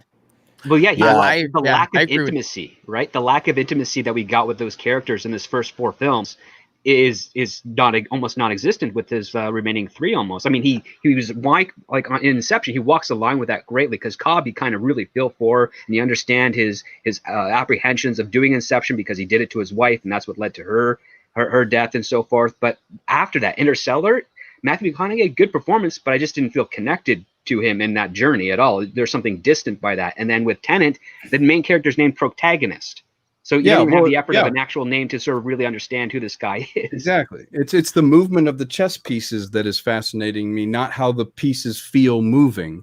And the worst feeling on the set is, I've been on this set where you do something, and as a performer, you kind of look over it. At the end of every take, everyone always goes and looks to see what you thought. And I have worked with people who go, okay, you're covered.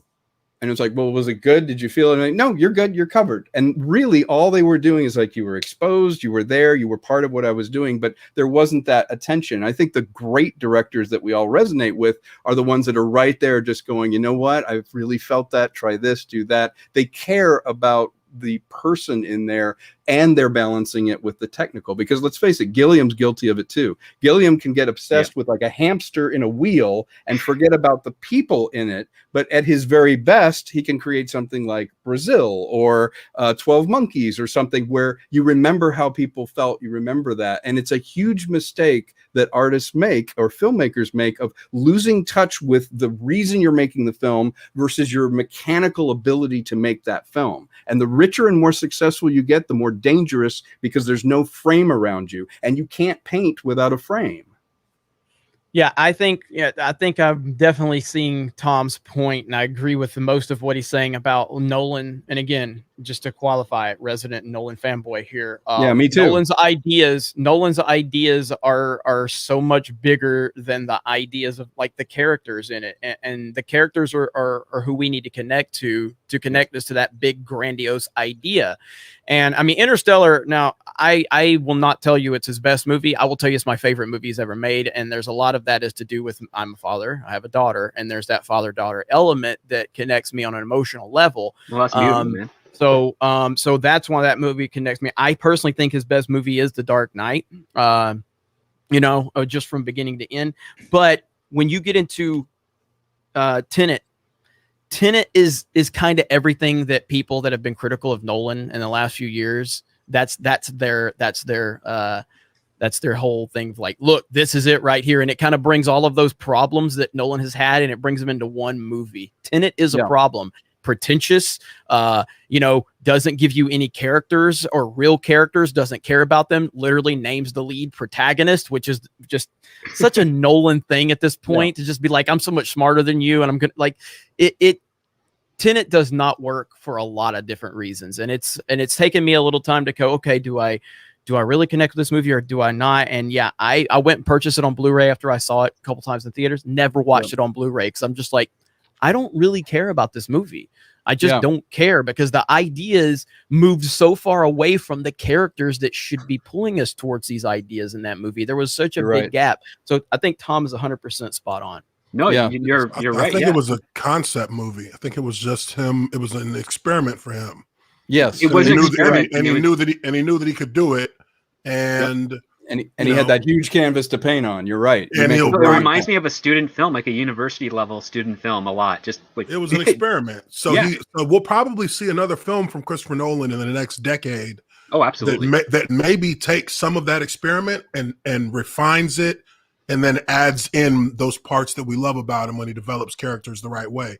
I think that Tenet is going to teach him lessons that he will use moving forward. In how he creates his next great film. I really hope so, because he's got the skill set for it. He absolutely does. He just needs that discipline back. Also, his pivot away from Warner Brothers may force him to do an adaptation of an existing script, or it may have him examine what he's doing. I would love to see him take an existing work, like a science fiction novel we've always wanted to see, or some existing work that really has that human element plugged into it, and then apply himself to that and get back to his roots. Now, this is the man who made Memento, and he made Prestige. He's obsessed with time and the characters in time and the various machinations of cutting between three different pieces of action at once. He can do all that. Now we need to have him look inside of himself and go, is this a story that's worth telling? Right. That reminds me, who's directing these new Foundation episodes? Yeah, wouldn't he have been perfect? I was about to say the Foundation trilogy, and I remember someone else. Sadly, David S. Goyer is part of the adaptation and show running process and writing of it. So there's going to be some insecure edge to it. I fear. I hope not, because I really do like the Foundation series. Isaac Asimov is a fantastic and fun writer, and Nolan would have been a perfect pick for that. Actually. Nolan would have been a perfect pick for that. Yeah, I would agree on that because. Yeah, we need to make a list of movies and books he should make. Yeah. Well, he could still do Rendezvous with Rama.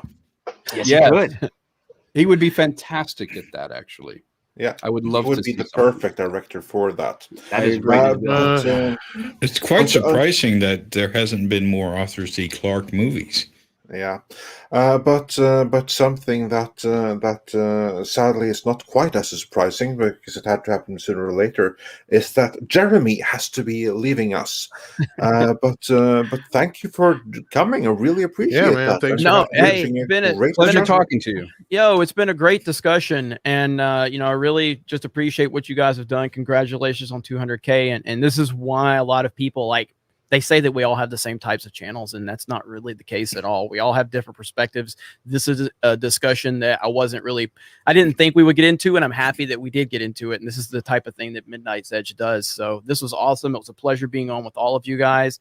Pleasure being here on your 200K subscriber celebration. And I think it'll be just a short period of time before you hit 300K. And didn't Andre say he's doing a face reveal? Did I hear that right? 300K, oh, hell yeah. All right, let's We gotta make get it him to get happen. a camera, man. Yeah. It was great talking with you, Jeremy. And nice to meet you as well. Thanks, Jeremy. All Nice to you meet you. need is like a cheap $75 camera or something like that, Jeremy. Yeah, it's $75 webcam. Look, you don't have to go fancy with it. I've proven that. Low quality content. That's what we do at Geeks and Gamers.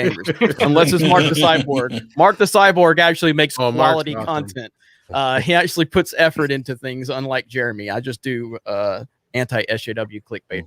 Did you ever get that popping on that new mic of yours fixed, Jeremy? I don't know. I cannot look. I bought a really nice computer because I was having issues streaming video games. So I bought like a mega rig, and for some reason, then I went and bought a Shure mic. So I've got all this expensive stuff. But when I do a screen share on StreamYards, it does this audio popping every time I do a screen share. I've replaced all my wires. I've went into I've done everything I know to do. I don't know if it's something with the custom rig that I bought. I don't think it is, but I'm still trying to figure that out. So that's why I don't host a lot of streams with StreamYards on the main channel, just because I have so many problems with StreamYards. Zoom doesn't give me the problem. I've emailed StreamYards about it. I'm trying to figure it out. I'm not sure what it is. So weird. So if anybody has any suggestions, let me know. Shoot me an email. A popping Jeremy, noise means it's probably a cord. That's like I said, I've replaced all of my wires. So I It may don't just know be in the exactly wrong. what it is, I so. don't know. Yeah, that's weird. Yeah. But either way, if anybody has any suggestions, just let me know. But again, thanks to everybody. Pleasure talking to all of you. Have a great stream, and let me know if you need anything from me, guys. See you, Jeremy. Thanks so much. All right. Take care, Bye. man. Take care, sir. Bye. Bye. All right. Let's get back into some super chats, Andre. What do you Yes, say? let's. We have a huge backlog. So we're going to get into that again. The Fessman 93 said for £5 I can thank Tom Rothman for finding me through the Fantastic Four IMDb. Oh, awesome. IMDb are there. Steve Jacques sent a microphone super sticker, and Cultured Casino points out that he did not ask us to get his moves out. He did so anyway. So, yeah. And Kip Industrial Light and Illusion sent us Unicorn super sticker, and Wyatt Holiday says, congratulations on 200K, and much love to Mandy, Tom, Mary, and Cecil. CG for life. Lord Trinan says, in the future, will Midnight's Edge ever have their own website? I ask because groups like Disney are putting pressure on YouTube to silence certain voices. We are going to be on alt tech platforms at the very least, on website, possibly some kind. It's not an immediate priority, but we'll see. We actually have a domain, Web domain or whatever. Yeah, we have that. We just haven't done anything with the just everybody I've turned to for help has just disappeared. Just use it for email so far, but we have a domain. It's a pretty cool one. It's midnightsedge.me. Awesome as that. That's great. It's not quite pornocopia though. Yeah, well, One day. One day. When you get 1 million subs, and you can buy Cornucopia. It'll Yeah. pay for itself, Rob. Believe me. And Matt G sent us a unicorn super sticker, and Jack Hudson says, "Congrats to Midnight's Edge for 200k subscribers." Legion Steve sent us a $10 thumbs up super sticker. Thomas Gilkey says, "Congratulations on the growth. Loved the stream yesterday. Hail to all, much love to all. Wine is on me when you all come to Massachusetts." I'll hold you to that. Nice. And Jakob Romanski says, for 25 Polish zloty, "This is the first time I'm ever sending a super chat, but it couldn't go to nicer people. Hail everyone and stay great." Thank you, Jakob. Kit Kat. He probably sent sent that when I wasn't on the stream. Sorry. Well, don't be a stranger, Jakob. And Kit Kat sent us a 10 British pounds super sticker. And Johnny David says, "Congratulations and thanks from Western Australia." Zach K says, "Congrats on 200k." And the Hijabi Gamer says, "Count me in on the gaming. I do video games." Yeah. Of course you do. Yeah, we'll count on you for that. Steph Annie sent us $24.99 saying, "Congratulations." Thank you. And Cookie Shaman says for $10, "Now I know why I made a spur of the moment banana layer cake with cream cheese frosting yesterday. It was for your 200k celebration. Congrats. I love you all. By the way, do you need a baker on staff?" Just kidding. I could do with some cake. So yeah, let's see. Daniel DM Bomb 63 says, "Congrats. I saw RMB's rant on new Star Trek.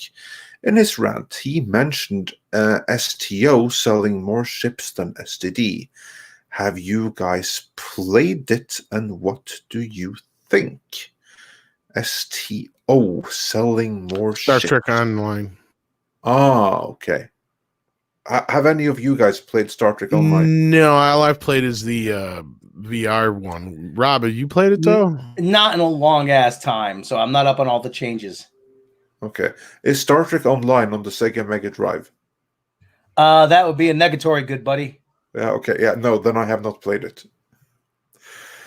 And Cesario JPN says, "Quicksand porn isn't the end of it. There is porn of women stuck in mud. No joke. And there are more fucked up porn out there. Don't Google." Rob, don't get ideas. Too late. Yeah, I was afraid of that. Golden Melody 722. Look, there's a reason why I have to tell him it's the end of the internet, or he'll look all this other shit up. Says, "Congrats. Glad to be a fan of such a sweet, smart, funny people. Really enjoyed seeing Nick here yesterday. Thanks for keeping me company during tough times." Oh, absolutely. And we're so glad that you choose to allow us to keep you company in any times, and we hope that they will be better. Freakadelic says for $10, "Baffled why Snyder put Aquaman in Justice League. A guy who loses half his powers when literally out of his element, and at best is like old-timey soups before he could fly plus pitchfork. What could he have been thinking?" I can answer that. It wasn't his choice. It was a studio mandate.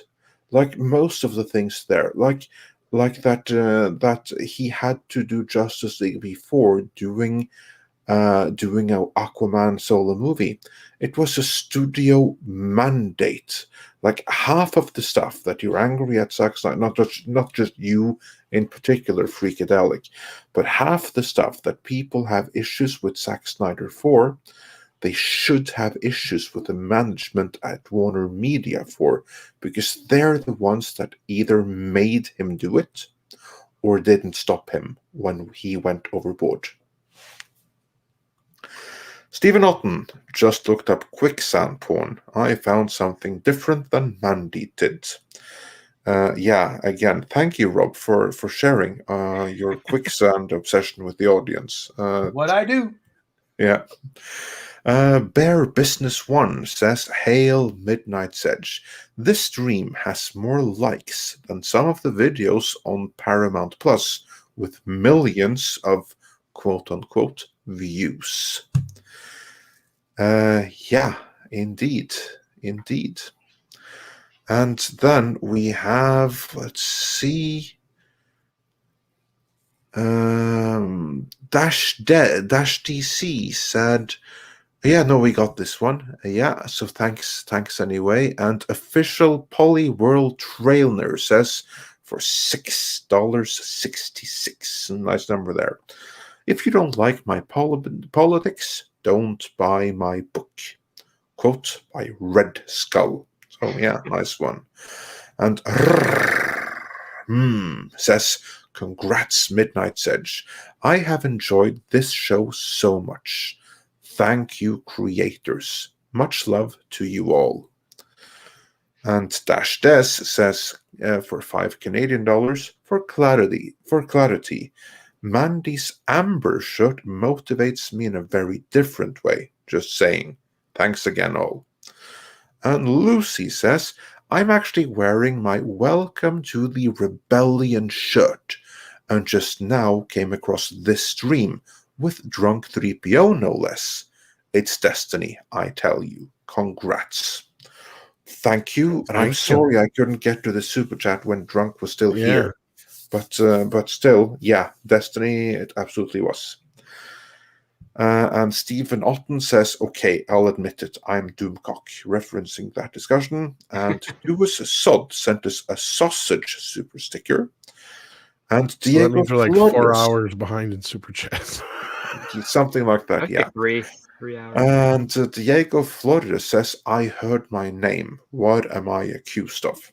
Being a valued member of Midnight's Edge Espanol." That's the accusation.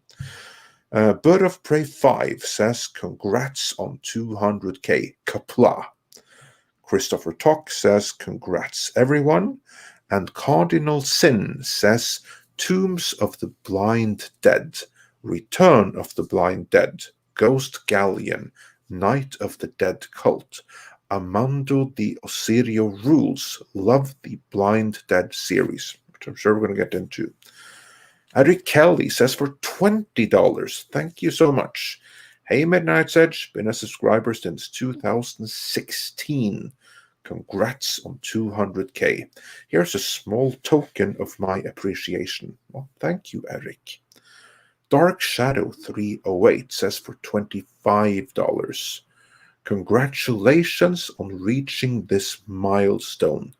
Thank you for being a light of positivity during this dark time in pop culture, for encouraging open and honest discourse, and especially for being true leaders of the fandom menace. Hail Midnight's Edge." Well, thank you. Don't know about the true leaders part, but thank you for the sentiment. Much appreciated. Infinity Flare says, "Congrats on 200k, Midnight's Edge. Andre, have you read the latest Savage Avengers? Hail to the King Baby."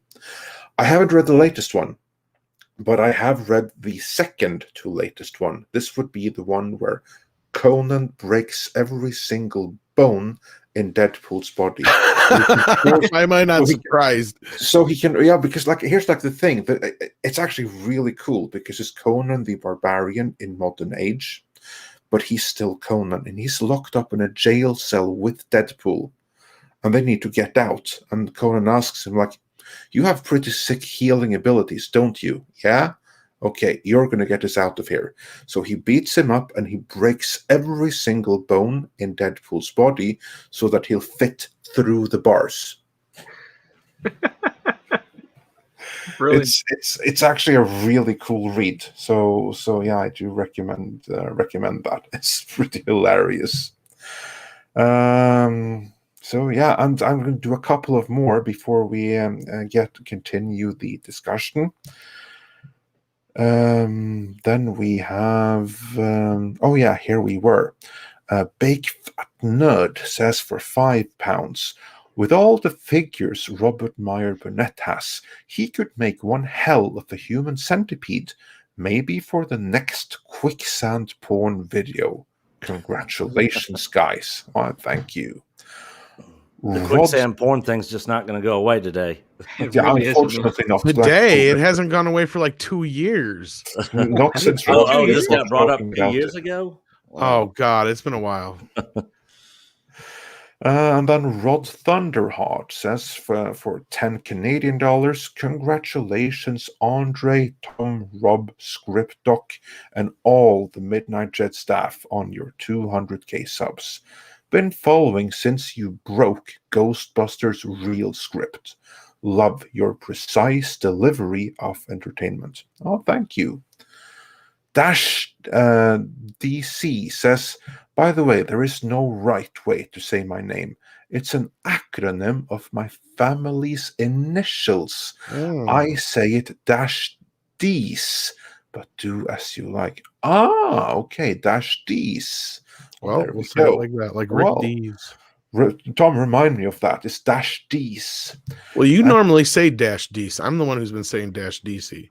Yeah, I know. Like I learned from you. I picked up like the. Yeah, you do too often and don't. Yeah. Unless I tell you.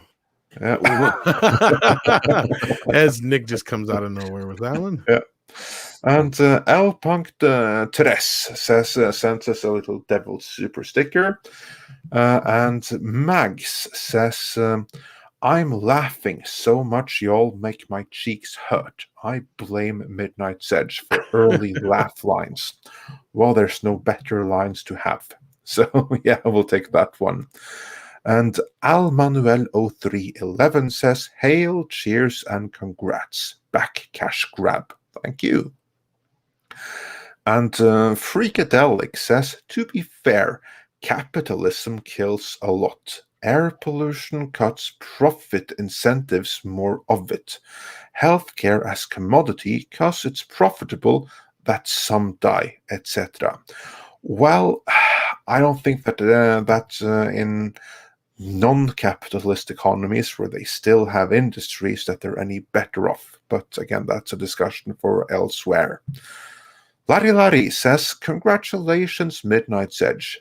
Best source of news, information, entertainment, and personality, and music.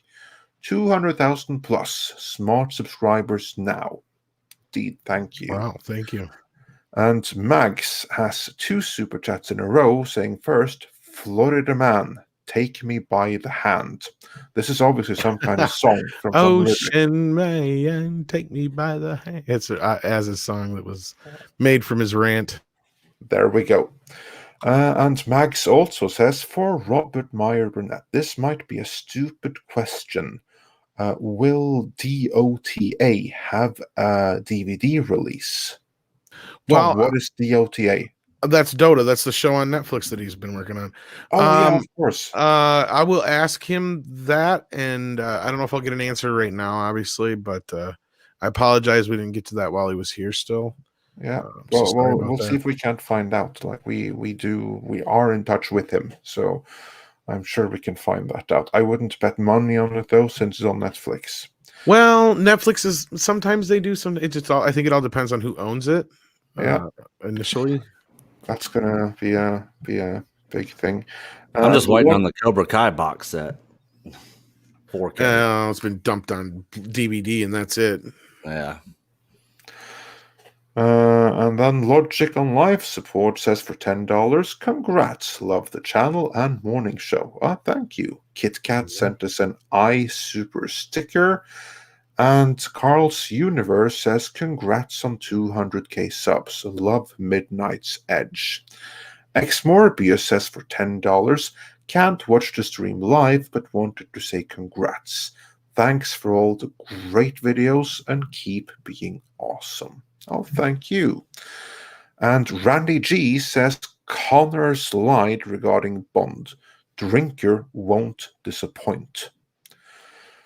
I'm not sure what that means. I was trying to. I don't know either. Figure out what that meant. It can mean so many things. I'm sure we'll find out as we get back into Bond. Durao On says for €5. Congratulations, guys. Thank you. And Goddess of Whim 2003 says, been riding with you guys for a while. Love this channel and everything you've done across YouTube. I feel honored to be called a friend on Mead. Congrats. Thank you, dear friend. Kauftron says for $5, Hail Midnight's Edge and 200k. Broadcast media looks ridiculous now compared to all excellent fans turned creators like yourselves. Best wishes. Well, thank you. And Hillis Mallory says, one of the emails AMC sent me has a logo for AMC Dine In. I want to know where these are. Yeah, you guys tell me. I have no clue. Google, I guess, is your best friend on that one. I don't even know of any around here, but I've been hearing them, and I'm assuming they're to compete with the Alamo Draft Houses. Probably, yeah. And Nelson Chereta says, proves one thing. Mecha Godzilla is a money maker. And Sino Bit says, I'm all for releasing episodes of Midnight's Edge in theaters the same day it comes out on YouTube. And Stephanie Yanni Sex Smuggler's Cantina has something to say about Mr. H's bodybuilder picture. Mr. H, hottie. And Ulrich Koll, another Norseman, says, Andre, I love the moment Ass lost control of the Toxic Femme Ass-only stream. Yeah, because the boss man is here. That's what I said then. Keep up the good work. And hi, Tom. How you doing? And then World Class Bullshitter said, gentlemen, congratulations. Let's race to 1 million, Tom.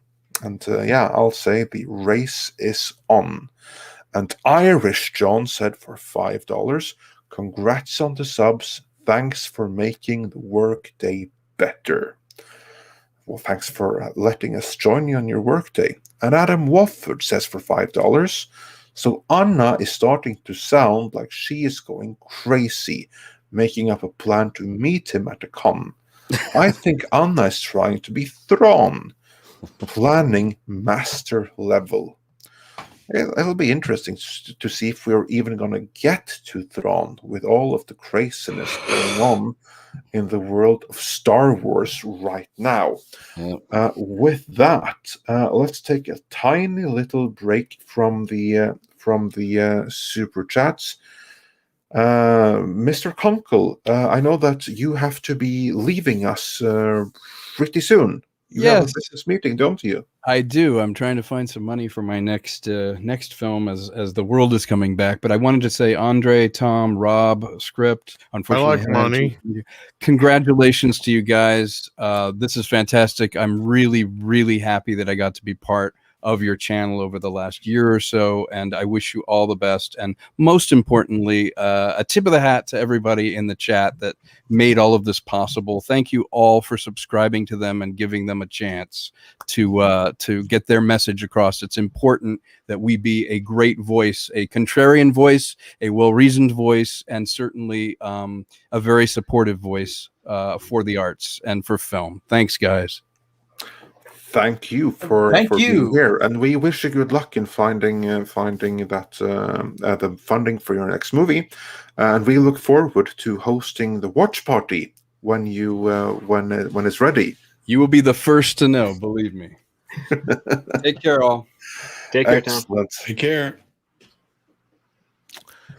Sorry, we missed the name of his new movie. It's called Gone in a Flash. Yeah, I think it's probably too early to share the name of it before the funding is in place. I think that's like the point when he can start talking more publicly about it. So yeah, no, we mentioned Star Wars, and Thrawn. Do you think we're going to get Thrawn on screen, as was teased in The Mandalorian? But will that happen now with the Gina Carano gone? I think they need to get Thrawn. I think that needs to be the center of the next trilogy that they decide to make. If it's done right, that's what I would want. Yeah. Yeah. Yeah, I agree. Wait, aren't they going to get Thrawn into the Ahsoka TV series? that way. Yeah, more than likely. We actually talked about this whole thing on our stream today. But there's been several articles that have come out, rumors going around, but it's kind of, there a lot of the articles are talking about stuff that's pretty much been hinted at. But I'm pretty much convinced that Thrawn is going to make his first appearance live action on the Ahsoka show, and he's probably going to be tied into a lot of the other shows that are happening around that same time frame. Whether or not any of that stuff ever makes it to the big screen is still to be seen. But I think he's pretty much going to be the next big baddie in this timeline. Right. In this, let me just take this opportunity to say that I'm pretty happy if they don't make any Star Wars big screen movies for a long time. Yeah, they could just let that sit there for a long time, as far as I'm concerned. I don't know about you guys. If you let the problem sit there, it's still a problem when you get back around to it. So no, but I mean, you don't make a movie just to fix another movie. You're not making it to fix anything. You make a movie when you have a great idea. Like, I really want to fucking tell this story. Right now, they've just been putting out forest fires and trying to fix shit. But the next movie's just worse than the first one, and it's like. No, they do need an original. They do need an original like idea and an original story to tell. Yeah, they thought that they could just put out movies and make money automatically, and the trend was downward. Yeah, that didn't make any. That was like the most evident with Disney of all of the major studios who were actually like putting out movies. They just thought that they just dropped Star Wars. It didn't even have to make sense. It didn't have to really be cohesive, but it would still do. I mean, they still did $1 billion, no lie. But like the brand's image is completely like tarnished. It's so dull. Right, but while Marvel movies made more money every time, their movies made less every time. Yeah, they were on the downward trend for sure. Yeah, and I also think that if you've noticed, if you've kind of watched what Disney's done with their Mandalorian series and the movies, that they've kind of cherry picked somewhat out of the EU bits and pieces here and there, and I wouldn't be surprised if they use Timothy Zahn's Thrawn trilogy is sort of like a rough outline, not to get specifically to tell that story, but I think they might cherry pick stuff out of that, maybe change some characters around. Of course, Ahsoka is going to be involved. Ezra's probably more than likely going to be there as well. Sabine Wren is more than likely going to be involved, and they're probably going to take aspects of that, I would guess. It's just speculation on my part at this point, but I think they might just cherry pick a lot from that Thrawn trilogy, because they know that the fans really like that series, and they are starting to re-release those books. That's right. So the Heir to the Empire book is being reprinted, re-released, and that book came out when I was in middle school. I don't even know what those books are called. I just remember that I read them. I remember. Yeah, Heir to the Empire was the first one. Yeah, okay. 7 years ago. I just remember reading about Thrawn, and he was all cool and everything. It's very vague to me in my memory. The audiobooks. You should go listen to the audiobooks. Yeah, I got the audiobooks too. The audiobooks are awesome. Amazing. Darth, and if you guys have not heard of Darth Angelus, he's actually animating the Thrawn series. He just dropped chapter 12 of Heir to the Empire, but he's animating the whole book, each chapter by chapter, and you can actually go just watch it on his channel. Yeah, he's using. I think he's using Unreal Engine to do it. I think so. Yeah. Unreal 4. So, but he's doing a good job. It's pretty nice. Yeah, he does live streams where he goes through his editing process and is, you know, getting all the models and stuff in there. And it's fairly well done for, you know, just a YouTuber. A purely like fan project. Just doing it by himself. Did you guys like the little Ghostbusters teaser? Oh, the Paul Rudd one? Yeah, that was cute. Yeah, it was cool. It makes me want to see more of it. Yeah, I thought that was I was curious, like after the first trailer, what the direction would be as to like how that what it was, you know, how they were going to frame the next storyline, and I mean that's a good aesthetic, having the, you know, playing that a little bit. It's kind of like they integrated those puff. What is it? What's that? What's the little monster called again? The Stay Puft Marshmallow Man. Yeah, the Stay Puft Marshmallow Man. That was like my favorite character when I watched Ghostbusters growing up. Yeah. So did this just drop today? Yeah, I think so. Yeah. It had a little bit of it had a little bit of the same feel as like the opening scene to Ghostbusters in the library. Yeah. Yeah. Yeah, what I liked is that it didn't seem to be like overexposed. Just like you say, just like you said, script. It seemed to be filmed a little bit like a horror movie, just like that opening screen of the library, which is cool. And of course, then it became something like scary and cute at the same time in the end. So. I mean, the Marshmallow Men are making the s'mores for because they're killing themselves for it. I mean, the opening scene in Ghostbusters just served to set the tone. Yeah, it was a brilliant move. It doesn't really have anything to do with the rest of the movie. It's just here's the tone. Now you understand, right? That's what they're telling the viewer. You understand how this movie is going to be. You know what the best part is I think half that scene was improvised, and it's just kind of a fuck you to Paul Feig. Now, we're not talking about the 2016. No, I'm serious, because I think that first part is all Paul Rudd improvising. Yeah, I have no idea about that, but I mean, it really sets the tone. Like, okay, here's the library, and it's all spooky, and now you know you're just gonna have to accept ghosts for you to enjoy this movie. Yeah, basically, you're going to have to go with it. Otherwise, it's all done. Yeah. That was smart. Yeah. Yeah, I'm interested. And we, of course, we're obviously interested because we're at 200K now, and the big reason for that is actually the Ghostbusters. They were the ones that like lifted us from 4,000 up to like 50, 60,000 something. That was the Ghostbusters coverage. So of course we're gonna be all over that when that comes out. But I want the movie to be good.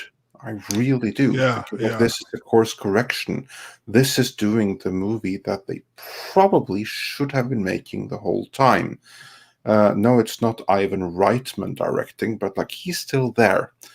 He handed it to his son, which is like, yeah, there's some level of nepotism there, but it stays in the family, I guess. So, yeah, but his kid has also proved himself, though. Yeah, like people actually. He's Jason Reitman has been knocked down in Hollywood more than I have, and he's. And Thank You for Smoking is a fucking amazing film. Yeah, really great movie, actually. Yeah, someone else who is really great, but who sadly has to bow out is Uche. Indeed, yes. But I'd like to thank you for joining us. No, man, thank you. I appreciate you guys. You guys have always welcomed me on the show. You've always had an open arms. The chat, the whole community's had an open arms whenever I come on here. So, congratulations on hitting that 200,000 landmark. Yes, it's all the arrow is pointing directly up. I love you guys' little exposés that you do. I used to get notifications on those at one point when y'all would drop new little 10, 15-minute exposés. I loved them. They're great stuff, great content. So, awesome. Best wishes for the future, and appreciate everybody here on the panel as well. Script. Yeah, nice meeting you, man. I love you too, Uche. I generally do. You're always got great opinions and great takes on stuff, and I love your enthusiasm, man. It's great. It really is. No, you guys are awesome. I really appreciate it. Really appreciate it. So I will be off with that. Hope everyone has a wonderful evening. Take care of each other. Take care, man. Peace Yeah, out. take care. Thanks for joining. Take care, Richard. Yes. Thank All you. right. And I'm going to take advantage of the situation and get caught up on some more super chats. Yes, indeed. Brightest day, says Henry Cavill. Obviously, to get some reaction from Anna, who isn't here anymore. So sorry about for that. not catching that at the time. DG Akuma says for $10, got news from WrestleMania. Apparently, there's talks of a new Terminator with Dwayne playing the role. Sorry, Rocky boy, but haven't you heard? Terminator is dead. Genesis and Dark Fate killed it. This is the first time I hear of it. I would have hoped that Skydance had lost sufficient money that they're not going to try that again. Because Skydance and the brother sister billionaires owner behind that are the ones that made those movies happen. Both of them. So luckily, I keep hearing rumblings, but yeah, it all boils down to no money. Yeah. Of course, they have money to burn, but how much more good money are they going to throw out after bads? That remains to be seen. Eric K says, congrats, and no notifications given. I see what you did there. And Geeky Pixie says, happy anniversary, Thank you, Midnight Geeky Edge, Pixie. and for many more. Thank you. Sander Hammerstag sent a little green fruity thing with boxing gloves. I think it's a pear. A pear thing then with boxing gloves super sticker, so thanks for that. And Mecha J says for $10, congrats on the 200K. You guys earned it. Ever since I found Midnight's Edge, this channel has provided me a lot of insight in the entertainment industry. Keep up the great work. Thank you, and we intend to. Aiken says for $7.99. Congratulations on your 200K. It's heartening to see genuine fans of entertainment helping us to break through the spin. We do our best. Hyde 1352. Congrats, Mead. Tom, hope family is okay from whatever happened Monday night. Here's to many more jokes, joys, and aggravating shows to come. Tom, is the family okay? Yeah, nothing happened to the family. What it was all the internet service and phone service went down for the entire Tri-County or further area. And nobody can give anybody an answer what the hell happened. And it was out for almost 4 hours, and it was both the phone and the internet, so it was just strange. Couldn't get a phone call out, so I couldn't even get a hold of Andre or anything to get a hold of him or anything. Is there a supervillain that operates in your state, Tom? That No, but I thought I was protected by Doomcock, so Well, you may have a rival. yeah, Yeah, someone I'm might sure he be has trying a to few. lay a claim. Yeah. But with that, Nick of Echo Base has to jump out and take care of some things. So we want to thank you and, of course, Coach as well for hopping in earlier. And check out your guys' channel. You guys got anything coming up you want to plug real quick before you head out?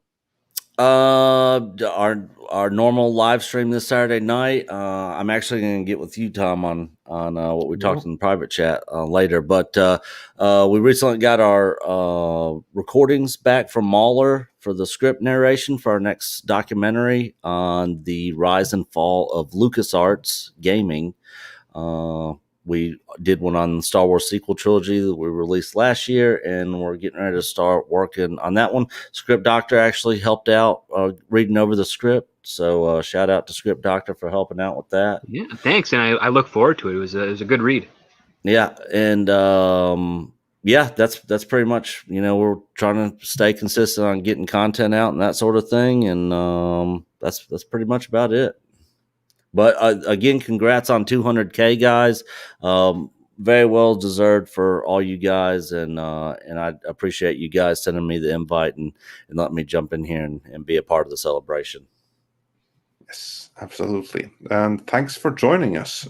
So glad to have had you come join us. You're always welcome. Awesome. Thank you, guys. We'll talk to you later. Take care, Nick. Thank you, Nick. All right, bye. Right. All right. Yes, and then back to where we were. Digi Akuma says, oh yeah, forgot to say this. Congrats on your 200k subscribers. And since I saw that this is one we actually can bring up, we have KitKat saying, glad to see you all still going. As a loyal arch-villain, I switched to Overlord's arch-villain stream. Glad to be back with you. Oh, we're glad to have you back, KitKat, and we hope you enjoyed the Arch-Villain stream. And of course, we're going to have our own streams like that now before long for members. I forced Andre to sign something that he will be there. Yeah, exactly. I made him. I said, you have to do this. You can't not. Yeah, so I actually look forward to it. That's going to be great times. And if he doesn't, then I might just kick a puppy or something. I don't know. And then I would kick a puppy. Then we have Martin Mayer, who says, for 200 chess krona, dear Midnight's Edge, wishing you all the best. Subscribed since 30k and remembering the early days when I was complaining on Andre's voiceover in the videos and appreciated Rob's instead, until I've heard him singing in Mead intro. Well, you know. Alrighty. And we got one we can bring up right now on screen here from Dash Dees. Yes, says, I'm just rereading Twilight Company, not Shakespeare, but not bad at all. Why is it always so hard for the extended universe to be just good? Books like Rogue Squadron and Wedge as the main character. Their whole aversion to anything in the past has everything to do with the politics that we talk about, making things safe. When anything's created or from a time or an era that isn't what they consider safe, they will tear it down, disregard it. What does the word safe even mean anymore? It's losing meaning. Not white. Well, it's also that. It's like they're killing the competition of their own brand. It's like, oh, people are just going to compare it to the books, and if we say the books don't count, then they can't compare it. And it's like, that's not how it works with people who buy products. Fucking hell. Yeah, I'm starting to dislike the word safe for much the same reason. I know. It's like, it doesn't mean anything. It just means... It means mollycoddled. That's what it means. Yes, exactly. I don't want to have anyone disagree with me ever. Yeah. That's not safe. Safe is not. It's when you're not eaten by a fucking bear. I suggest that we all start replacing the word safe with infantilized, because that's what they actually mean. That's what they do. They infantilize. I agree. Or childproof the world, to steal a quote from Bill Maher. Even though, but the infantilize is very appropriate, because that's exactly what fits the definition, their definition of a safe space. Because a true definition in the writer's room of a safe space is you say anything you want and it doesn't leave the room, because you're trying to figure out characters, whether they're good or bad or something in between. And so you have to experiment and get out of your comfort zone. And we make a safe environment so that we're not going to hold you accountable for your words, because you're trying to solve a problem, which is creating an evil character or something of that nature. That's the true safe space. Sure, but it isn't, because someone's going to leak it. Well, I mean, that's part of the code, is like, well, because that's what happens in a writer's room. You have someone who's like, okay, we're writing a racist character, so what are the racist words we're going to make them say? Like, and you're not going to be held accountable for that, because again, you're putting words to a character. But in current day now, if you were to do that, just like what unfortunately happened to Walter Mosley, he's going to get a report to HR, and then he's just going to walk away. So, which is the exact opposite of it. That'd be the infantilizing. Yeah. It's crazy. It is. And it's weird, because you need a bad guy to be fucking bad. He can't be politically correct and a serial killer at the same time. It just doesn't work. Well, Right? it's just that could work, but it'd just be very peculiar. It'd be The fucking weird. politically correct serial killer. He's like, Yeah, you're you not know what? politically That correct. actually Okay. does Yep. remind me It still of wouldn't make something. him good. That's my point. Like Exactly, you need the yeah. bad guy to be bad. Yeah, and to do that, you have to go to a dark place. Sadly, Yeah. and you got to be able to experiment and think about things in a way that's not normal in order to really get across that badness for that character. So you know, it just boggles my mind because I mean, I understand what's going on and I know what's happening, but just the whole thing where they're just trying to pretend like, you know, there hasn't been diversity in films all this time, or at least done better up to this time, and that's all it is this grand crusade to try and do better than the past has, and they can't. They know they can't, and that's why the past has always been respected prior to that. And I've never seen so much disregard for the past, so much disregard for elders and experience.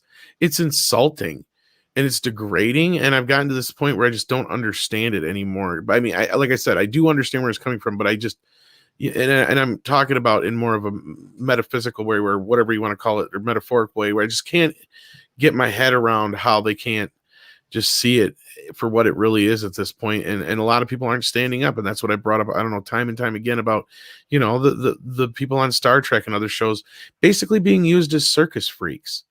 You know what? The only time this shit's going to stop is when when they stand up and say, "Wait a minute!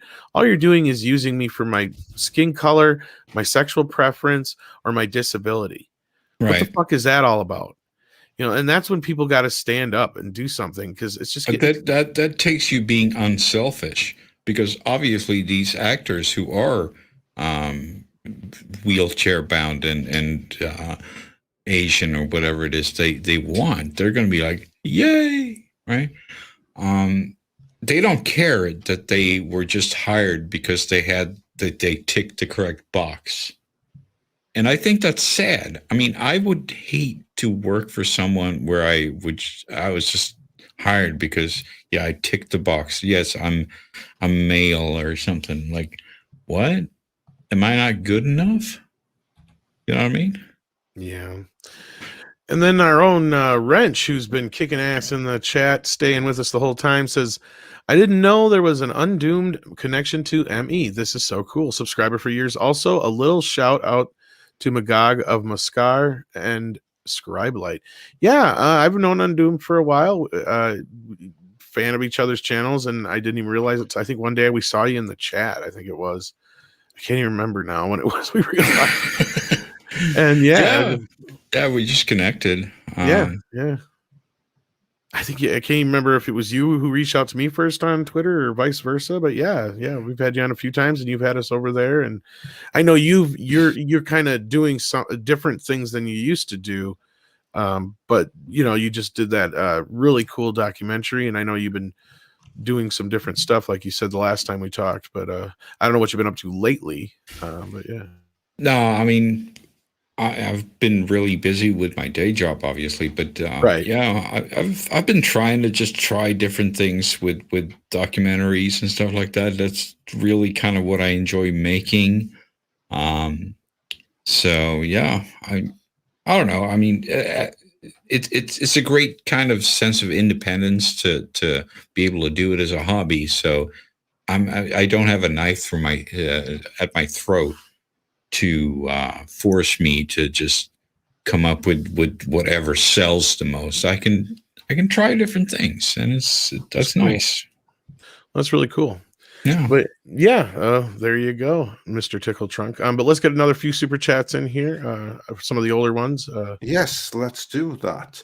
The next one is from Brain Shark, who says, for $11.11, congrats, Midnight Sedge. Hail, suave accent Andre.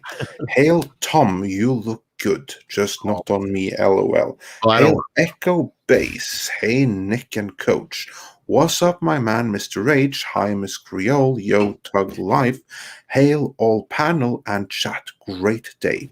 Well, thank you, Brain Shark. And sorry we couldn't bring this up sooner, but thank you for the support, and indeed have a great day.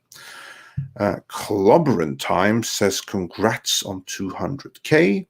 Hologram Nunchuck says, congrats on 200K. By the way, the intro beat to your videos is great.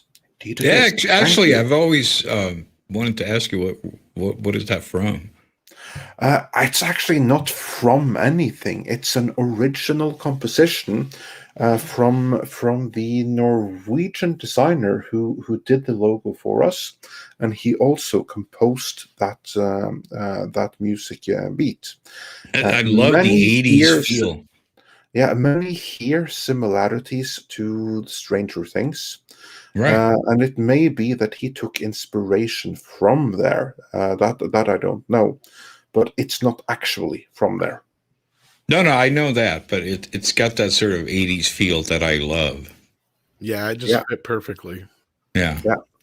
So very, very happy with that intro. That's which is funny because we have a version of that he did first without that music, and it's just so weird to see that version because it's almost exactly the same, and it is still on some of our older videos. But all it is the door opening up and then the, but there's no yeah. It's become so synonymous with it now. It's weird because I just happened to watch one of our videos the other day getting ready for this thing that had that intro on it. I'm like, oh, weird. Right. Indeed. And then we have a super chat we actually can bring up on screen from recent channel member Jedi6, who says $25. Thank you. And says, congrats. Super chat is for the panel because I appreciate men with high class, big brass, pretty little liars in a row type of stamina. Men with no cash, so crass, tie it up in a bow type of devotion to their channel. Bravo, Jedi 6, indeed. Thank you. Someone's a big fan there. Yes, she is. Yes, she is. And then Dash DC also sent another one in here that we can get on screen. I run with scissors, use lead-based paint, and run upstairs. No 15-year-old makes me safe from that on Twitter. I feel so excluded. Koala in the rain. Yeah, well, the koalas will be making an appearance. Actually, since you remember, you can actually get koala emojis. But before we can have like the real thing, we also have another one here from Credsox05, who says, congrats on the 200K. Wish you the best and many more subs. Oh, thank you. Thank you so much. Indeed. And we'll be getting some more emojis up soon, I hope. Hint, Andre. I've already maxed up. I've filled up all the 13 that we can. Oh, yeah. 13 you got? Wow. 13 we got. Oh. 13 is up there. So we're all maxed up. Damn it. And then Hologram Nunchuck says, congrats on 200K. Oh, yeah, we got that one. The intro beat is great. So, yeah. And then Tom, you're going to have to do this one. It's from the Twicky Kid. So I'm going to put it in the private chat. And then you can read it. Because I can't. All right. What's your secret to functioning with little to no sleep? Keep up the great work. Beady, beady, beady. I don't do the beady, beady, beady as well as, well, probably better than you do. You could do them better than me. Tom, what's your secret? Stress. That's actually a very good answer. Like, because I don't get I'm not on so many streams, but I don't get much sleep either, actually, because like all those videos and editorials, Tom edits them, but they don't write themselves, let's just say. And my secret is I'll sleep when I'm dead. Yeah, that's my secret. What's yours? That's pretty much it. Or at least until I get a couple of assistants, a housekeeper, stuff like that. Yeah. Maybe an editor or two. Just get a staff, like a full staff. I need a staff. I do need a staff. I can't afford it yet, but I need a staff. Right. Yeah. Well, we'll see what we can do. Until then, we'll just have to make do without sleep. And on that note, Toxic Man Flu, which is something that we have to stay clear of, says for $10. Thank you so much. I think Geode is Mikey Spock in the Star Wars universe. And on that sad note, congratulations. Thank you. And Mags has a great idea. We need a Geode googly-eyed emoji. Rob, we're going to need a picture of your custom Geode toys. He's not listening. He's watching quicksand porn. Yeah, probably. We'll make that happen, Max.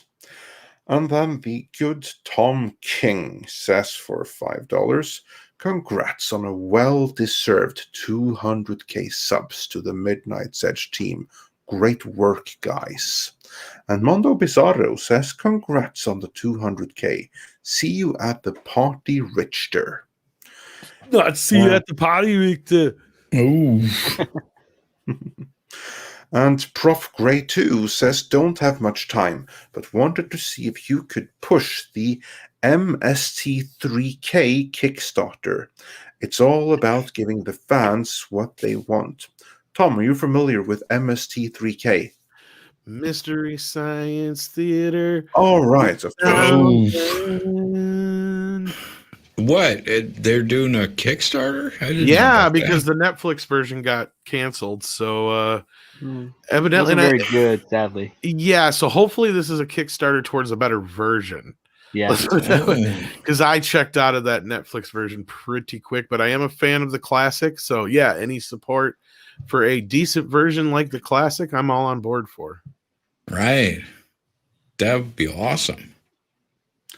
Well, I support that one. Yeah, go support it on Kickstarter. And Sci-Fi for Me TV, our good buddy Jason says the campaign is already at 2 million already. So I don't think they'll have much of a problem. Holy shit. Well, they got a hell of a fan base. Hell of a fan base. Like a 30-year-old fan base. Well, that's too. just it. And that's where I can't believe that Netflix didn't hang on to me.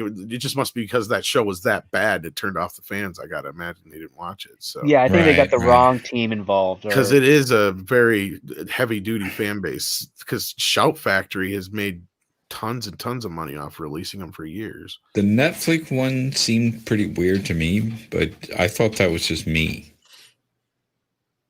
No, their first episode really turned me off. It just didn't feel like it had the same substance that the previous seasons and even the movie had way back. Right. I liked the movie a lot. Me too.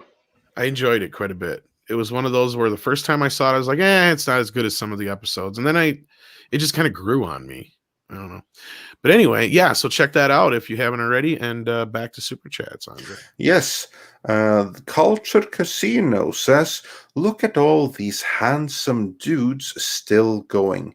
And Tom, love that you're going 4 hours plus. I love how I'm left 4 out of the hours. handsome dudes. We're nigh on 6 hours.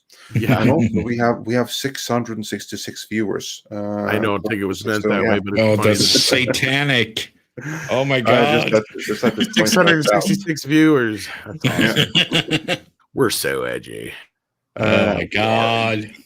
And then Kathleen Kennedy's 50-year-old fanboy, nice, says, congrats, gentlemen. We'll be joining you with my own channel soon.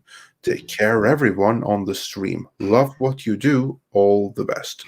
Well, thank you. And I look forward to seeing what kind of content Kathleen Kennedy's 50-year-old fanboy will produce. That should be a hoot. And then take Let me your guess, the dog. They get the dog in the end, right? Probably. Taker 610 has a question. Undoomed, you still on YouTube? More like doomed. Maybe I've never heard that one before.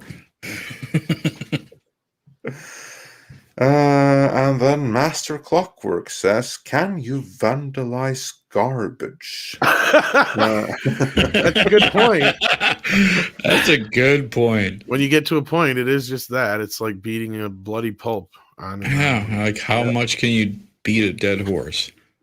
I think the glue is as far as you can go, as far as I know. Yeah, exactly. And Kit Kat just shoots one in here real quick. Says, nice to see all these brand new loyalty bands in the chat. Okay. I think you mean, I think Kit Kat, I think it's a she actually. Sorry if I'm misgendering, not trying to. I think talking about all the badges. Yeah, I'm so happy we finally got the whole thing together, because it was kind of an uphill battle for Andre and I, because we're boomers. And Yeah. Rob, actually, the weird thing is Rob is probably more technologically advanced when it comes to computer stuff than we are, but he still don't know how to use a phone. Or So weird. Or That's a mute the button. irony. And moving on from there, Roof Korean is John Galt, says for $5. Midnight's Edge content is on par, if not surpasses, the big media's content and info. Congrats on 200K. Thank you. Also, request hashtag 269 to interview S. Craig Sowler. That's actually a good idea. I actually wouldn't mind interviewing him. He's the director of Bone Tomahawk. We brought him up before, remember? Yeah. That would be pretty So cool. we may even know somebody who knows him. Yeah. So you never know. Never know. And Nemo Natus Sum says congrats. And Werewolf says congrats on 200K. El Gallo de Oro says congratulations on 200K, amigos. Then we got the one from Dash Des about Dash Dees. Thank you. I'm just rereading Twilight Company. Yep. We got that one, didn't we? Yep. Yeah. We're getting close to caught up now. We're catching up real quick now. Let's see if we've caught up with the rest there as well. I think we're close. Yeah, we are maybe have one or two in between there, but yeah, we may have. And then we got the one from Tickle Trunk. You got that one. We got the other one from Dan. We got the Jedi 6 Let's one. say if they're all ones we've gotten on screen, those are all ones that have come in since recently. So I think we've I think let's see. James T. Whelan says for $4.99, I waited till the end to send. I liked today's extravaganza and love listening to your shows. Very thoughtful and always informative. Well, thank you. We do try. Thank you. That was one we missed in between there. Sorry about that. But we got it. What's funny is there's actually some other guests I expected that either tried getting in and couldn't earlier, or didn't get a chance to show up. So yeah. With that, I want to thank all the new members too, by the way. Yes, indeed. And for all members, there's 2 videos up for you already. So new members, the perks, which are already up so far, are like the 2 first installments in the behind the scenes series detailing the exact origins and continued evolution of Midnight's Edge. And tomorrow we're going to have some Norse mythology up there for you. On that note, Master Clockwork says, so long, thanks for all the fish. So long, so long, so long, and thanks for all the fish. Let me see all those sad koalas in the rain that have no fucks to give. Come on. Let me see them all in the chat. Bring them up. Now that we can actually do them. Yes. And House Atreides, if you haven't found the bonus content, there'll be a community post tomorrow to link to them. I honestly don't know exactly where. It also depends on what tier you're. Yeah, it also depends on what tier you're on as well. So yeah, and the content is mirrored on Patreon. So if you're already a Patreon member, don't worry. That's up to you which one you want to be. So there you go. And then Ronan Blade says 200K congrats to Andre the Giant, Tom the Batman, and Rob the Kazoo. And with that, I want to thank Undoomed. I want to thank Script for coming in, of course. I want to thank all our other guests who came in earlier. Check out all their channels, of course. Undoomed, Script, anything you guys want to say since you're the 2 last men standing? No, I mean, this is really your day, so I really just want to congratulate you and say I'm also very proud of you, and I've been with you since almost the start, and I think quite this a is while. an awesome thing. So I'm just so happy. That's Well, pretty much it. Well, thank you for being here, man. It's always great when we do get a chance to talk. And of course, Script, you know, we love you. You're our fifth Beatle. We tell you that I all am the time. so honored to be given that title as the fifth Beatle because no, I loved your coverage. You're one of the first channels I saw when I heard all the CBS hoopla going on with Star Trek Discovery, and never imagined I'd be communicating with you guys in this way, and I'm so grateful to it. We've been great friends, had a lot of awesome and fun conversations on and off stream. And congratulations so much on the 200,000, well earned, and here's to another 200 in the future. Well, thank you. And Diego Flores comes in with a $5 Peruvian soul, or 5 Peruvian soul super chat, I should say. If there's exclusive content now, does this mean the Frank and Tom Rothman show will be a reality? You know what? Mead has to set up. I have to set up all the stuff over there yet. So you never know what Rob and I will do. And I don't even know if he's here anymore. He's either dead or watching porn. So there's such limited options for Rob's occupied time. Yeah, those are the only two. Indeed. And then we got a couple more in here. Let's see here. Matt G says, shout out to Mecca Random. She's part of this too. Yeah, she had her part in this. She does her own thing, but yeah. And Kit Kat says, looking forward to the Norse mythology. And yes, I'm a girl and American living in London. Are you sure you're a girl or are you a woman? I would imagine you're a woman. Because if you're a girl listening to this, you have horrible parents. Horrible parents for letting you listen to us. Horrible, toxic men. Boag sends in 20 and says, I missed the show. Congrats. Well, you can always back it up and watch it all the way through. And then I'm sure it'll be put up on the live archive, imagine. Andre? Yes, it will. It'll be on the Midnight's Edge live archives. As soon as you take 10 years to cull everybody's, to get everybody's links together and everything too. Yeah. Yes, exactly. So that'll be up eventually, I'm sure.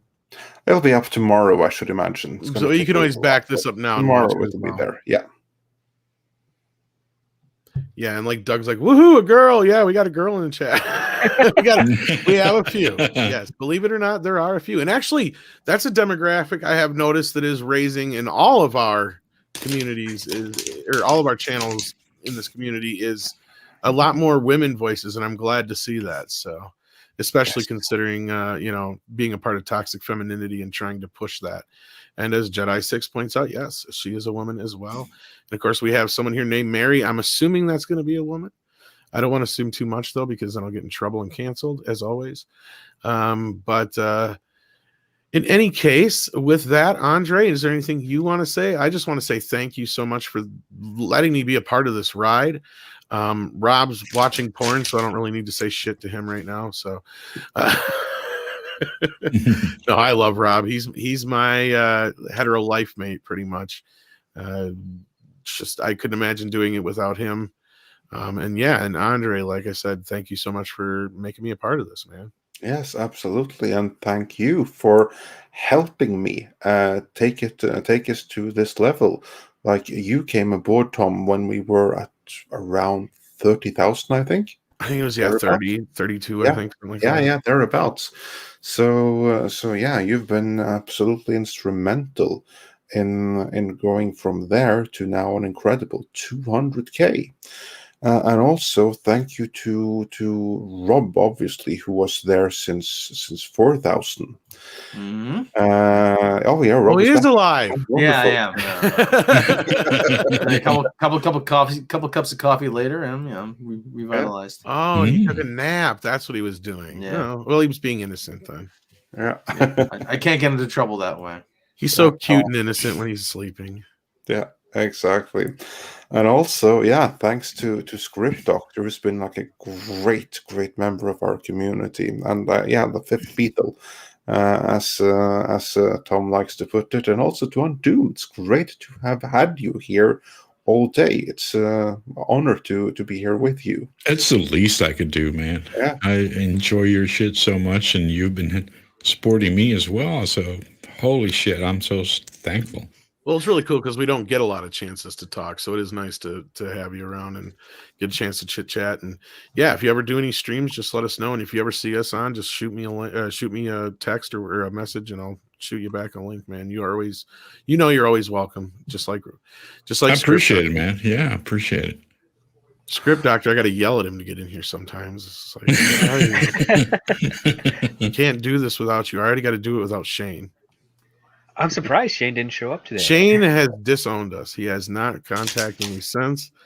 I don't know why, but I don't think a horse can change the color of its fur. That's all I'm going to say. Yeah, not with any level of ease, at least. That's for certain. Not without a shit ton of hair dye. Yeah.